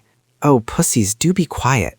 Let's stroke them as hard as we can with both hands, and perhaps they'll stop. So everyone stroked gray fur till their hands were tired, and as soon as a cat had been stroked enough to make it stop mewing, it was pushed gently away, and another mewing mouser was approached by the hands of the strokers. And the noise was really more than half purr when the carpet suddenly appeared in its proper place, and on it, instead of rows of milk cans, or even of milk jugs, there was a cow. Not a Persian cow either, nor, most fortunately, a musk cow, if there is such a thing, but a smooth, sleek, dun-colored Jersey cow, who blinked large, soft eyes at the gaslight, and mooed in an amiable, if rather inquiring manner. Anthea had always been afraid of cows, but now she tried to be brave. Anyway, it can't run after me, she said to herself. There isn't room for it even to begin to run. The cow was perfectly placid. She behaved like a strayed duchess till someone brought a saucer for the milk, and someone else tried to milk the cow into it. Milking is very difficult. You may think it is easy, but it is not. All the children were by this time strung up to a pitch of heroism that would have been impossible to them in their ordinary condition. Robert and Cyril held the cow by the horns, and Jane, when she was quite sure that their end of the cow was quite secure, consented to stand by, ready to hold the cow by the tail should occasion arise. Anthea, holding the saucer, now advanced towards the cow. She remembered to have heard that cows, when milked by strangers, are susceptible to the soothing influence of the human voice. So, clutching her saucer very tight, she sought for words to whose soothing influence the cow might be susceptible. And her memory, troubled by the events of the night, which seemed to go on for ever and ever, refused to help her with any form of words suitable to address a Jersey cow in. Poor pussy, then. Lie down, then, good dog, lie down, was all that she could think of to say, and she said it. And nobody laughed. The situation, full of gray, mewing cats, was too serious for that. Then Anthea, with a beating heart, tried to milk the cow. Next moment, the cow had knocked the saucer out of her hand and trampled on it with one foot, while with the other 3, she had walked on a foot each of Robert, Cyril, and Jane. Jane burst into tears. Oh, how much too horrid everything is, she cried. Come away, let's go to bed and leave the horrid cats with the hateful cow. Perhaps somebody will eat somebody else and serve them right. They did not go to bed, but they had a shivering council in the drawing room, which smelled of soot, and indeed a heap of this lay in the fender. There had been no fire in the room since Mother went away, and all the chairs and tables were in the wrong places, and the chrysanthemums were dead, and the water in the pot nearly dried up. Anthea wrapped the embroidered woolly sofa blanket round Jane and herself, while Robert and Cyril had a struggle, silent and brief, but fierce, for the larger share of the fur hearthrug. It is most truly awful, said Anthea, and I am so tired. Let's let the cats loose. And the cow, perhaps, said Cyril. The police would find us at once. That cow would stand at the gate and moo to come in. And so would the cats. No, I see quite well what we've got to do. We must put them in baskets and leave them on people's doorsteps, like orphan foundlings. We've got 3 baskets, counting Mother's work one, said Jane, brightening. And there are nearly 200 cats, said Anthea, besides the cow, and it would have to be a different sized basket for her, and then I don't know how you'd carry it, and you'd never find a doorstep big enough to put it on, except the church one. And, oh, well, said Cyril, if you simply make difficulties. I'm with you, said Robert. Don't fuss about the cow, Panther. It's simply got to stay the night, and I'm sure I've read that the cow is a remunerating creature, and that means it will sit still and think for hours. The carpet can take it away in the morning. And as for the baskets, we'll do them up in dusters or pillowcases or bath towels. Come on, Squirrel. You girls can be out of it if you like. His tone was full of contempt, but Jane and Anthea were too tired and desperate to care. Even being out of it, which at other times they could not have borne, now seemed quite a comfort. They snuggled down in the sofa blanket, and Cyril threw the fur hearthrug over them. Ah, he said, that's all women are fit for, to keep safe and warm, while the men do the work and run dangers and risks and things. I'm not, said Anthea. You know I'm not. But Cyril was gone. It was warm under the blanket and the hearthrug, and Jane snuggled up close to her sister, and Anthea cuddled Jane closely and kindly, and in a sort of dream they heard the rise of a wave of mewing as Robert opened the door of the nursery. They heard the booted search for baskets in the back kitchen. They heard the side door open and close, and they knew that each brother had gone out with at least one cat. Anthea's last thought was that it would take at least all night to get rid of 199 cats by twos. There would be 99 journeys of 2 cats each, and 1 cat over. I almost think we might keep the 1 cat over, said Anthea. I don't seem to care for cats just now, but I dare say I shall again some day. And she fell asleep. Jane also was sleeping. It was Jane who awoke with a start, to find Anthea still asleep.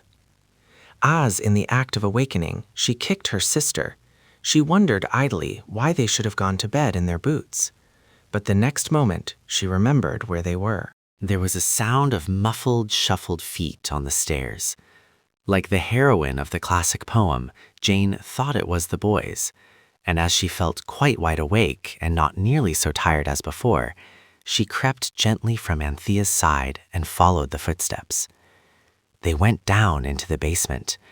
The cats, who seemed to have fallen into the sleep of exhaustion, awoke at the sound of the approaching footsteps and mewed piteously. Jane was at the foot of the stairs before she saw it was not her brothers whose coming had roused her and the cats, but a burglar.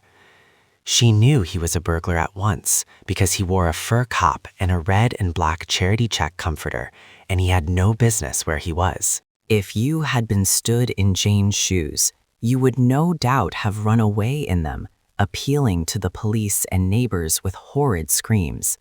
But Jane knew better. She had read a great many nice stories about burglars, as well as some affecting pieces of poetry, and she knew that no burglar will ever hurt a little girl if he meets her when burgling. Indeed, in all the cases Jane had read of, his burglarishness was almost at once forgotten in the interest he felt in the little girl's artless prattle. So if Jane hesitated for a moment before addressing the burglar, it was only because she could not at once think of any remark sufficiently prattling and artless to make a beginning with. In the stories and the affecting poetry, the child could never speak plainly, though it always looked old enough to in the pictures, and Jane could not make up her mind to lisp and talk baby, even to a burglar. And while she hesitated, he softly opened the nursery door and went in. Jane followed, just in time to see him sit down flat on the floor, scattering cats as a stone thrown into a pool splashes water. She closed the door softly and stood there, still wondering whether she could bring herself to say, "What's who doing here, Mr. Robber?" and whether any other kind of talk would do. Then she heard the burglar draw a long breath and he spoke. "It's a judgment," he said, "so help me Bob if it ain't. Oh, here's a thing to happen to a chop. Makes it come home to you, don't it, neither? Cats and cats and cats. There couldn't be all them cats, let alone the cow, if she ain't the moral of the old man's Daisy. She's a dream out of when I was a lad. I don't mind her so much. 'Ere, Daisy, Daisy. The cow turned and looked at him. She's all right, he went on. Sort of company, too, though them above knows how she got into this downstairs parlor. But them cats, oh, take 'em away, take 'em away. I'll chuck the whole show. Oh, take 'em away. Burglar, said Jane, close behind him, and he started convulsively and turned on her a blank face, whose pale lips trembled. I can't take those cats away. Lor lummy, exclaimed the man, if here ain't another on 'em. Are you real, miss, or something I'll wake up from presently? I am quite real, said Jane, relieved to find that a lisp was not needed to make the burglar understand her. And so, she added, are the cats. Then send for the police. Send for the police and I'll go quiet. If you ain't no realer than them cats, I'm done. Sponge-shuck. Out of time. Send for the police. I'll go quiet. One thing, there'd not be room for arf them cats in no cell as ever I see. He ran his fingers through his hair, which was short, and his eyes wandered wildly round the room full of cats. Burglar, said Jane, kindly and softly, if you didn't like cats, what did you come here for? Send for the police, was the unfortunate criminal's only reply. I'd rather you would. Honest, I'd rather. I daren't, said Jane, and besides, I've no one to send. I hate the police. I wish he'd never been born. You've a feelin' art, miss, said the burglar, but them cats is really a little bit too thick. Look here, said Jane. I won't call the police. And I am quite a real little girl, though I talk older than the kind you've met before when you've been doing your burglings. And they are real cats, and they want real milk. And didn't you say the cow was like somebody's Daisy that you used to know? Wish I may die if she ain't the very spit of her, replied the man. Well then, said Jane, and a thrill of joyful pride ran through her. Perhaps you know how to milk cows? Perhaps I does, was the burglar's cautious rejoinder. Then, said Jane, if you will only milk ours, you don't know how we shall always love you. The burglar replied that loving was all very well.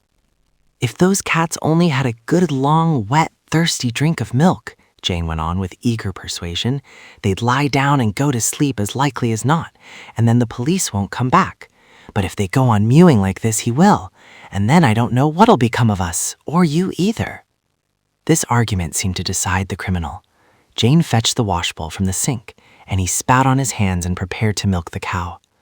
At this instant, boots were heard on the stairs. It's all up, said the man desperately. This year's a plant. Here's the police. He made as if to open the window and leap from it. It's all right, I tell you, whispered Jane in anguish. I'll say you're a friend of mine, or the good clergyman called in, or my uncle, or anything. Only do milk the cow. Oh, don't go. Oh, thank goodness it's only the boys. It was, and their entrance had awakened Anthea, who with her brothers now crowded through the doorway. The man looked about him like a rat looks round a trap. This is a friend of mine, said Jane. He's just called in, and he's going to milk the cow for us. Isn't it good and kind of him? She winked at the others, and though they did not understand, they played up loyally. How do, said Cyril. Very glad to meet you. Don't let us interrupt the milking. I shall have a headed off in the morning and no bloomin' era, remarked the burglar, but he began to milk the cow.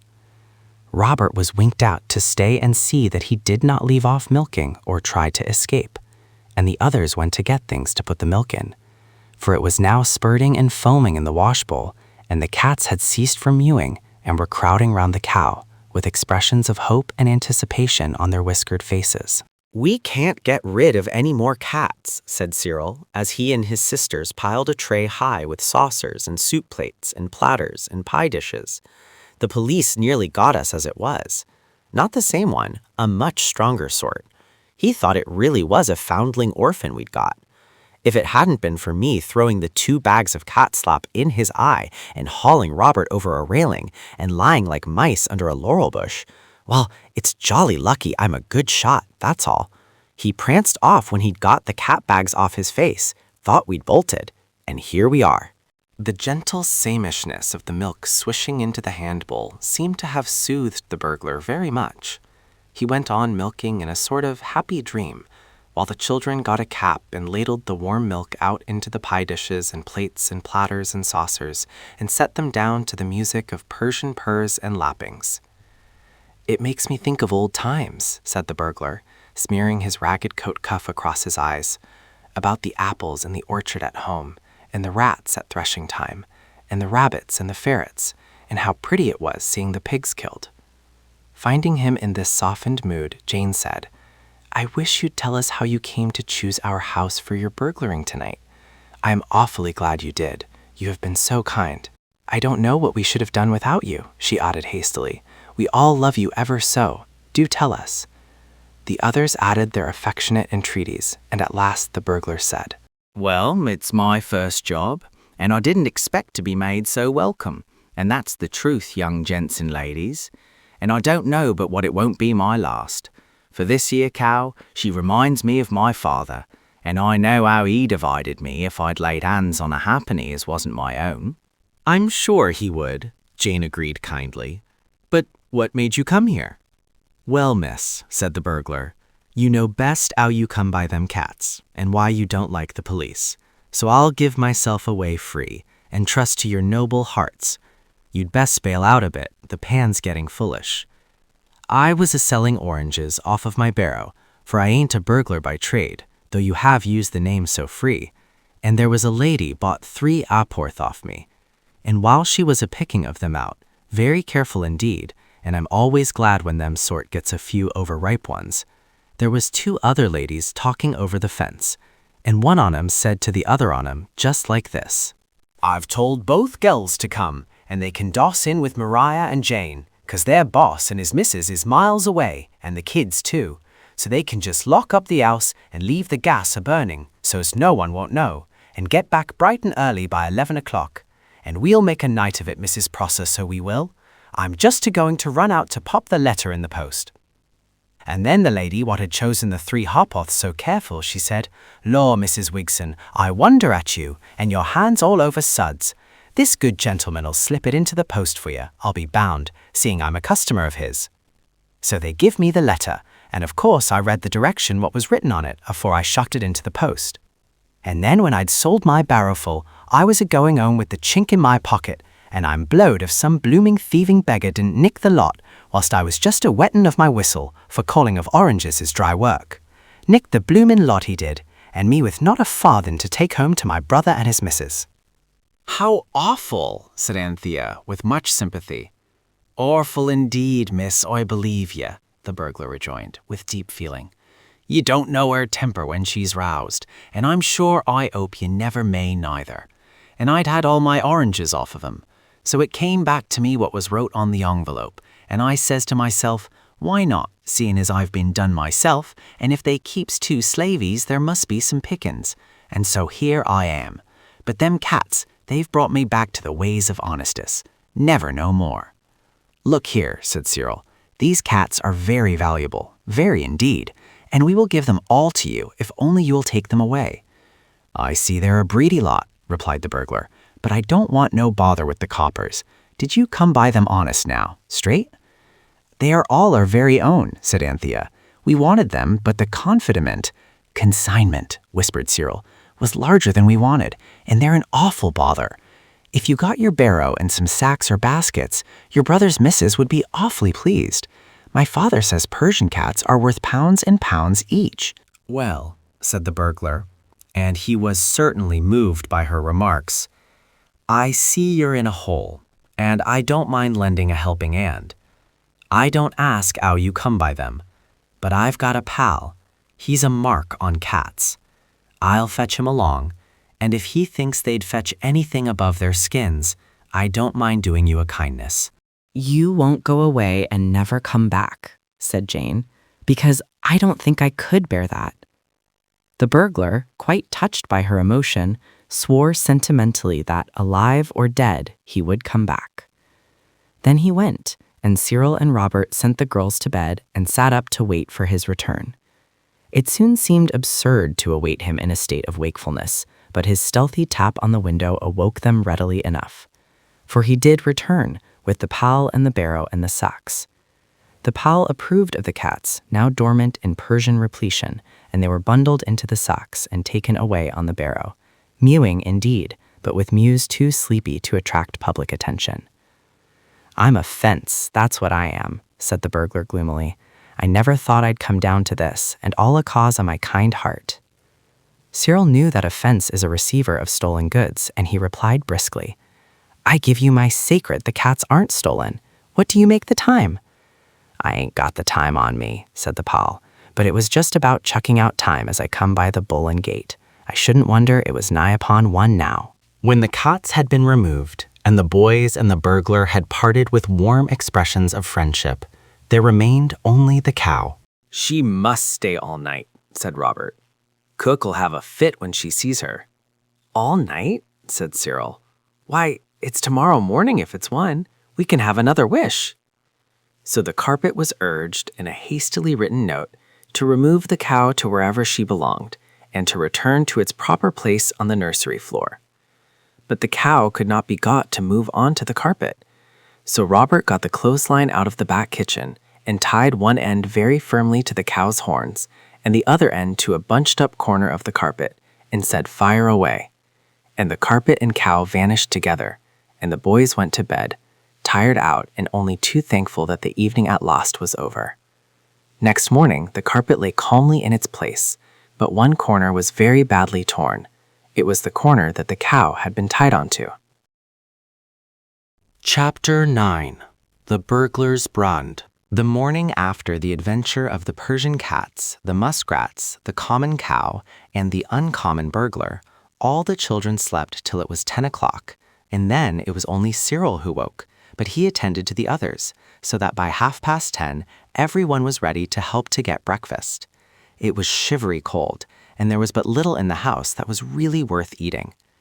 Robert had arranged a thoughtful little surprise for the absent servants. He had made a neat and delightful booby trap over the kitchen door, and as soon as they heard the front door click open and knew the servants had come back, all 4 children hid in the cupboard under the stairs and listened with delight to the entrance, the tumble, the splash, the scuffle, and the remarks of the servants. They heard the cook say it was a judgment on them for leaving the place to itself. She seemed to think that a booby trap was a kind of plant that was quite likely to grow all by itself in a dwelling that was left shut up. But the housemaid, more acute, judged that someone must have been in the house, a view confirmed by the sight of the breakfast things on the nursery table. The cupboard under the stairs was very tight and paraffiny, however, and a silent struggle for a place on top ended in the door bursting open and discharging Jane, who rolled like a football to the feet of the servants. "Now," said Cyril firmly, when the cook's hysterics had become quieter and the housemaid had time to say what she thought of them, "don't you begin jawing us. We aren't going to stand it. We know too much. You'll please make an extra special treacle rolly for dinner, and we'll have a tinned tongue." "I dare say," said the housemaid, indignant, still in her outdoor things and with her hat very much on one side. "Don't you come a-threatening me, Master Cyril, because I won't stand it, so I tell you. You tell your ma about us being out? Much I care. She'll be sorry for me when she hears about my dear great-aunt by marriage as brought me up from a child and was a mother to me. She sent for me, she did. She wasn't expected to last the night, from the spasms going to her legs, and cook was that kind and careful she couldn't let me go alone. So—" "Don't," said Anthea, in real distress. "You know where liars go to, Eliza. At least, if you don't." "Liars, indeed," said Eliza. "I won't demean myself talking to you." "How's Mrs. Wigson?" said Robert. "And did you keep it up last night?" The mouth of the housemaid fell open. "Did you doss with Maria or Emily?" asked Cyril. "How did Mrs. Prosser enjoy herself?" asked Jane. "Forbear," said Cyril. "They've had enough. Whether we tell or not depends on your later life," he went on, addressing the servants. "If you are decent to us, we'll be decent to you. You'd better make that treacle rolly. And if I were you, Eliza, I'd do a little housework and cleaning, just for a change." The servants gave in once and for all. There's nothing like firmness, Cyril went on, when the breakfast things were cleared away and the children were alone in the nursery. People are always talking of difficulties with servants. It's quite simple when you know the way. We can do what we like now, and they won't peach. I think we've broken their proud spirit. Let's go somewhere by carpet. I wouldn't if I were you, said the phoenix, yawning, as it swooped down from its roost on the curtain pole. I've given you one or two hints, but now concealment is at an end, and I see I must speak out. It perched on the back of a chair and swayed to and fro like a parrot on a swing. What's the matter now? Said Anthea. She was not quite so gentle as usual, because she was still weary from the excitement of last night's cats. I'm tired of things happening. I shan't go anywhere on the carpet. I'm going to darn my stockings. Darn, said the phoenix. Darn! From those young lips these strange expressions. Mend then, said Anthea, with a needle and wool. The phoenix opened and shut its wings thoughtfully. Your stockings, it said, are much less important than they now appear to you, but the carpet, look at the bare, worn patches, look at the great rent at yonder corner. The carpet has been your faithful friend, your willing servant. How have you requited its devoted service? Dear Phoenix, Anthea urged, don't talk in that horrid lecturing tone. You make me feel as if I'd done something wrong. And really, it is a wishing carpet, and we haven't done anything else to it, only wishes. Only wishes, repeated the phoenix, ruffling its neck feathers angrily. And what sort of wishes? Wishing people to be in a good temper, for instance. What carpet did you ever hear of that had such a wish asked of it? But this noble fabric, on which you trample so recklessly. Everyone removed its boots from the carpet and stood on the linoleum. This carpet never flinched. It did what you asked. But the wear and tear must have been awful.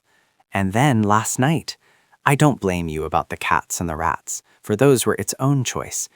But what carpet could stand a heavy cow hanging onto it at one corner? I should think the cats and rats were worse, said Robert.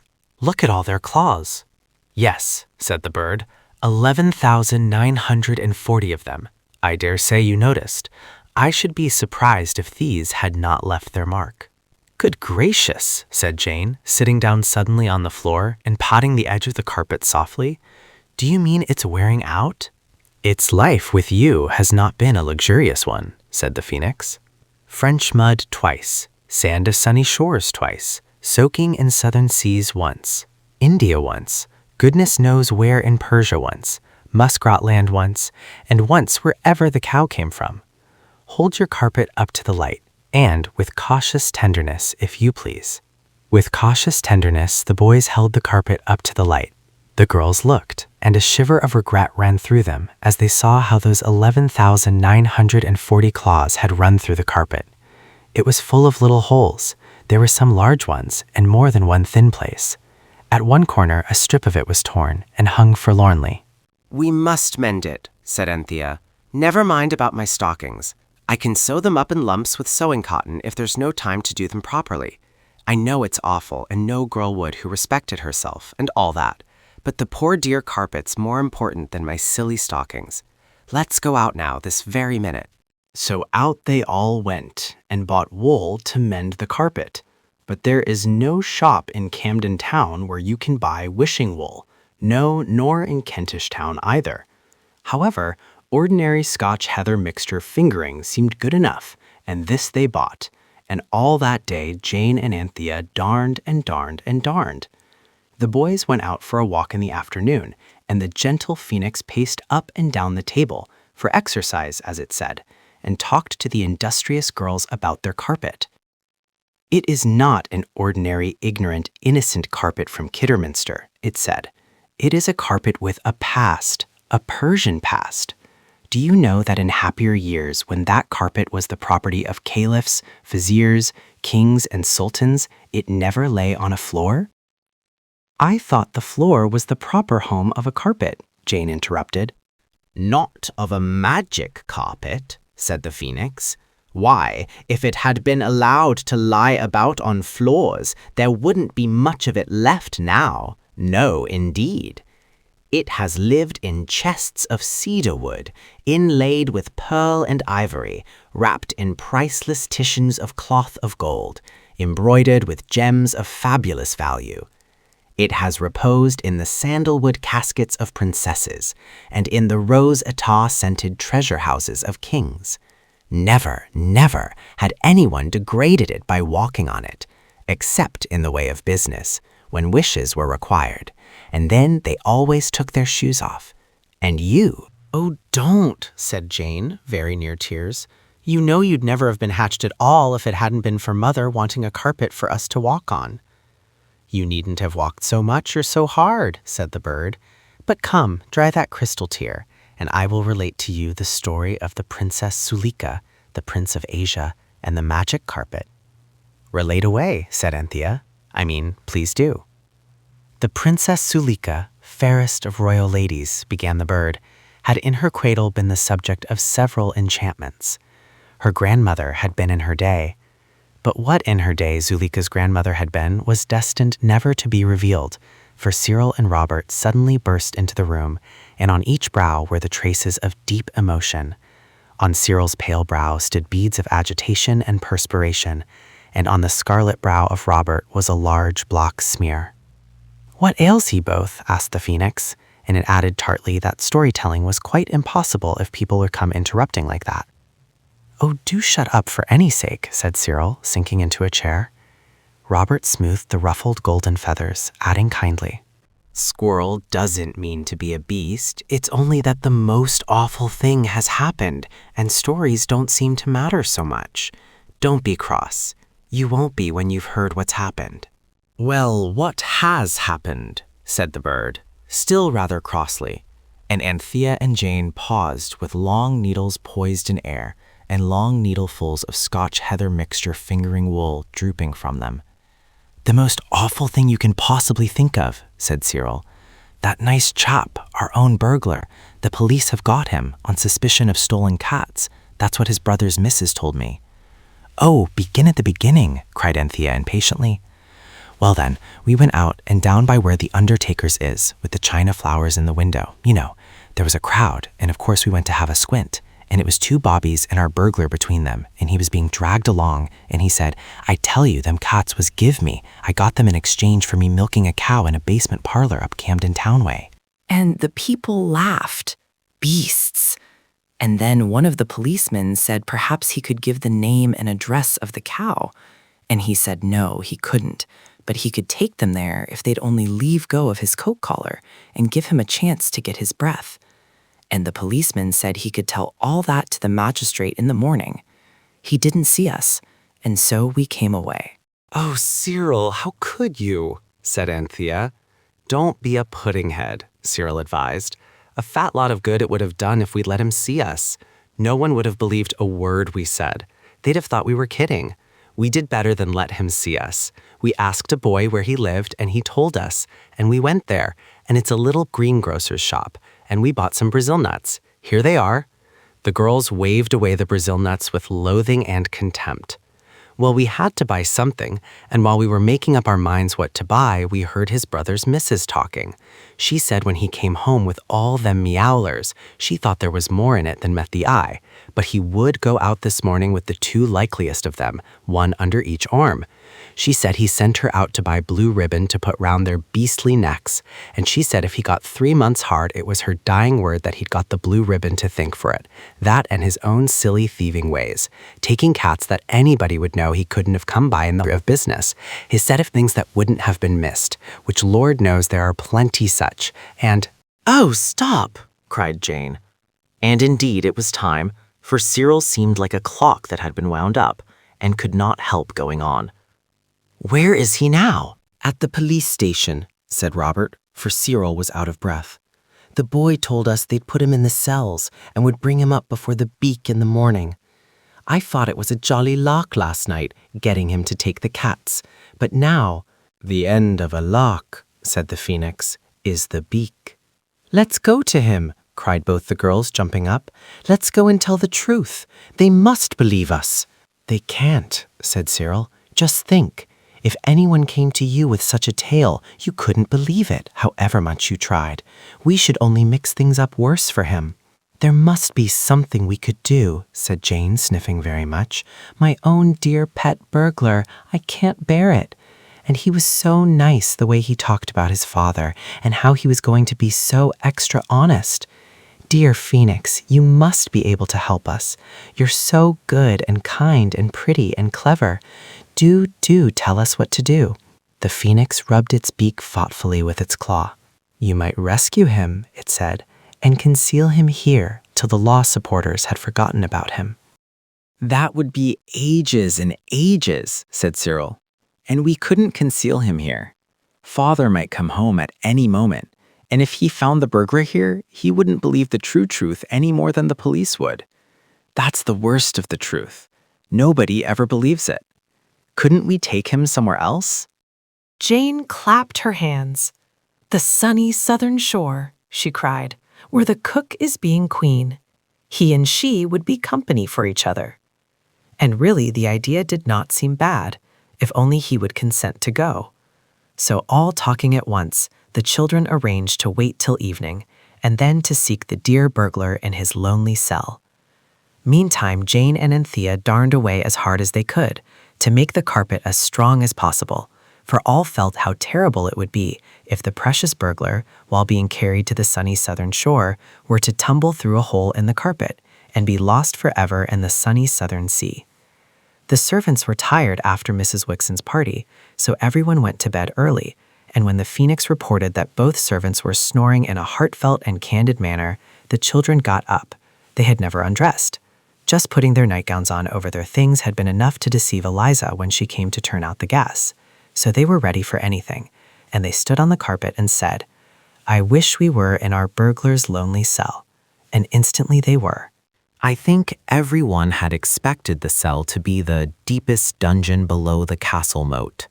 I am sure no one had doubted that the burglar, chained my heavy fetters to a ring in the damp stone wall, would be tossing uneasily on a bed of straw, with a pitcher of water and a moldering crust, untasted, beside him. Robert, remembering the underground passage and the treasure, had brought a candle and matches, but these were not needed. The cell was a little whitewashed room, about 12 feet long and 6 feet wide. On one side of it was a sort of shelf sloping a little towards the wall.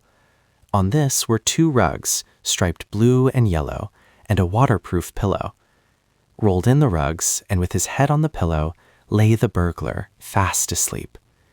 He had had his tea, though this the children did not know. It had come from the coffee shop round the corner, in very thick crockery. The scene was plainly revealed by the light of a gas lamp in the passage outside, which shone into the cell through a pane of thick glass over the door. "I shall gag him," said Cyril, "and Robert will hold him down. Anthea and Jane and the Phoenix can whisper soft nothings to him while he gradually awakes." This plan did not have the success it deserved, because the burglar, curiously enough, was much stronger, even in his sleep, than Robert and Cyril, and at the first touch of their hands, he leapt up and shouted out something very loud indeed. Instantly steps were heard outside. Anthea threw her arms round the burglar and whispered, "It's us, the ones that gave you the cats. We've come to save you, only don't let on we're here. Can't we hide somewhere?" Heavy boots sounded on the flagged passage outside, and a firm voice shouted, "Here, you, stop that row, will you?" "All right, Governor," replied the burglar, still with Anthea's arms round him. "I was only a-talkin' in my sleep. No offence." It was an awful moment. Would the boots and the voice come in? Yes, no. The voice said, "Well, stow it, will you?" And the boots went heavily away, along the passage and up some sounding stone stairs. "Now then," whispered Anthea. "How the blue Moses did you get in?" asked the burglar, in a hoarse whisper of amazement. "On the carpet," said Jane, truly. "Stow that," said the burglar. "One on you I could have swallowed, but 4 and a yellow fowl." "Look here," said Cyril sternly. You wouldn't have believed anyone if they'd told you beforehand about your finding a cow and all those cats in our nursery. That I wouldn't, said the burglar with whispered fervor. So help me, Bob, I wouldn't. Well then, Cyril went on, ignoring this appeal to his brother, just try to believe what we tell you and act accordingly. It can't do you any harm, you know, he went on in hoarse, whispered earnestness. You can't be very much worse off than you are now, you know. But if you'll just trust to us, we'll get you out of this right enough. No one saw us come in. The question is, where would you like to go? I'd like to go to Boulogne, was the instant reply of the burglar. I've always wanted to go on that there trip, but I've never had the ready at the right time of the year. Boulogne is a town like London, said Cyril, well-meaning, but inaccurate. How could you get a living there? The burglar scratched his head in deep doubt. It's hard to get an honest living anywheres nowadays, he said, and his voice was sad. Yes, isn't it? Said Jane, sympathetically. But how about a sunny southern shore, where there's nothing to do at all unless you want to? That's my billet, miss, replied the burglar. I never did care about work, not like some people always fussing about. Did you never like any sort of work? Asked Anthea severely. Lor' lummy, yes, he answered. Gardening was my hobby, so it was. But father died afore he could bind me to a nurseryman, and... We'll take you to the sunny southern shore, said Jane. You've no idea what the flowers are like. Our old cook's there, said Anthea. She's queen. Oh, chuck it, the burglar whispered, clutching at his head with both hands. I know it the first minute I see them cats and that cow as it was a judgment on me. I don't know now whether I'm a-standing on my hat or my boots, so help me I don't. If you can get me out, get me, and if you can't, get along with you for goodness sake, and give me a chance to think about what'll be most likely to go down with the beak in the morning. Come on to the carpet then, said Anthea, gently shoving. The others quietly pulled, and the moment the feet of the burglar were planted on the carpet, Anthea wished, I wish we were all on the sunny southern shore where Cook is. And instantly they were. There were the rainbow sands, the tropic glories of leaf and flower, and there, of course, was the cook, crowned with white flowers and with all the wrinkles of crossness and tiredness and hard work wiped out of her face. Why, Cook, you're quite pretty, Anthea said, as soon as she had gotten her breath after the tumble-rush whirl of the carpet. The burglar stood rubbing his eyes in the brilliant tropic sunlight and gazing wildly round him on the vivid hues of the tropic land. Penny plain and tuppence colored, he exclaimed pensively, and well worth any tuppence, however hard earned. The cook was seated on a grassy mound with her court of copper-colored savages around her. The burglar pointed a grimy finger at these. Are they tame? He asked anxiously. Do they bite or scratch or do anything to you with poisoned arrows or oyster shells or that? Don't you be so timid, said the cook. Look ye, this is only a dream what you've come into, and as it's only a dream, there's no nonsense about what a young lady like me ought to say or not. So I'll say you're the best-looking fellow I've seen this many a day. And the dream goes on, seemingly as long as you behaves. The things what you has to eat and drink tastes just as good as real ones, and... Look here, said the burglar. I've come here straight out of the police station. These here kids'll tell you it ain't no blame of mine. Well, you were a burglar, you know, said the truthful Anthea gently. Only because I was druv to it by dishonest blokes, as well you knows, miss, rejoined the criminal. Blowed if this ain't the hottest January as I've known for years. Wouldn't you like a bath? Asked the Queen, and some white clothes like me? I should only look a juggins in 'em, miss, thanking you all the same, was the reply. But a bath I wouldn't resist, and my shirt was only clean on week before last. Cyril and Robert led him to a rocky pool where he bathed luxuriously. Then, in shirt and trousers, he sat on the sand and spoke. That cook, or queen, or whatever you call her, Her with the white bouquet on her head, she's my sort. Wonder if she'd keep company. I should ask her. I was always a quick hitter, the man went on. It's a word and a blow with me. I will. In shirt and trousers and crowned with a scented flowery wreath which Cyril hastily wove as they returned to the court of the Queen, the burglar stood before the cook and spoke. Look here, miss, he said. You and me being all forlorn like, both of us, in this here dream or whatever you calls it. I would like to tell you straight as I likes your looks. The cook smiled and looked down bashfully. I'm a single man, what you might call a bachelor. I'm mild in my habits, which these kids'll tell you the same, and I'd like to have the pleasure of walking out with you next Sunday. Law, said the Queen Cook, how sudden you are, mister. Walking out means you're going to be married, said Anthea. Why not get married and have done with it? I would.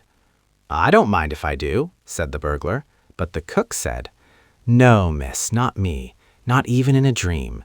I don't say anything against the young chap's looks, but I always swore I'd be married in church, if at all. And anyway, I don't believe these here savages would know how to keep a registering office, even if I was to show them. No, mister, thanking you kindly, if you can't bring a clergyman into the dream, I'll live and die like what I am. Will you marry her if we get a clergyman? Asked the matchmaking Anthea. I'm agreeable, miss, I'm sure, said he, pulling his wreath straight. Ow, this here bouquet do tittle a chap's ears, to be sure. So, very hurriedly, the carpet was spread out and instructed to fetch a clergyman. The instructions were written on the inside of Cyril's cap, with a piece of billiard chalk Robert had got from the marker at the hotel at Lyndhurst. The carpet disappeared, and, more quickly than you would have thought possible, it came back, bearing on its bosom the Reverend Septimus Blenkinsop.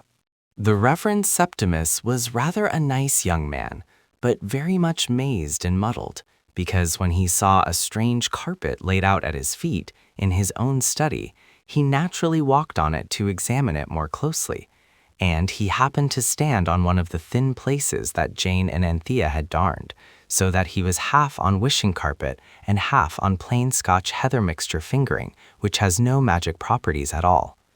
The effect of this was that he was only half there, so that the children could just see through him as though he had been a ghost. And as for him, he saw the sunny southern shore, the cook and the burglar and the children quite plainly, but through them all he saw quite plainly also his study at home, with the books and the pictures and the marble clock that had been presented to him when he left his last situation. He seemed to himself to be in a sort of insane fit, so that it did not matter what he did, and he married the burglar to the cook. The cook said that she would rather have had a solider kind of a clergyman, one that you couldn't see through so plain, but perhaps this was real enough for a dream. And of course the clergyman, though misty, was really real and able to marry people, and he did. When the ceremony was over, the clergyman wandered about the island collecting botanical specimens, for he was a great botanist, and the ruling passion was strong, even in an insane fit. There was a splendid wedding feast. Can you fancy Jane and Anthea, and Robert and Cyril, dancing merrily in a ring, hand in hand with copper-colored savages, round the happy couple, the queen cook and the burglar consort?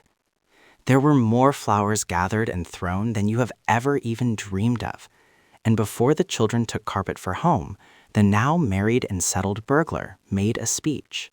Ladies and gentlemen, he said, and savages of both kinds. Only I know ye can't understand what I'm a-saying of, but we'll let that pass. If this is a dream, I'm on. If it ain't, I'm oner than ever. If it's betwixt in between, well, I'm honest, and I can't say more. I don't want no more London society. I've got someone to put my arm around of, and I've got the whole lot of this here island for my allotment. And if I don't grow some broccoli as'll open the judge's eye at the cottage flower shows, well, strike me pink. All I ask is as these young gents and ladies'll bring some parsley seed into the dream, and a penn'orth of radish seed, and 3 penn'orth of onion. And I wouldn't mind going to 4 pence or 5 pence for mixed kale, only I ain't got a brown, so I don't deceive you. And there's one thing more. You might take away the parson. I don't like things what I can see all through, so here's how. He drained a coconut shell of palm wine. It was now past midnight, though it was tea time on the island. With all good wishes, the children took their leave. They also collected the clergyman and took him back to his study and his presentation clock. The phoenix kindly carried the seeds next day to the burglar and his bride, and returned with the most satisfactory news of the happy pair. "He's made a wooden spade and started on his allotment," it said, "and she is weaving him a shirt and trousers of the most radiant whiteness." The police never knew how the burglar got away. In Kentish Town Police Station, his escape is still spoken of with bated breath as the Persian mystery. As for the Reverend Septimus Blenkinsop, he felt that he had had a very insane fit indeed, and he was sure it was due to overstudy.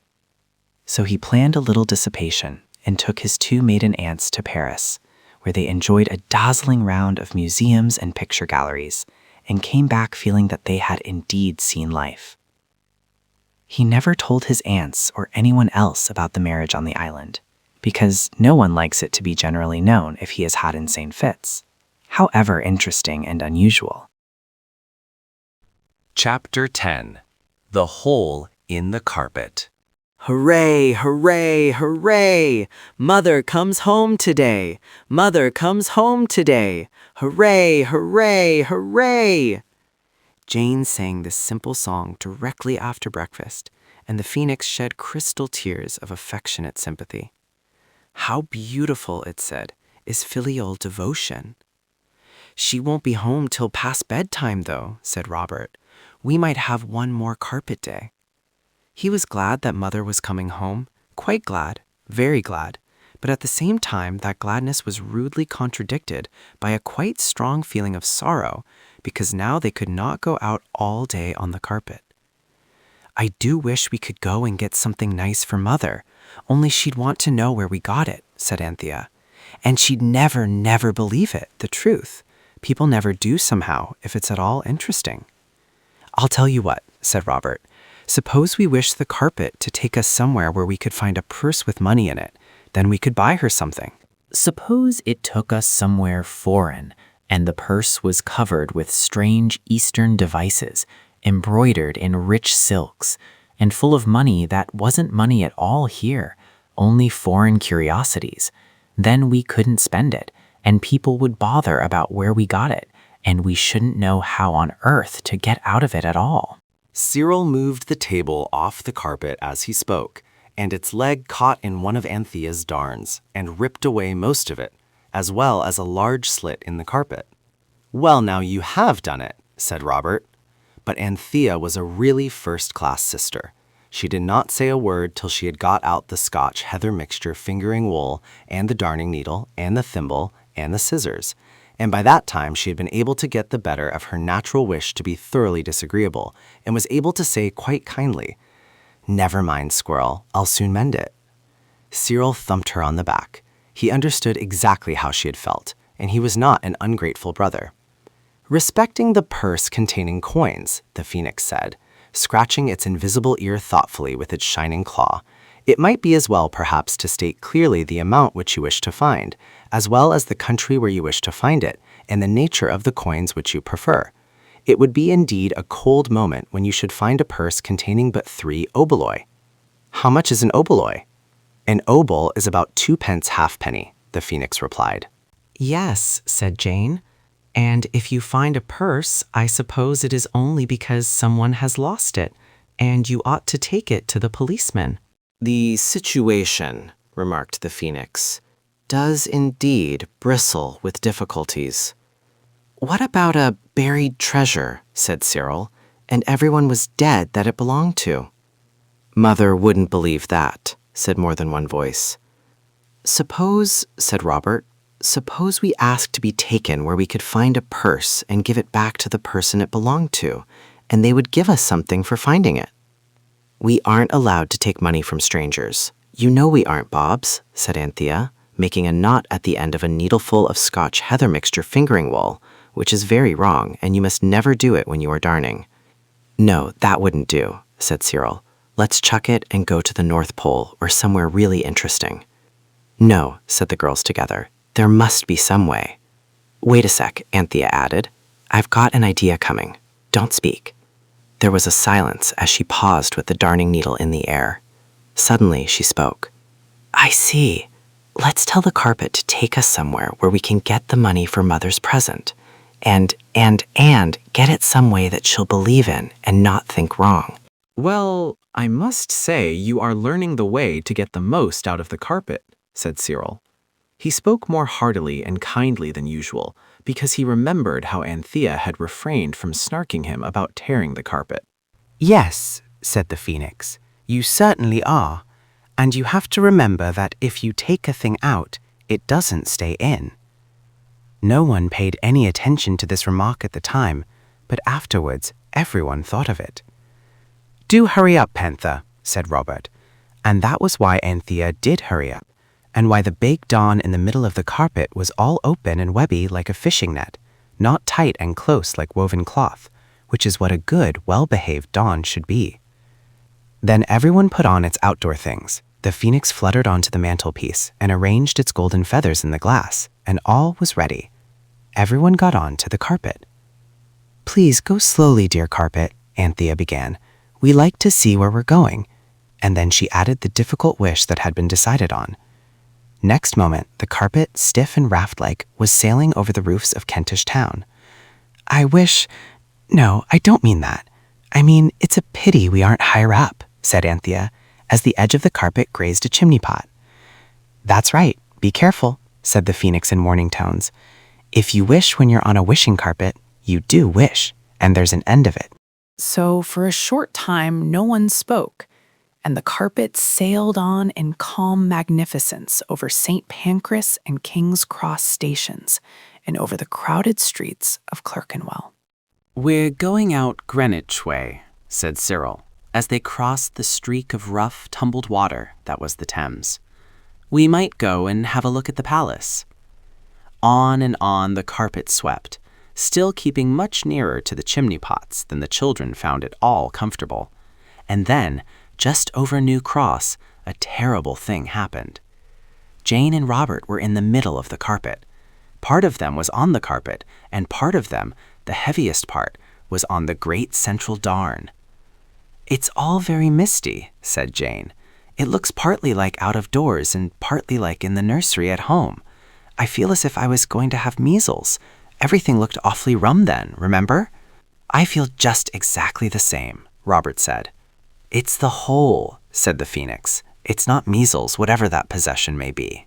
And at that, both Robert and Jane suddenly and at once made a bound to try and get on to the safer part of the carpet, and the darn gave way, and their boots went up, and the heavy heads and bodies of them went down through the hole, and they landed in a position something between sitting and sprawling on the flat leads on the top of a high, gray, gloomy, respectable house whose address was 705 Amersham Road, New Cross. The carpet seemed to awaken to new energy as soon as it had got rid of their weight, and it rose high in the air.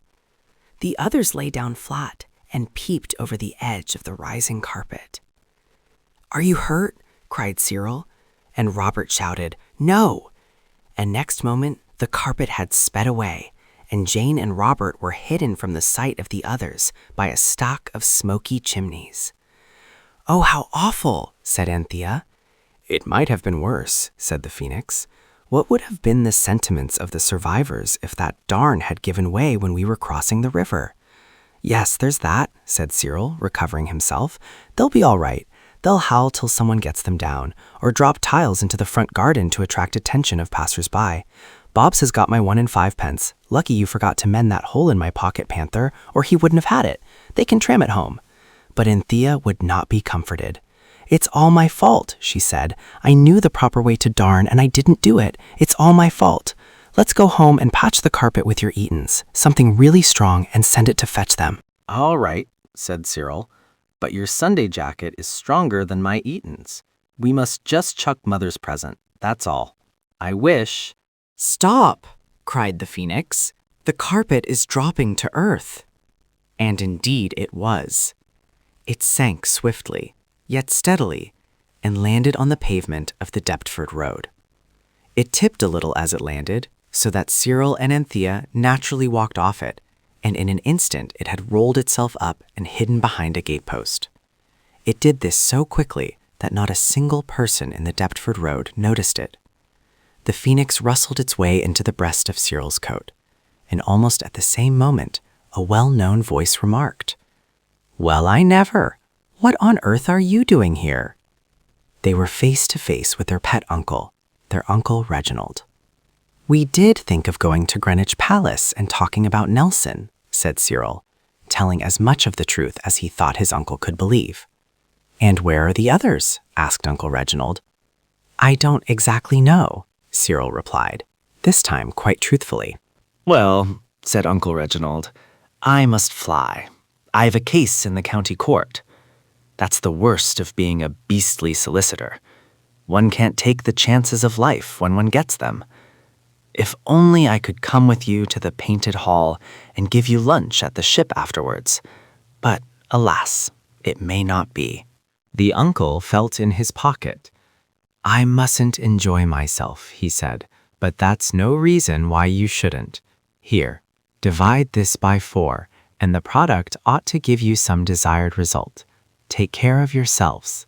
Adieu."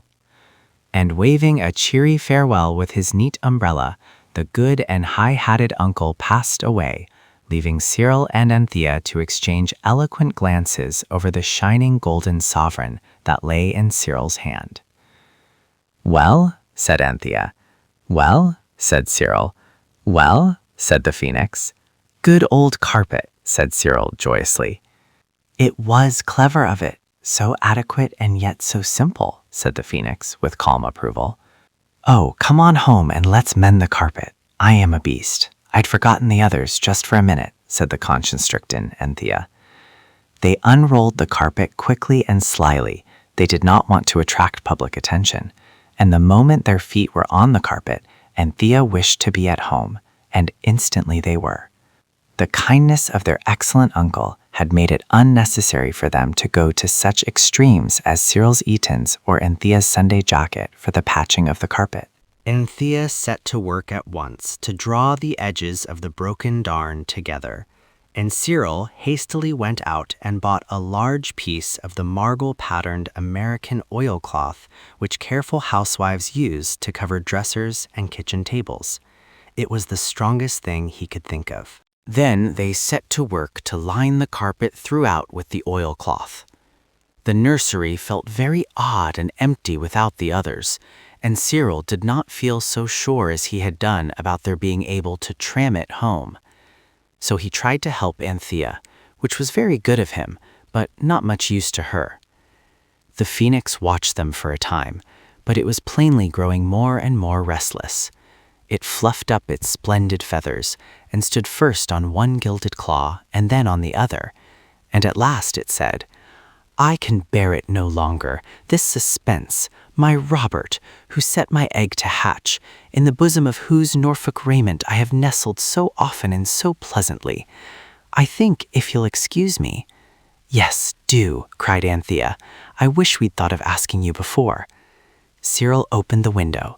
The Phoenix flapped its sun-bright wings and vanished. "So that's all right," said Cyril, taking up his needle and instantly pricking his hand in a new place. Of course, I know that what you have really wanted to know about all this time is not what Anthea and Cyril did, but what happened to Jane and Robert after they fell through the carpet onto the leads of the house, which was called number 705, Amersham Road. But I had to tell you the other first. That is one of the most annoying things about stories. You cannot tell all the different parts of them at the same time. Robert's first remark when he found himself seated on the damp, cold, sooty leads was, "Here's a go." Jane's first act was tears. "Dry up, pussy, don't be a little duffer," said her brother kindly. "It'll be all right." And then he looked about, just as Cyril had known he would, for something to throw down so as to attract the attention of the wayfarers far below in the street. He could not find anything. Curiously enough, there were no stones on the leads, not even a loose tile. The roof was of slate, and every single slate knew its place and kept it. But as so often happens, in looking for one thing, he found another. There was a trapdoor leading down into the house, and that trapdoor was not fastened. "Stop sniveling and come here, Jane," he cried encouragingly. "Lend a hand to heave this up. If we can get into the house, we might sneak down without meeting anyone, with luck. Come on." They heaved up the door till it stood straight up, and as they bent to look into the hole below, the door fell back with a hollow clang on the leads behind, and with its noise was mingled a blood-curdling scream from underneath. "Discovered," hissed Robert. "Oh, my cat's alive!" They were indeed discovered. They found themselves looking down into an attic, which was also a lumber room. It had boxes and broken chairs, old fenders and picture frames, and rag bags hanging from nails. In the middle of the floor was a box, open, half full of clothes. Other clothes lay on the floor in neat piles. In the middle of the piles of clothes sat a lady, very fat indeed, with her feet sticking out straight in front of her. And it was she who had screamed, and who in fact was still screaming. "Don't," cried Jane. "Please don't. We won't hurt you." "Where are the rest of your gang?" asked the lady, stopping short in the middle of a scream. "The others have gone on the wishing carpet," said Jane truthfully. "The wishing carpet?" said the lady. "Yes," said Jane, before Robert could say, "You shut up. You must have read about it. The phoenix is with them." Then the lady got up, and picking her way carefully between the piles of clothes, she got to the door and through it. She shut it behind her, and the two children could hear her calling Septimus, Septimus, in a loud yet frightened way. "Now," said Robert quickly, "I'll drop first." He hung by his hands and dropped through the trapdoor. "Now you, hang by your hands. I'll catch you. Oh, there's no time for draw. Drop, I say." Jane dropped. Robert tried to catch her, and even before they had finished the breathless roll among the piles of clothes, which was what his catching ended in, he whispered, "We'll hide behind those fenders and things. They'll think we've gone along the roofs. Then, when all is calm, we'll creep down the stairs and take our chance." They hastily hid. A corner of an iron bedstead stuck into Robert's side, and Jane had only standing room for 1 foot, but they bore it. And when the lady came back, not with Septimus, but with another lady, they held their breath and their hearts beat thickly. "Gone," said the first lady. "Poor little things. Quite mad, my dear, and at large. We must lock this room and send for the police." "Let me look out," said the second lady, who was, if possible, older and thinner and primmer than the first. So the two ladies dragged a box under the trapdoor and put another box on the top of it, and then they both climbed up very carefully and put their two trim, tidy heads out of the trapdoor to look for the mad children. "Now," whispered Robert, getting the bedstead leg out of his side. They managed to creep out from their hiding place and out through the door before the two ladies had done looking out of the trapdoor onto the empty leads. Robert and Jane tiptoed down the stairs, 1 flight, 2 flights. Then they looked over the banisters. Horror! A servant was coming up with a loaded scuttle. The children with one consent crept swiftly through the first open door. The room was a study, calm and gentlemanly, with rows of books, a writing table, and a pair of embroidered slippers warming themselves in the fender. The children hid behind the window curtains. As they passed the table, they saw on it a missionary box with its bottom label torn off, open and empty. "Oh, how awful," whispered Jane. "We shall never get away alive." "Hush," said Robert, not a moment too soon, for there were steps on the stairs, and next instant the two ladies came into the room. They did not see the children, but they saw the empty missionary box. "I knew it," said one, Selina, it was a gang. I was certain of it from the first. The children were not mad. They were sent to distract our attention while their confederates robbed the house. I am afraid you are right, said Selina. And where are they now? Downstairs, no doubt, collecting the silver milk jug and sugar basin and the punch ladle that was Uncle Joe's and Aunt Jerusha's teaspoons. I shall go down. Oh, don't be so rash and heroic, said Selina. Amelia, we must call the police from the window. Lock the door. I will. The words ended in a yell as Selina, rushing to the window, came face to face with the hidden children.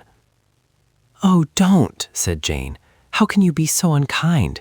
We aren't burglars, and we haven't any gang, and we didn't open your missionary box. We opened our own once, but we didn't have to use the money, so our consciences made us put it back, and don't. Oh, I wish you wouldn't. Miss Selina had seized Jane, and Miss Amelia captured Robert. The children found themselves held fast by strong, slim hands, pink at the wrists and white at the knuckles. We've got you, at any rate, said Miss Amelia. Selina, your captive is smaller than mine. You open the window at once and call murder as loud as you can. Selina obeyed, but when she had opened the window, instead of calling murder, she called Septimus, because at that very moment she saw her nephew coming in at the gate. In another minute, he had let himself in with his latchkey and had mounted the stairs. As he came into the room, Jane and Robert each uttered a shriek of joy, so loud and so sudden that the ladies leaped with surprise and nearly let them go. It's our own clergyman, cried Jane. Don't you remember us? Asked Robert. You married our burglar for us, don't you remember? I knew it was a gang, said Amelia. Septimus, these abandoned children are members of a desperate burgling gang who are robbing the house. They have already forced the missionary box and purloined its contents. The Reverend Septimus passed his hand wearily over his brow. I feel a little faint, he said, running upstairs so quickly. We never touched the beastly box, said Robert. Then your confederates did, said Miss Selina. No, said the curate hastily. I opened the box myself. This morning I found I had not enough small change for the Mother's Independent Unity, measles, and croup insurance payments. I suppose this is not a dream, is it? Dream? No, indeed. Search the house. I insist upon it. The curate, still pale and trembling, searched the house, which of course was blamelessly free of burglars. When he came back, he sank wearily into his chair. Aren't you going to let us go? Asked Robert with furious indignation, for there is something in being held by a strong lady that sets the blood of a boy boiling in his veins with anger and despair. We've never done anything to you. It's all the carpet. It dropped us on the leads. We couldn't help it. You know how it carried you over to the island, and you had to marry the burglar to the cook. Oh, my head, said the curate. Never mind your head just now, said Robert. Try to be honest and honorable, and do your duty in that state of life. This is a judgment on me for something, I suppose, said the Reverend Septimus wearily, but I really cannot at the moment remember what. Send for the police, said Miss Selina. Send for a doctor, said the curate. Do you think they are mad then? Said Miss Amelia. I think I am, said the curate. Jane had been crying ever since her capture. Now she said, You aren't now, but perhaps you will be if, and it would serve you jolly well right too. Aunt Selina, said the curate, and Aunt Amelia, believe me, this is only an insane dream. You will realize it soon. It has happened to me before. But do not let us be unjust, even in a dream. Do not hold the children. They have done no harm. As I said before, it was I who opened the box. The strong, bony hands unwillingly loosened their grasp. Robert shook himself and stood in sulky resentment. But Jane ran to the curate and embraced him so suddenly that he had not time to defend himself. You're a dear, she said. It is like a dream just at first, but you get used to it. Now do let us go. There's a good, kind, honorable clergyman. I don't know, said the Reverend Septimus. It's a difficult problem. It's such a very unusual dream. Perhaps it's only a sort of other life, quite real enough for you to be mad in.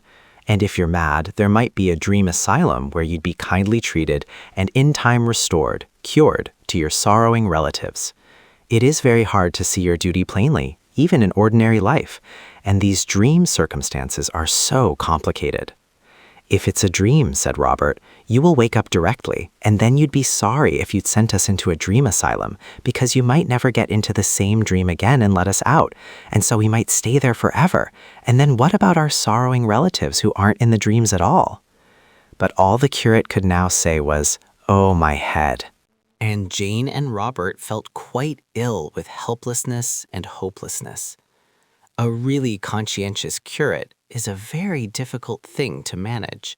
And then, just as the hopelessness and the helplessness were getting to be almost more than they could bear, the two children suddenly felt that extraordinary shrinking feeling that you always have when you are just going to vanish.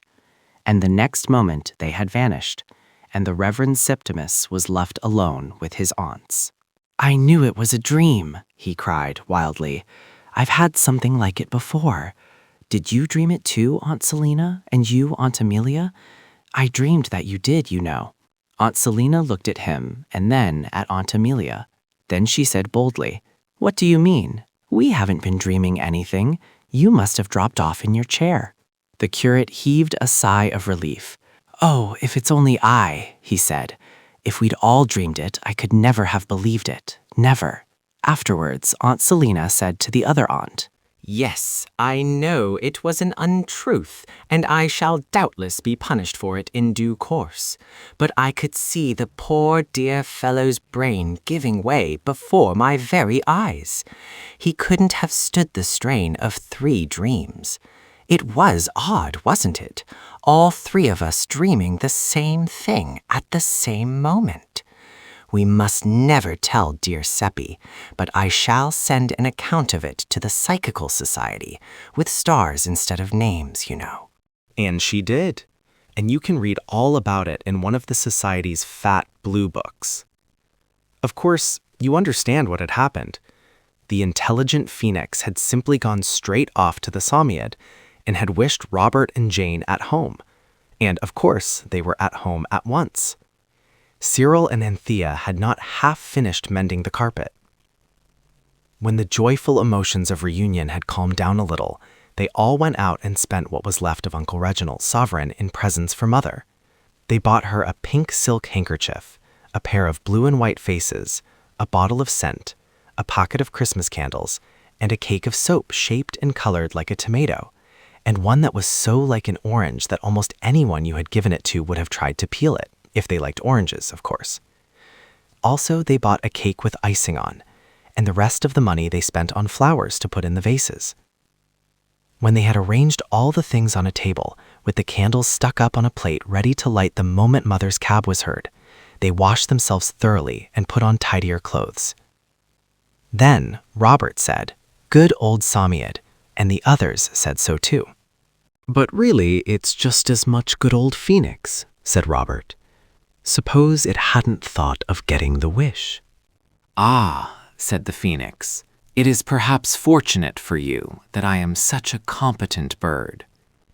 "There's Mother's cab," cried Anthea, and the phoenix hid and they lighted the candles, and next moment Mother was home again. She liked her presents very much and found their story of Uncle Reginald and the sovereign easy and even pleasant to believe. "Good old carpet," were Cyril's last sleepy words. "What there is of it," said the phoenix from the cornice pole. Chapter 11. The Beginning of the End. "Well, I must say," Mother said, looking at the wishing carpet as it lay all darned and mended and backed with shiny American cloth on the floor of the nursery, "I must say I've never in my life bought such a bad bargain as that carpet." A soft "oh" of contradiction sprang to the lips of Cyril, Robert, Jane, and Anthea. Mother looked at them quickly and said, "Well, of course, I see you've mended it very nicely, and that was sweet of you, dears." "The boys helped too," said the dears, honorably. "But still, 22 and 9 pence. It ought to have lasted for years. It's simply dreadful now. Well, never mind, darlings. You've done your best. I think we'll have coconut matting next time. A carpet doesn't have an easy life of it in this room, does it? It's not our fault, Mother, is it, that our boots are the really reliable kind? Robert asked the question more in sorrow than in anger. No, dear, we can't help our boots, said Mother cheerfully, but we might change them when we come in, perhaps. It's just an idea of mine. I wouldn't dream of scolding on the very first morning after I've come home. Oh, my lamb, how could you? This conversation was at breakfast, and the lamb had been beautifully good until everyone was looking at the carpet. And then it was for him but the work of a moment to turn a glass dish of syrupy blackberry jam upside down on his young head. It was the work of a good many minutes and several persons to get the jam off him again, and this interesting work took people's minds off the carpet, and nothing more was said just then about its badness as a bargain, and about what Mother hoped for from coconut matting. When the lamb was clean again, he had to be taken care of while Mother rumpled her hair and inked her fingers and made her head ache over the difficult and twisted housekeeping accounts, which Cook gave her on dirty bits of paper, and which were supposed to explain how it was that Cook had only 5 pence halfpenny and a lot of unpaid bills left out of all the money Mother had sent her for housekeeping. Mother was very clever, but even she could not quite understand the cook's accounts. The lamb was very glad to have his brothers and sisters to play with him. He had not forgotten them a bit, and he made them play all the old exhausting games, whirling worlds where you swing the baby round and round by his hands, and leg and wing, where you swing him from side to side by one ankle and one wrist. There was also climbing Vesuvius. In this game, the baby walks up you, and when he is standing on your shoulders, you shout as loud as you can, which is the rumbling of the burning mountain, and then tumble him gently onto the floor and roll him there, which is the destruction of Pompeii. All the same, I wish we could decide what we'd better say next time Mother says anything about the carpet, said Cyril, breathlessly ceasing to be a burning mountain. Well, you talk and decide, said Anthea. Here, you lovely ducky lamb, come to Panther and play Noah's Ark. The lamb came with his pretty hair all tumbled and his face all dusty from the destruction of Pompeii, and instantly became a baby snake, hissing and wriggling and creeping in Anthea's arms as she said, I love my little baby snake. He hisses when he is awake. He creeps with such a wriggly creep. He wriggles even in his sleep.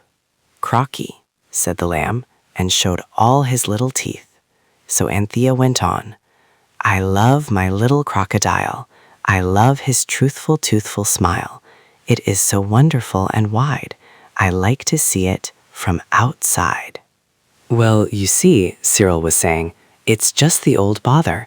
Mother can't believe the real true truth about the carpet, and you speak sooth, oh Cyril, remarked the phoenix, coming out from the cupboard where the black beetles lived, and the torn books and the broken slates and odd pieces of toys that had lost the rest of themselves. Now hear the wisdom of Phoenix, the son of the phoenix. There is a society called that, said Cyril. Where is it, and what is a society? Asked the bird. It's a sort of joined together lot of people, a sort of brotherhood, a kind of, well, something very like your temple, you know, only quite different. I take your meaning, said the phoenix. I would fain see these calling themselves sons of the phoenix. But what about your words of wisdom? Wisdom is always welcome, said the phoenix. Pretty Polly, remarked the lamb, reaching his hands towards the golden speaker.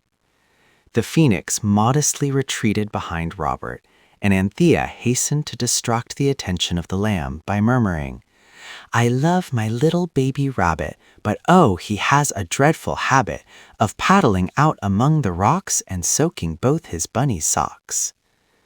I don't think you'd care about the sons of the phoenix, really, said Robert. I have heard that they don't do anything fiery. They only drink a great deal, much more than other people, because they drink lemonade and fizzy things, and the more you drink of those, the more good you get. In your mind, perhaps, said Jane, but it wouldn't be good in your body. You'd get too balloony. The phoenix yawned. Look here, said Anthea. I really have an idea. This isn't like a common carpet. It's very magic indeed. Don't you think if we put tacho on it and then gave it a rest, the magic part of it might grow like hair is supposed to do? It might, said Robert, but I should think paraffin would do as well, at any rate as far as the smell goes, and that seems to be the great thing about tacho. But with all its faults, Anthea's idea was something to do, and they did it. It was Cyril who fetched the tacho bottle from Father's washhand stand, but the bottle had not much in it. We mustn't take it all, Jane said, in case Father's hair began to come off suddenly. If he hadn't anything to put on it, it might all drop off before Eliza had time to get round to the chemist's for another bottle. It would be dreadful to have a bald father, and it would all be our fault. And wigs are very expensive, I believe, said Anthea. Look here. Leave enough in the bottle to wet Father's head all over with in case any emergency emerges, and let's make up with paraffin. I expect it's the smell that does the good, really, and the smell's exactly the same. So a small teaspoonful of the tacho was put on the edges of the worst darn in the carpet and rubbed carefully into the roots of the hairs of it, and all the parts that there was not enough tacho for had paraffin rubbed into them with a piece of flannel.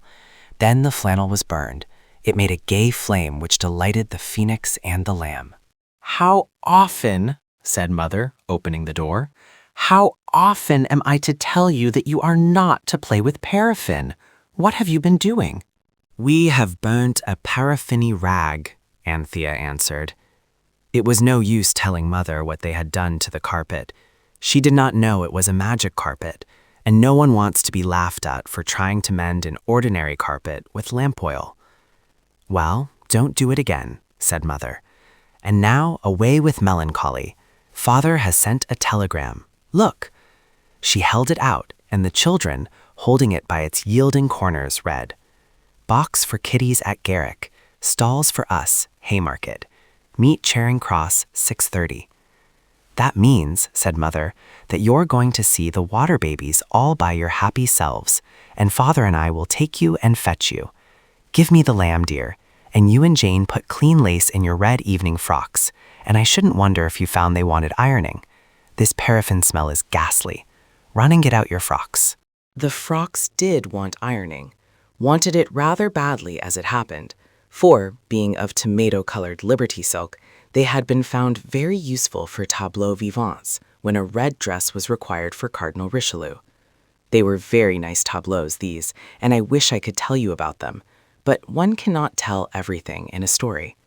You would have been specially interested in hearing about the tableau of the princes in the tower when one of the pillows burst, and the youthful princes were so covered with feathers that the picture might very well have been called Michaelmas Eve or Plucking the Geese. Ironing the dresses and sewing the lace in occupied some time, and no one was dull because there was the theater to look forward to, and also the possible growth of hairs on the carpet, for which everyone kept looking anxiously. By 4 o'clock, Jane was almost sure that several hairs were beginning to grow. The phoenix perched on the fender, and its conversation, as usual, was entertaining and instructive, like school prizes are said to be. But it seemed a little absent-minded, and even a little sad. Don't you feel well, Phoenix dear? Asked Anthea, stooping to take an iron off the fire. I am not sick, replied the golden bird with a gloomy shake of the head, but I am getting old. Why, you've hardly been hatched any time at all. Time, remarked the phoenix, is measured by heartbeats.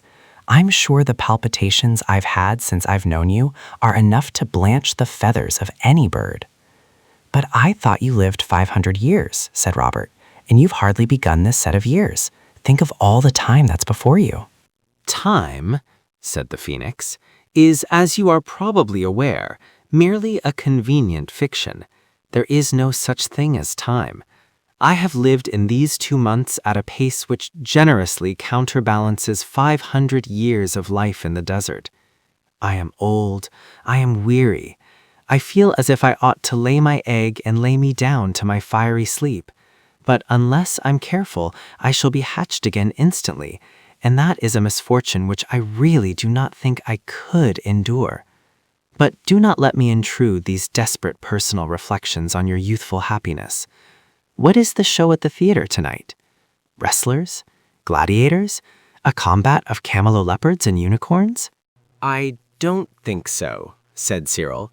It's called The Water Babies, and if it's like the book, there isn't any gladiating in it. There are chimney sweeps and professors and a lobster and an otter and a salmon and children living in the water. It sounds chilly. The phoenix shivered and went to sit on the tongs. I don't suppose there will be real water, said Jane, and theaters are very warm and pretty with a lot of gold and lamps. Wouldn't you like to come with us? I was just going to say that, said Robert in injured tones, only I know how rude it is to interrupt. Do come, Phoenix, old chop. It will cheer you up. It'll make you laugh like anything. Mr. Borshear always makes ripping plays. You ought to have seen Shock-Headed Peter last year. Your words are strange, said the Phoenix, but I will come with you. The revels of this Borshear of whom you speak may help me to forget the weight of my years.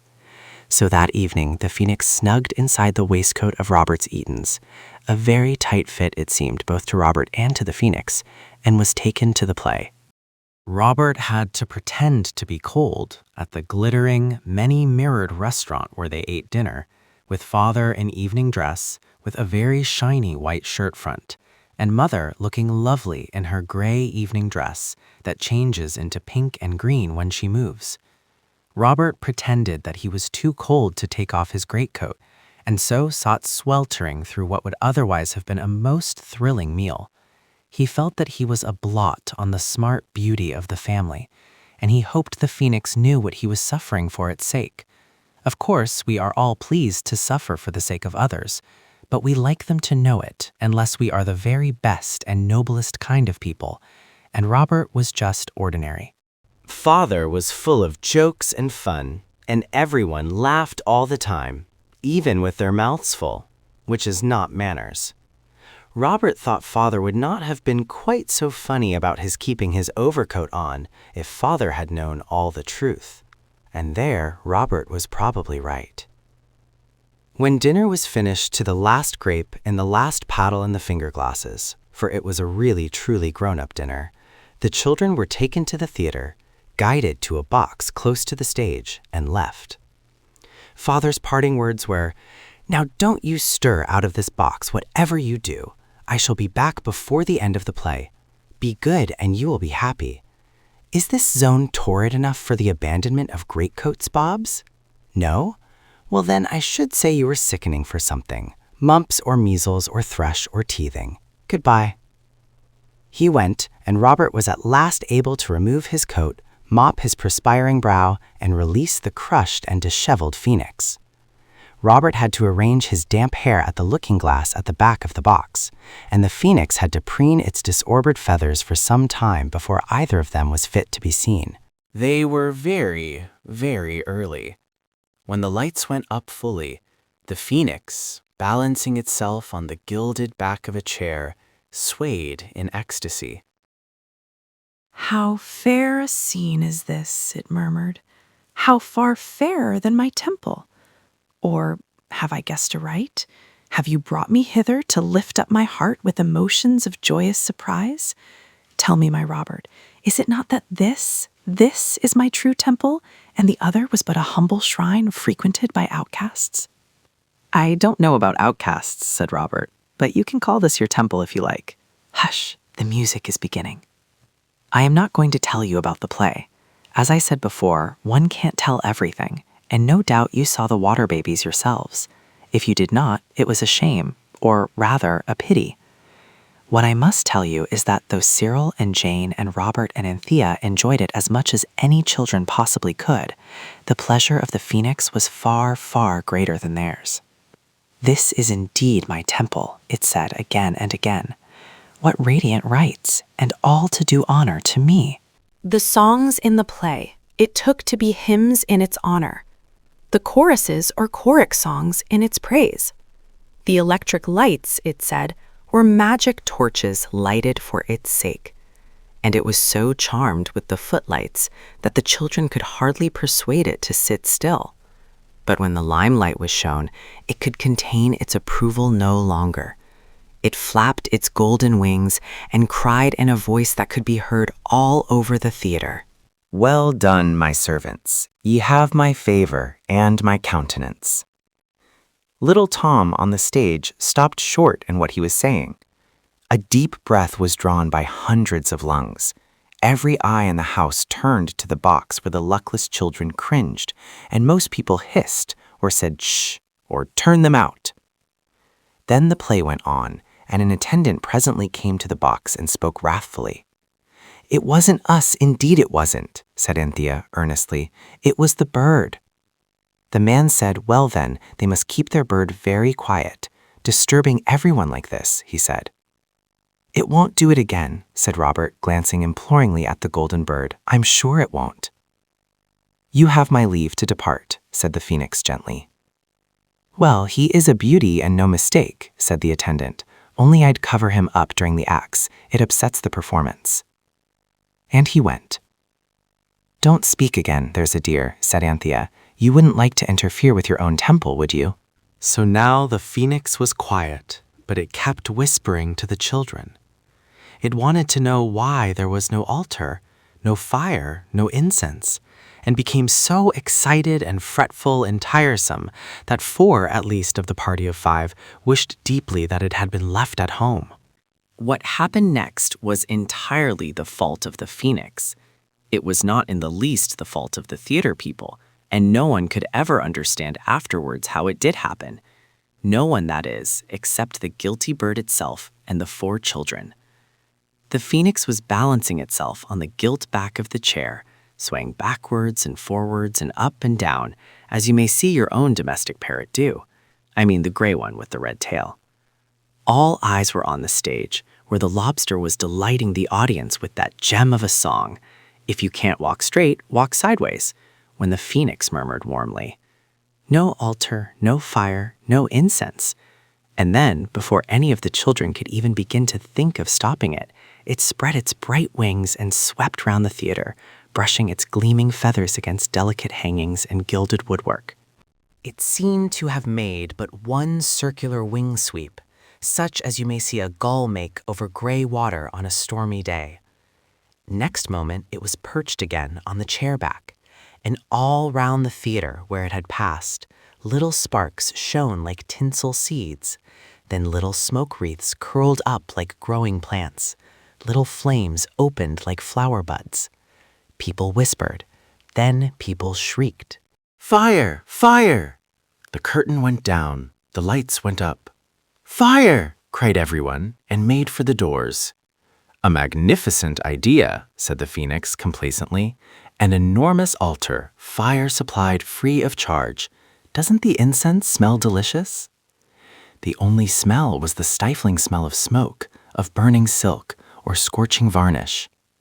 The little flames had opened now into great flame flowers. The people in the theater were shouting and pressing towards the doors. "Oh, how could you?" cried Jane. "Let's get out." "Father said stay here," said Anthea, very pale, and trying to speak in her ordinary voice. "He didn't mean stay and be roasted," said Robert. "No boys on burning decks for me, thank you." "Not much," said Cyril, and he opened the door of the box. But a fierce waft of smoke and hot air made him shut it again. It was not possible to get out that way. They looked over the front of the box. Could they climb down? It would be possible, certainly, but would they be much better off? "Oh, how could you?" moaned Anthea. "We couldn't get through." And indeed, the crowd round the doors looked as thick as flies in the jam-making season. "I wish we'd never seen the phoenix," cried Jane. Even at that awful moment, Robert looked round to see if the bird had overheard a speech which, however natural, was hardly polite or grateful. The phoenix was gone. "Look here," said Cyril. "I've read about fires in papers. I'm sure it's all right. Let's wait here, as Father said." "We can't do anything else," said Anthea bitterly. "Look here," said Robert. "I'm not frightened. No, I'm not. The phoenix has never been a skunk yet, and I'm certain it'll see us through somehow. I believe in the phoenix." "The phoenix thanks you, O Robert," said a golden voice at his feet, and there was the phoenix itself on the wishing carpet. "Quick," it said, "stand on those portions of the carpet which are truly antique and authentic," and a sudden jet of flame stopped its words. Alas, the phoenix had unconsciously warmed to its subject, and in the unintentional heat of the moment had set fire to the paraffin with which that morning the children had anointed the carpet. It burned merrily. The children tried in vain to stamp it out. They had to stand back and let it burn itself out. When the paraffin had burned away, it was found that it had taken with it all the darns of Scotch heather mixture fingering. Only the fabric of the old carpet was left, and that was full of holes. "Come," said the phoenix, "I'm cool now." The 4 children got onto what was left of the carpet. Very careful they were not to leave a leg or a hand hanging over one of the holes. It was very hot. The theater was a pit of fire. Everyone else had got out. Jane had to sit on Anthea's lap. "Home," said Cyril, and instantly the cool draft from under the nursery door played upon their legs as they sat. They were all on the carpet still, and the carpet was lying in its proper place on the nursery floor, as calm and unmoved as though it had never been to the theater or taken part in a fire in its life. 4 long breaths of deep relief were instantly breathed. The draught, which they had never liked before, was for the moment quite pleasant, and they were safe. And everyone else was safe. The theater had been quite empty when they left. Everyone was sure of that. They presently found themselves all talking at once. Somehow none of their adventures had given them so much to talk about. None other had seemed so real. "Did you notice?" they said. "And do you remember?" When suddenly Anthea's face turned pale under the dirt which it had collected on it during the fire. "Oh," she cried, "Mother and Father, oh, how awful. They'll think we're burned to cinders. Oh, let's go this minute and tell them ye aren't." "We should only miss them," said the sensible Cyril. "Well, you go then," said Anthea, "or I will. Only do wash your face first. Mother will be sure to think you are burnt to a cinder if she sees you as black as that, and she'll faint or be ill or something. Oh, I wish we'd never got to know that phoenix." "Hush," said Robert. "It's no use being rude to the bird. I suppose it can't help its nature. Perhaps we'd better wash too. Now I come to think of it, my hands are rather—" No one had noticed the phoenix since it had bidden them to step on the carpet, and no one noticed that no one had noticed. All were partially clean, and Cyril was just plunging into his greatcoat to go and look for his parents. He, and not unjustly, called it looking for a needle in a bundle of hay, when the sound of Father's latchkey in the front door sent everyone bounding up the stairs. "Are you all safe?" cried Mother's voice. "Are you all safe?" And the next moment she was kneeling on the linoleum of the hall, trying to kiss 4 damp children at once, and laughing and crying by turns, while Father stood looking on and saying he was blessed or something. "But how did you guess we'd come home?" said Cyril later, when everyone was calm enough for talking. "Well, it was rather a rum thing. We heard the garrick was on fire, and of course we went straight there," said Father briskly. "We couldn't find you, of course, and we couldn't get in, but the firemen told us everyone was safely out. And then I heard a voice at my ear say, 'Cyril, Anthea, Robert, and Jane,' and something touched me on the shoulder. It was a great yellow pigeon, and it got in the way of my seeing who'd spoken. It fluttered off, and then someone said in the other ear, 'They're safe at home.' And when I turned again to see who it was speaking, hanged if there wasn't that confounded pigeon on my other shoulder, dazed by the fire, I suppose. Your mother said it was the voice of—" "I said it was the bird that spoke," said Mother, "and so it was. Or at least I thought so then. It wasn't a pigeon. It was an orange-colored cockatoo. I don't care who it was that spoke. It was true, and you're safe." Mother began to cry again, and Father said bed was a good place after the pleasures of the stage. So everyone went there. Robert had a talk to the phoenix that night. "Oh, very well," said the bird, when Robert had said what he felt. "Didn't you know that I had power over fire? Do not distress yourself. I, like my high priests in Lombard Street, can undo the work of flames. Kindly open the casement." It flew out. That was why the paper said next day that the fire at the theater had done less damage than had been anticipated. As a matter of fact, it had done none, for the Phoenix spent the night in putting things straight. How the management accounted for this, and how many of the theater officials still believe that they were mad on that night, will never be known. Next day, Mother saw the burnt holes in the carpet. "It caught where it was paraffiny," said Anthea. "I must get rid of that carpet at once," said Mother.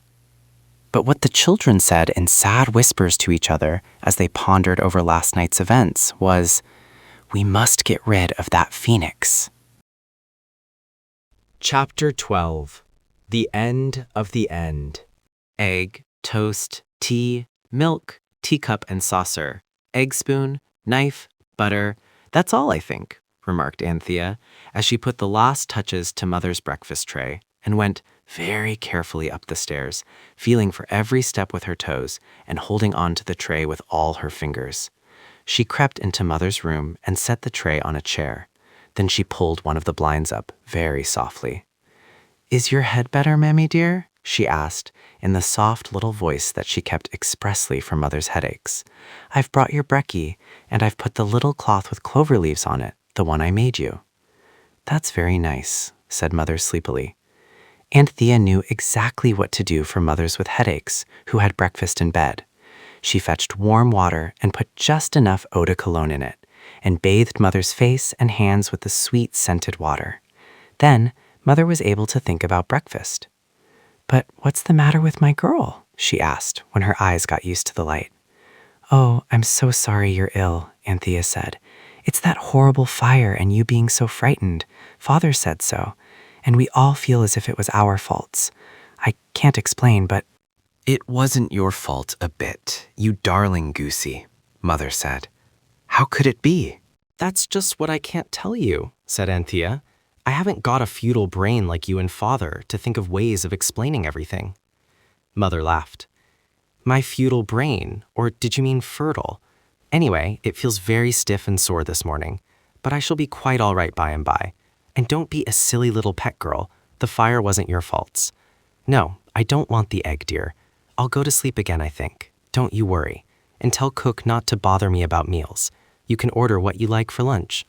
Anthea closed the door very mousily and instantly went downstairs and ordered what she liked for lunch. She ordered a pair of turkeys, a large plum pudding, cheesecakes, and almonds and raisins. Cook told her to go along, and she might as well not have ordered anything, for when lunch came it was just hashed mutton and semolina pudding, and Cook had forgotten the sippets for the mutton hash, and the semolina pudding was burnt. When Anthea rejoined the others, she found them all plunged in the gloom where she was herself, for everyone knew that the days of the carpet were now numbered. Indeed, so worn was it that you could almost have numbered its threads. So that now, after nearly a month of magic happenings, the time was at hand when life would have to go on in the dull, ordinary way, and Jane, Robert, Anthea, and Cyril would be just in the same position as the other children who live in Camden Town, the children whom these four had so often pitied and perhaps a little despised. "We shall be just like them," Cyril said.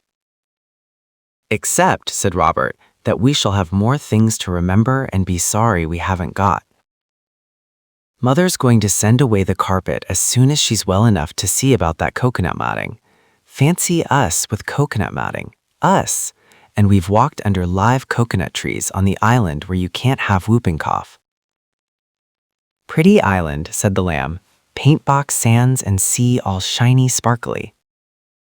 His brothers and sisters had often wondered whether he remembered that island. Now they knew that he did. "Yes," said Cyril. "No more cheap return trips by carpet for us. That's a dead cert." They were all talking about the carpet, but what they were all thinking about was the Phoenix. The golden bird had been so kind, so friendly, so polite, so instructive, and now it had set fire to a theater and made Mother ill. Nobody blamed the bird. It had acted in a perfectly natural manner, but everyone saw that it must not be asked to prolong its visit. Indeed, in plain English, it must be asked to go. The four children felt like base spies and treacherous friends, and each in its mind was saying who ought not to be the one to tell the phoenix that there could no longer be a place for it in that happy home in Camden Town. Each child was quite sure that one of them ought to speak out in a fair and manly way, but nobody wanted to be the one. They could not talk the whole thing over as they would have liked to do, because the phoenix itself was in the cupboard, among the black beetles and the odd shoes and the broken chessmen. But Anthea tried. "It's very horrid. I do hate thinking things about people and not being able to say the things you're thinking because of the way they would feel when they thought what things you were thinking and wondered what they'd done to make you think things like that and why you were thinking them." Anthea was so anxious that the phoenix should not understand what she said that she made a speech completely baffling to all. It was not till she pointed to the cupboard in which all believed the phoenix to be that Cyril understood. "Yes," he said, while Jane and Robert were trying to tell each other how deeply they didn't understand what Anthea were saying. But after recent eventfulnesses, a new leaf has to be turned over. And after all, Mother is more important than the feelings of any of the lower forms of creation, however unnatural. "How beautifully you do it," said Anthea, absently beginning to build a card house for the lamb. "Mixing up what you're saying, I mean. We ought to practice doing it so as to be ready for mysterious occasions." "We're talking about that," she said to Jane and Robert, frowning, and nodding towards the cupboard where the phoenix was. Then Robert and Jane understood, and each opened its mouth to speak. "Wait a minute," said Anthea quickly. "The game is to twist up what you want to say so that no one can understand what you're saying except the people you want to understand it, and sometimes not them. The ancient philosophers," said a golden voice, "well understood the art of which you speak." Of course, it was the phoenix, who had not been in the cupboard at all, but had been cocking a golden eye at them from the cornice during the whole conversation. "Pretty Dicky," remarked the lamb. "Canary Dicky." "Poor misguided infant," said the phoenix. There was a painful pause. The four could not but think it likely that the phoenix had understood their very veiled allusions, accompanied as they had been by gestures indicating the cupboard, for the phoenix was not wanting in intelligence. "We were just saying," Cyril began, and I hope he was not going to say anything but the truth. Whatever it was, he did not say it, for the phoenix interrupted him, and all breathed more freely as it spoke. "I gather," it said, "that you have some tidings of a fatal nature to communicate to our degraded black brothers who run to and fro forever yonder." It pointed a claw at the cupboard where the black beetles lived. "Canary talk," said the lamb joyously. "Go and show Mammy." He wriggled off Anthea's lap. "Mammy's asleep," said Jane hastily. "Come and be wild beasts in a cage under the table." But the lamb caught his feet and hands and even his head so often and so deeply in the holes of the carpet that the cage or table had to be moved onto the linoleum, and the carpet lay bare to sight with all its horrid holes. "Ah," said the bird, "it isn't long for this world." "No," said Robert. "Everything comes to an end. It's awful." "Sometimes the end is peace," remarked the phoenix. "I imagine that unless it comes soon, the end of your carpet will be pieces." "Yes," said Cyril, respectfully kicking what was left of the carpet. The movement of its bright colors caught the eye of the lamb, who went down on all fours instantly and began to pull at the red and blue threads. "Aggity, daggity, daggity," murmured the lamb. "Daggity, ag, ag, ag." And before anyone could have winked, even as they had wanted to, and it would not have been of the slightest use, the middle of the floor showed bare, an island of boards surrounded by a sea of linoleum. The magic carpet was gone, and so was the lamb. There was a horrible silence. The lamb, the baby, all alone, had been wafted away on that untrustworthy carpet, so full of holes and magic. And no one could know where he was, and no one could follow him, because there was now no carpet to follow on. Jane burst into tears, but Anthea, though pale and frantic, was dry-eyed. "It must be a dream," she said. "That's what the clergyman said," remarked Robert forlornly, "but it wasn't, and it isn't." But the lamb never wished, said Cyril. He was only talking bosh. The carpet understands all speech, said the phoenix, even bosh. I know not this boshland, but be assured that its tongue is not unknown to the carpet. Do you mean then, said Anthea in white terror, that when he was saying aggledy dag, or whatever it was, that he meant something by it? All speech has meaning, said the phoenix. There I think you're wrong, said Cyril. Even people who talk English sometimes say things that don't mean anything in particular. Oh, never mind that now, moaned Anthea. You think aggledy dag meant something to him and the carpet? Beyond doubt it held the same meaning to the carpet as the luckless infant, the phoenix said calmly. And what did it mean? Oh, what? Unfortunately, the bird rejoined, I never studied bosh. Jane sobbed noisily, but the others were calm with what is sometimes called the calmness of despair. The lamb was gone. The lamb, their own precious baby brother, who had never in his happy little life been for a moment out of the sight of eyes that loved him. He was gone. He had gone alone into the great world with no other companion and protector than a carpet with holes in it. The children had never really understood before what an enormously big place the world is, and the lamb might be anywhere in it. And it's no use going to look for him. Cyril, in flat and wretched tones, only said what the others were thinking.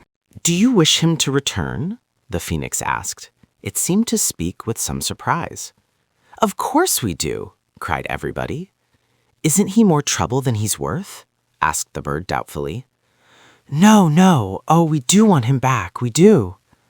Then, said the wearer of gold plumage, if you'll excuse me, I'll just pop out and see what I can do.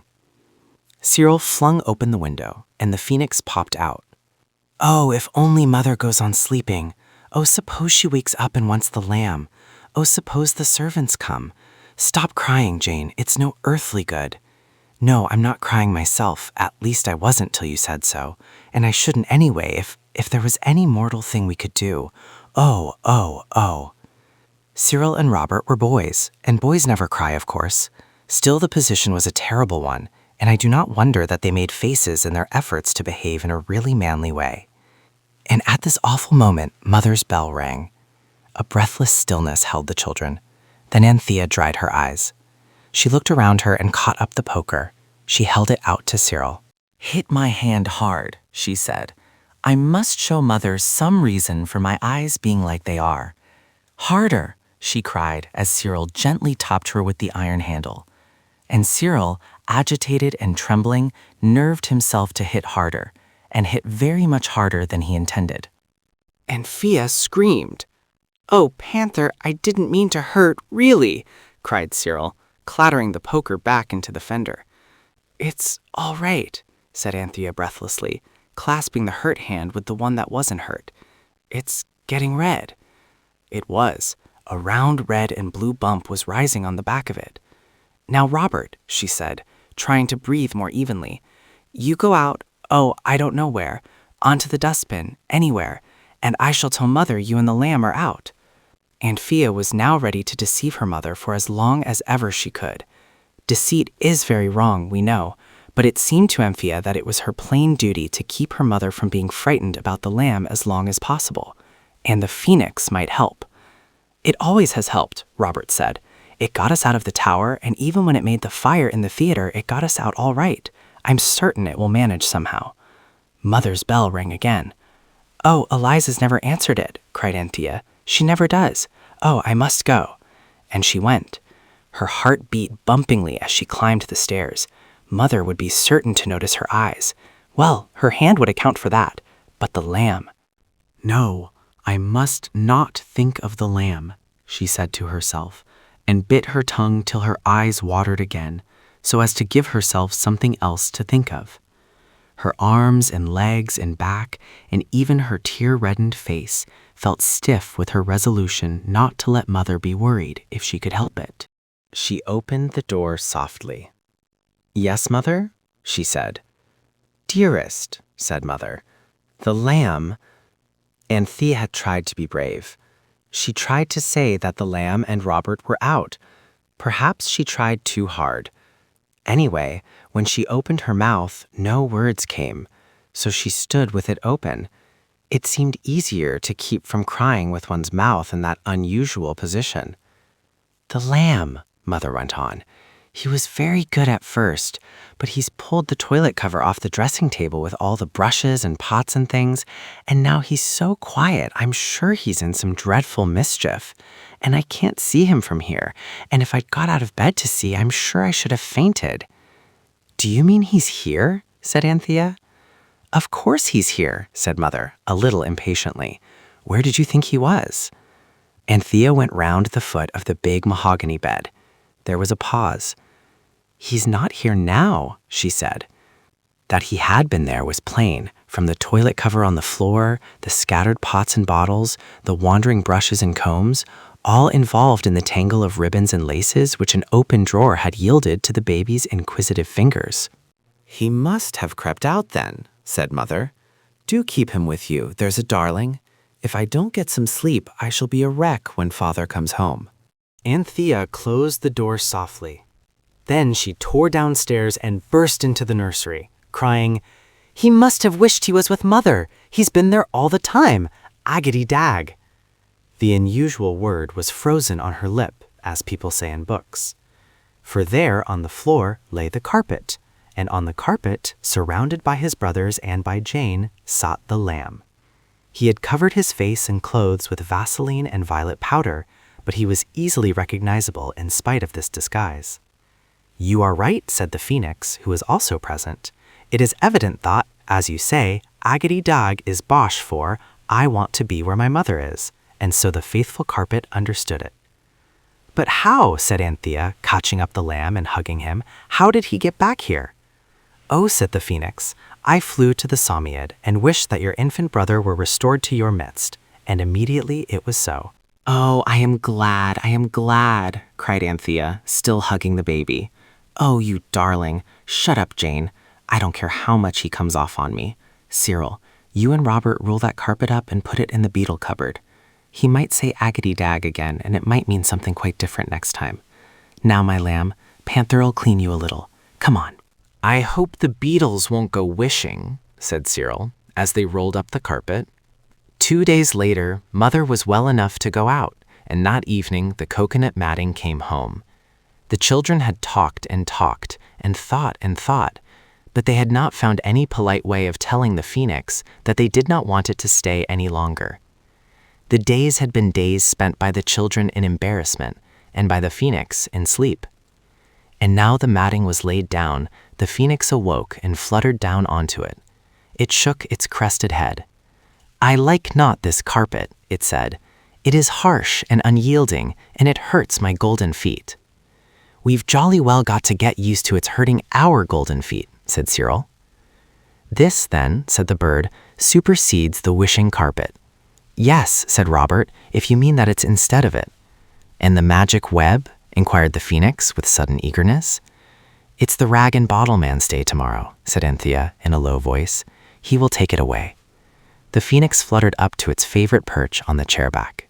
"Hear me," it cried, "O youthful children of men, and restrain your tears of misery and despair, for what must be, and I would not remember you thousands of years hence as base ingrates and crawling worms compact of low selfishness."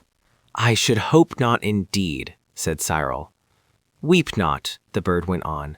"I really do beg that you won't weep. I will not seek to break the news to you gently. Let the blow fall at once. The time has come when I must leave you." All 4 children breathed forth a long sigh of relief. "We needn't have bothered so about how to break the news to it," whispered Cyril. "Ah, sigh not so," said the bird gently. "All meetings end in partings. I must leave you. I have sought to prepare you for this. Ah, do not give way." "Must you really go so soon?" murmured Anthea. It was what she had often heard her mother say to calling ladies in the afternoon. "I must, really. Thank you so much, dear," replied the bird, just as though it had been one of the ladies. "I am weary," it went on. "I desire to rest. After all the happenings of this last moon, I do desire really to rest, and I ask of you one last boon. Any little thing we can do, said Robert. Now that it had really come to parting with the phoenix, whose favorite he had always been, Robert did feel almost as miserable as the phoenix thought they all did. I ask but the relic designed for the rag and bottle man.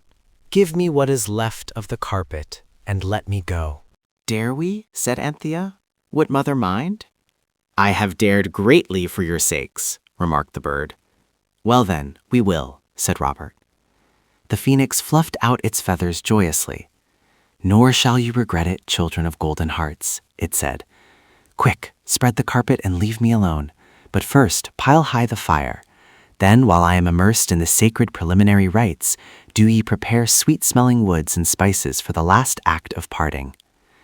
The children spread out what was left of the carpet, and after all, though this was just what they would have wished to have happened, all hearts were sad. Then they put half a scuttle of coal on the fire and went out, closing the door on the phoenix, left at last alone with the carpet. One of us must keep watch, said Robert excitedly, as soon as they were all out of the room, and the others can go and buy sweet woods and spices. Get the very best that money can buy, and plenty of them. Don't let stand to a 3p or so. I want it to have a jolly good send-off. It's the only thing that'll make us feel less horrid inside. It was felt that Robert, as the pet of the phoenix, ought to have the last melancholy pleasure of choosing the materials for its funeral pyre. I'll keep watch if you like, said Cyril. I don't mind. And besides, it's raining hard and my boots let in the wet. You might call and see if my other ones are really reliable again yet. So they left Cyril, standing like a Roman sentinel outside the door, inside which the phoenix was getting ready for the great change, and they all went out to buy the precious things for the last sad rites. Robert is right, Anthea said. This is no time for being careful about our money. Let's go to the stationer's first and buy a whole pocket of lead pencils. They're cheaper if you buy them by the packet. This was a thing that they had always wanted to do, but it needed the great excitement of a funeral pyre and a parting from a beloved phoenix to screw them up to the extravagance. The people at the stationer's said that the pencils were real cedar wood, so I hope they were, for stationers should always speak the truth. At any rate, they cost 1 and 4p. Also, they spent 7p 3 farthings on a little sandalwood box inlaid with ivory. Because, said Anthea, I know sandalwood smells sweet, and when it's burned, it smells very sweet indeed. Ivory doesn't smell at all, said Robert, but I expect when you burn it, it smells most awful vile, like bones. At the grocer's, they bought all the spices they could remember the names of: shell like mace, cloves like blunt nails, peppercorns, the long and the round kind, ginger, the dry sort, of course, and the beautiful bloom-covered shells of fragrant cinnamon. Allspice, too, and caraway seeds that smelt most deadly when the time came for burning them. Camphor and oil of lavender were bought at the chemist's, and also a little scent sachet labeled Violettes de Parme. They took the things home and found Cyril still on guard. When they had knocked and the golden voice of the phoenix had said, "Come in," they went in. There lay the carpet, or what was left of it, and on it lay an egg, exactly like the one out of which the phoenix had been hatched. The phoenix was walking round and round the egg, clucking with joy and pride. "I've laid it, you see," it said, "and as fine an egg as ever I laid in all my born days." Everyone said yes, it was indeed a beauty. The things which the children had bought were now taken out of their papers and arranged on the table, and when the phoenix had been persuaded to leave its egg for a moment and look at the materials for its last fire, it was quite overcome. "Never, never have I had a finer pyre than this will be. You shall not regret it," it said, wiping away a golden tear. "Write quickly. Go and tell the Psammead to fulfill the last wish of the phoenix and return instantly." But Robert wished to be polite, and he wrote, "Please go and ask the Psammead to be so kind as to fulfill the phoenix's last wish, and come straight back, if you please."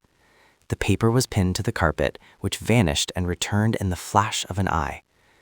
Then another paper was written ordering the carpet to take the egg somewhere where it wouldn't be hatched for another 2,000 years. The phoenix tore itself away from its cherished egg, which it watched with yearning tenderness till, the paper being pinned on, the carpet hastily rolled itself up round the egg, and both vanished forever from the nursery of the house in Camden Town. "Oh dear, oh dear, oh dear," said everybody. "Bear up," said the bird. "Do you think I don't suffer being parted from my precious new-laid egg like this? Come, conquer your emotions and build my fire." "Oh," cried Robert suddenly and wholly breaking down, "I can't bear you to go." The phoenix perched on his shoulder and rubbed its beak softly against his ear. "The sorrows of youth soon appear but as dreams," it said. "Farewell, Robert of my heart. I have loved you well." The fire had burnt to a red glow. One by one, the spices and sweet woods were laid on it. Some smelt nice, and some, the caraway seeds and the violette de palme sachet among them, smelt worse than you would think possible. "Farewell, farewell, farewell, farewell," said the phoenix in a faraway voice. "Oh, goodbye," said everyone, and now all were in tears. The bright bird fluttered 7 times round the room and settled in the hot heart of the fire. The sweet gums and spices and woods flared and flickered around it, but its golden feathers did not burn. It seemed to grow red hot to the very inside heart of it, and then, before the 8 eyes of its friends, it fell together, a heap of white ashes, and the flames of the cedar pencils and the sandalwood box met and joined above it. "Whatever have you done with the carpet?" asked Mother next day. "We gave it to someone who wanted it very much. The name began with a P," said Jane. The others instantly hushed her. "Oh, well, it wasn't worth 2 pence," said Mother. "The person who began with P said we shouldn't lose by it," Jane went on before she could be stopped. "I dare say," said Mother, laughing. But that very night a great box came, addressed to the children by all their names. Eliza never could remember the name of the carrier who brought it. It wasn't Carter Patterson or the parcels delivery. It was instantly opened. It was a big wooden box, and it had to be opened with a hammer and the kitchen poker. The long nails came squeaking out, and boards scrunched as they were wrenched off. Inside the box was soft paper with beautiful Chinese patterns on it, blue and green and red and violet. And under the paper, well, almost everything lovely that you can think of. Everything of reasonable size, I mean. For of course there were no motors or flying machines or thoroughbred chargers, but there really was almost everything else. Everything that the children had always wanted. Toys and games and books, and chocolate and candied cherries and paint boxes and photographic cameras, and all the presents they had always wanted to give to Father and Mother and the lamb, only they had never had the money for them. At the very bottom of the box was a tiny golden feather. No one saw it but Robert, and he picked it up and hid it in the breast of his jacket, which had been so often the nesting place of the golden bird. When he went to bed, the feather was gone. It was the last he ever saw of the phoenix. Pinned to the lovely fur cloak that Mother had always wanted was a paper, and it said, "In return for the carpet, with gratitude, P." You may guess how Father and Mother talked it over. They decided at last the person who had the carpet, and whom, curiously enough, the children were quite unable to describe, must be an insane millionaire who amused himself by playing at being a rag and bone man. But the children knew better. They knew that this was the fulfillment by the powerful Psammead of the last wish of the phoenix, and that this glorious and delightful box full of treasures was really the very, very, very end of the phoenix and the carpet. The end.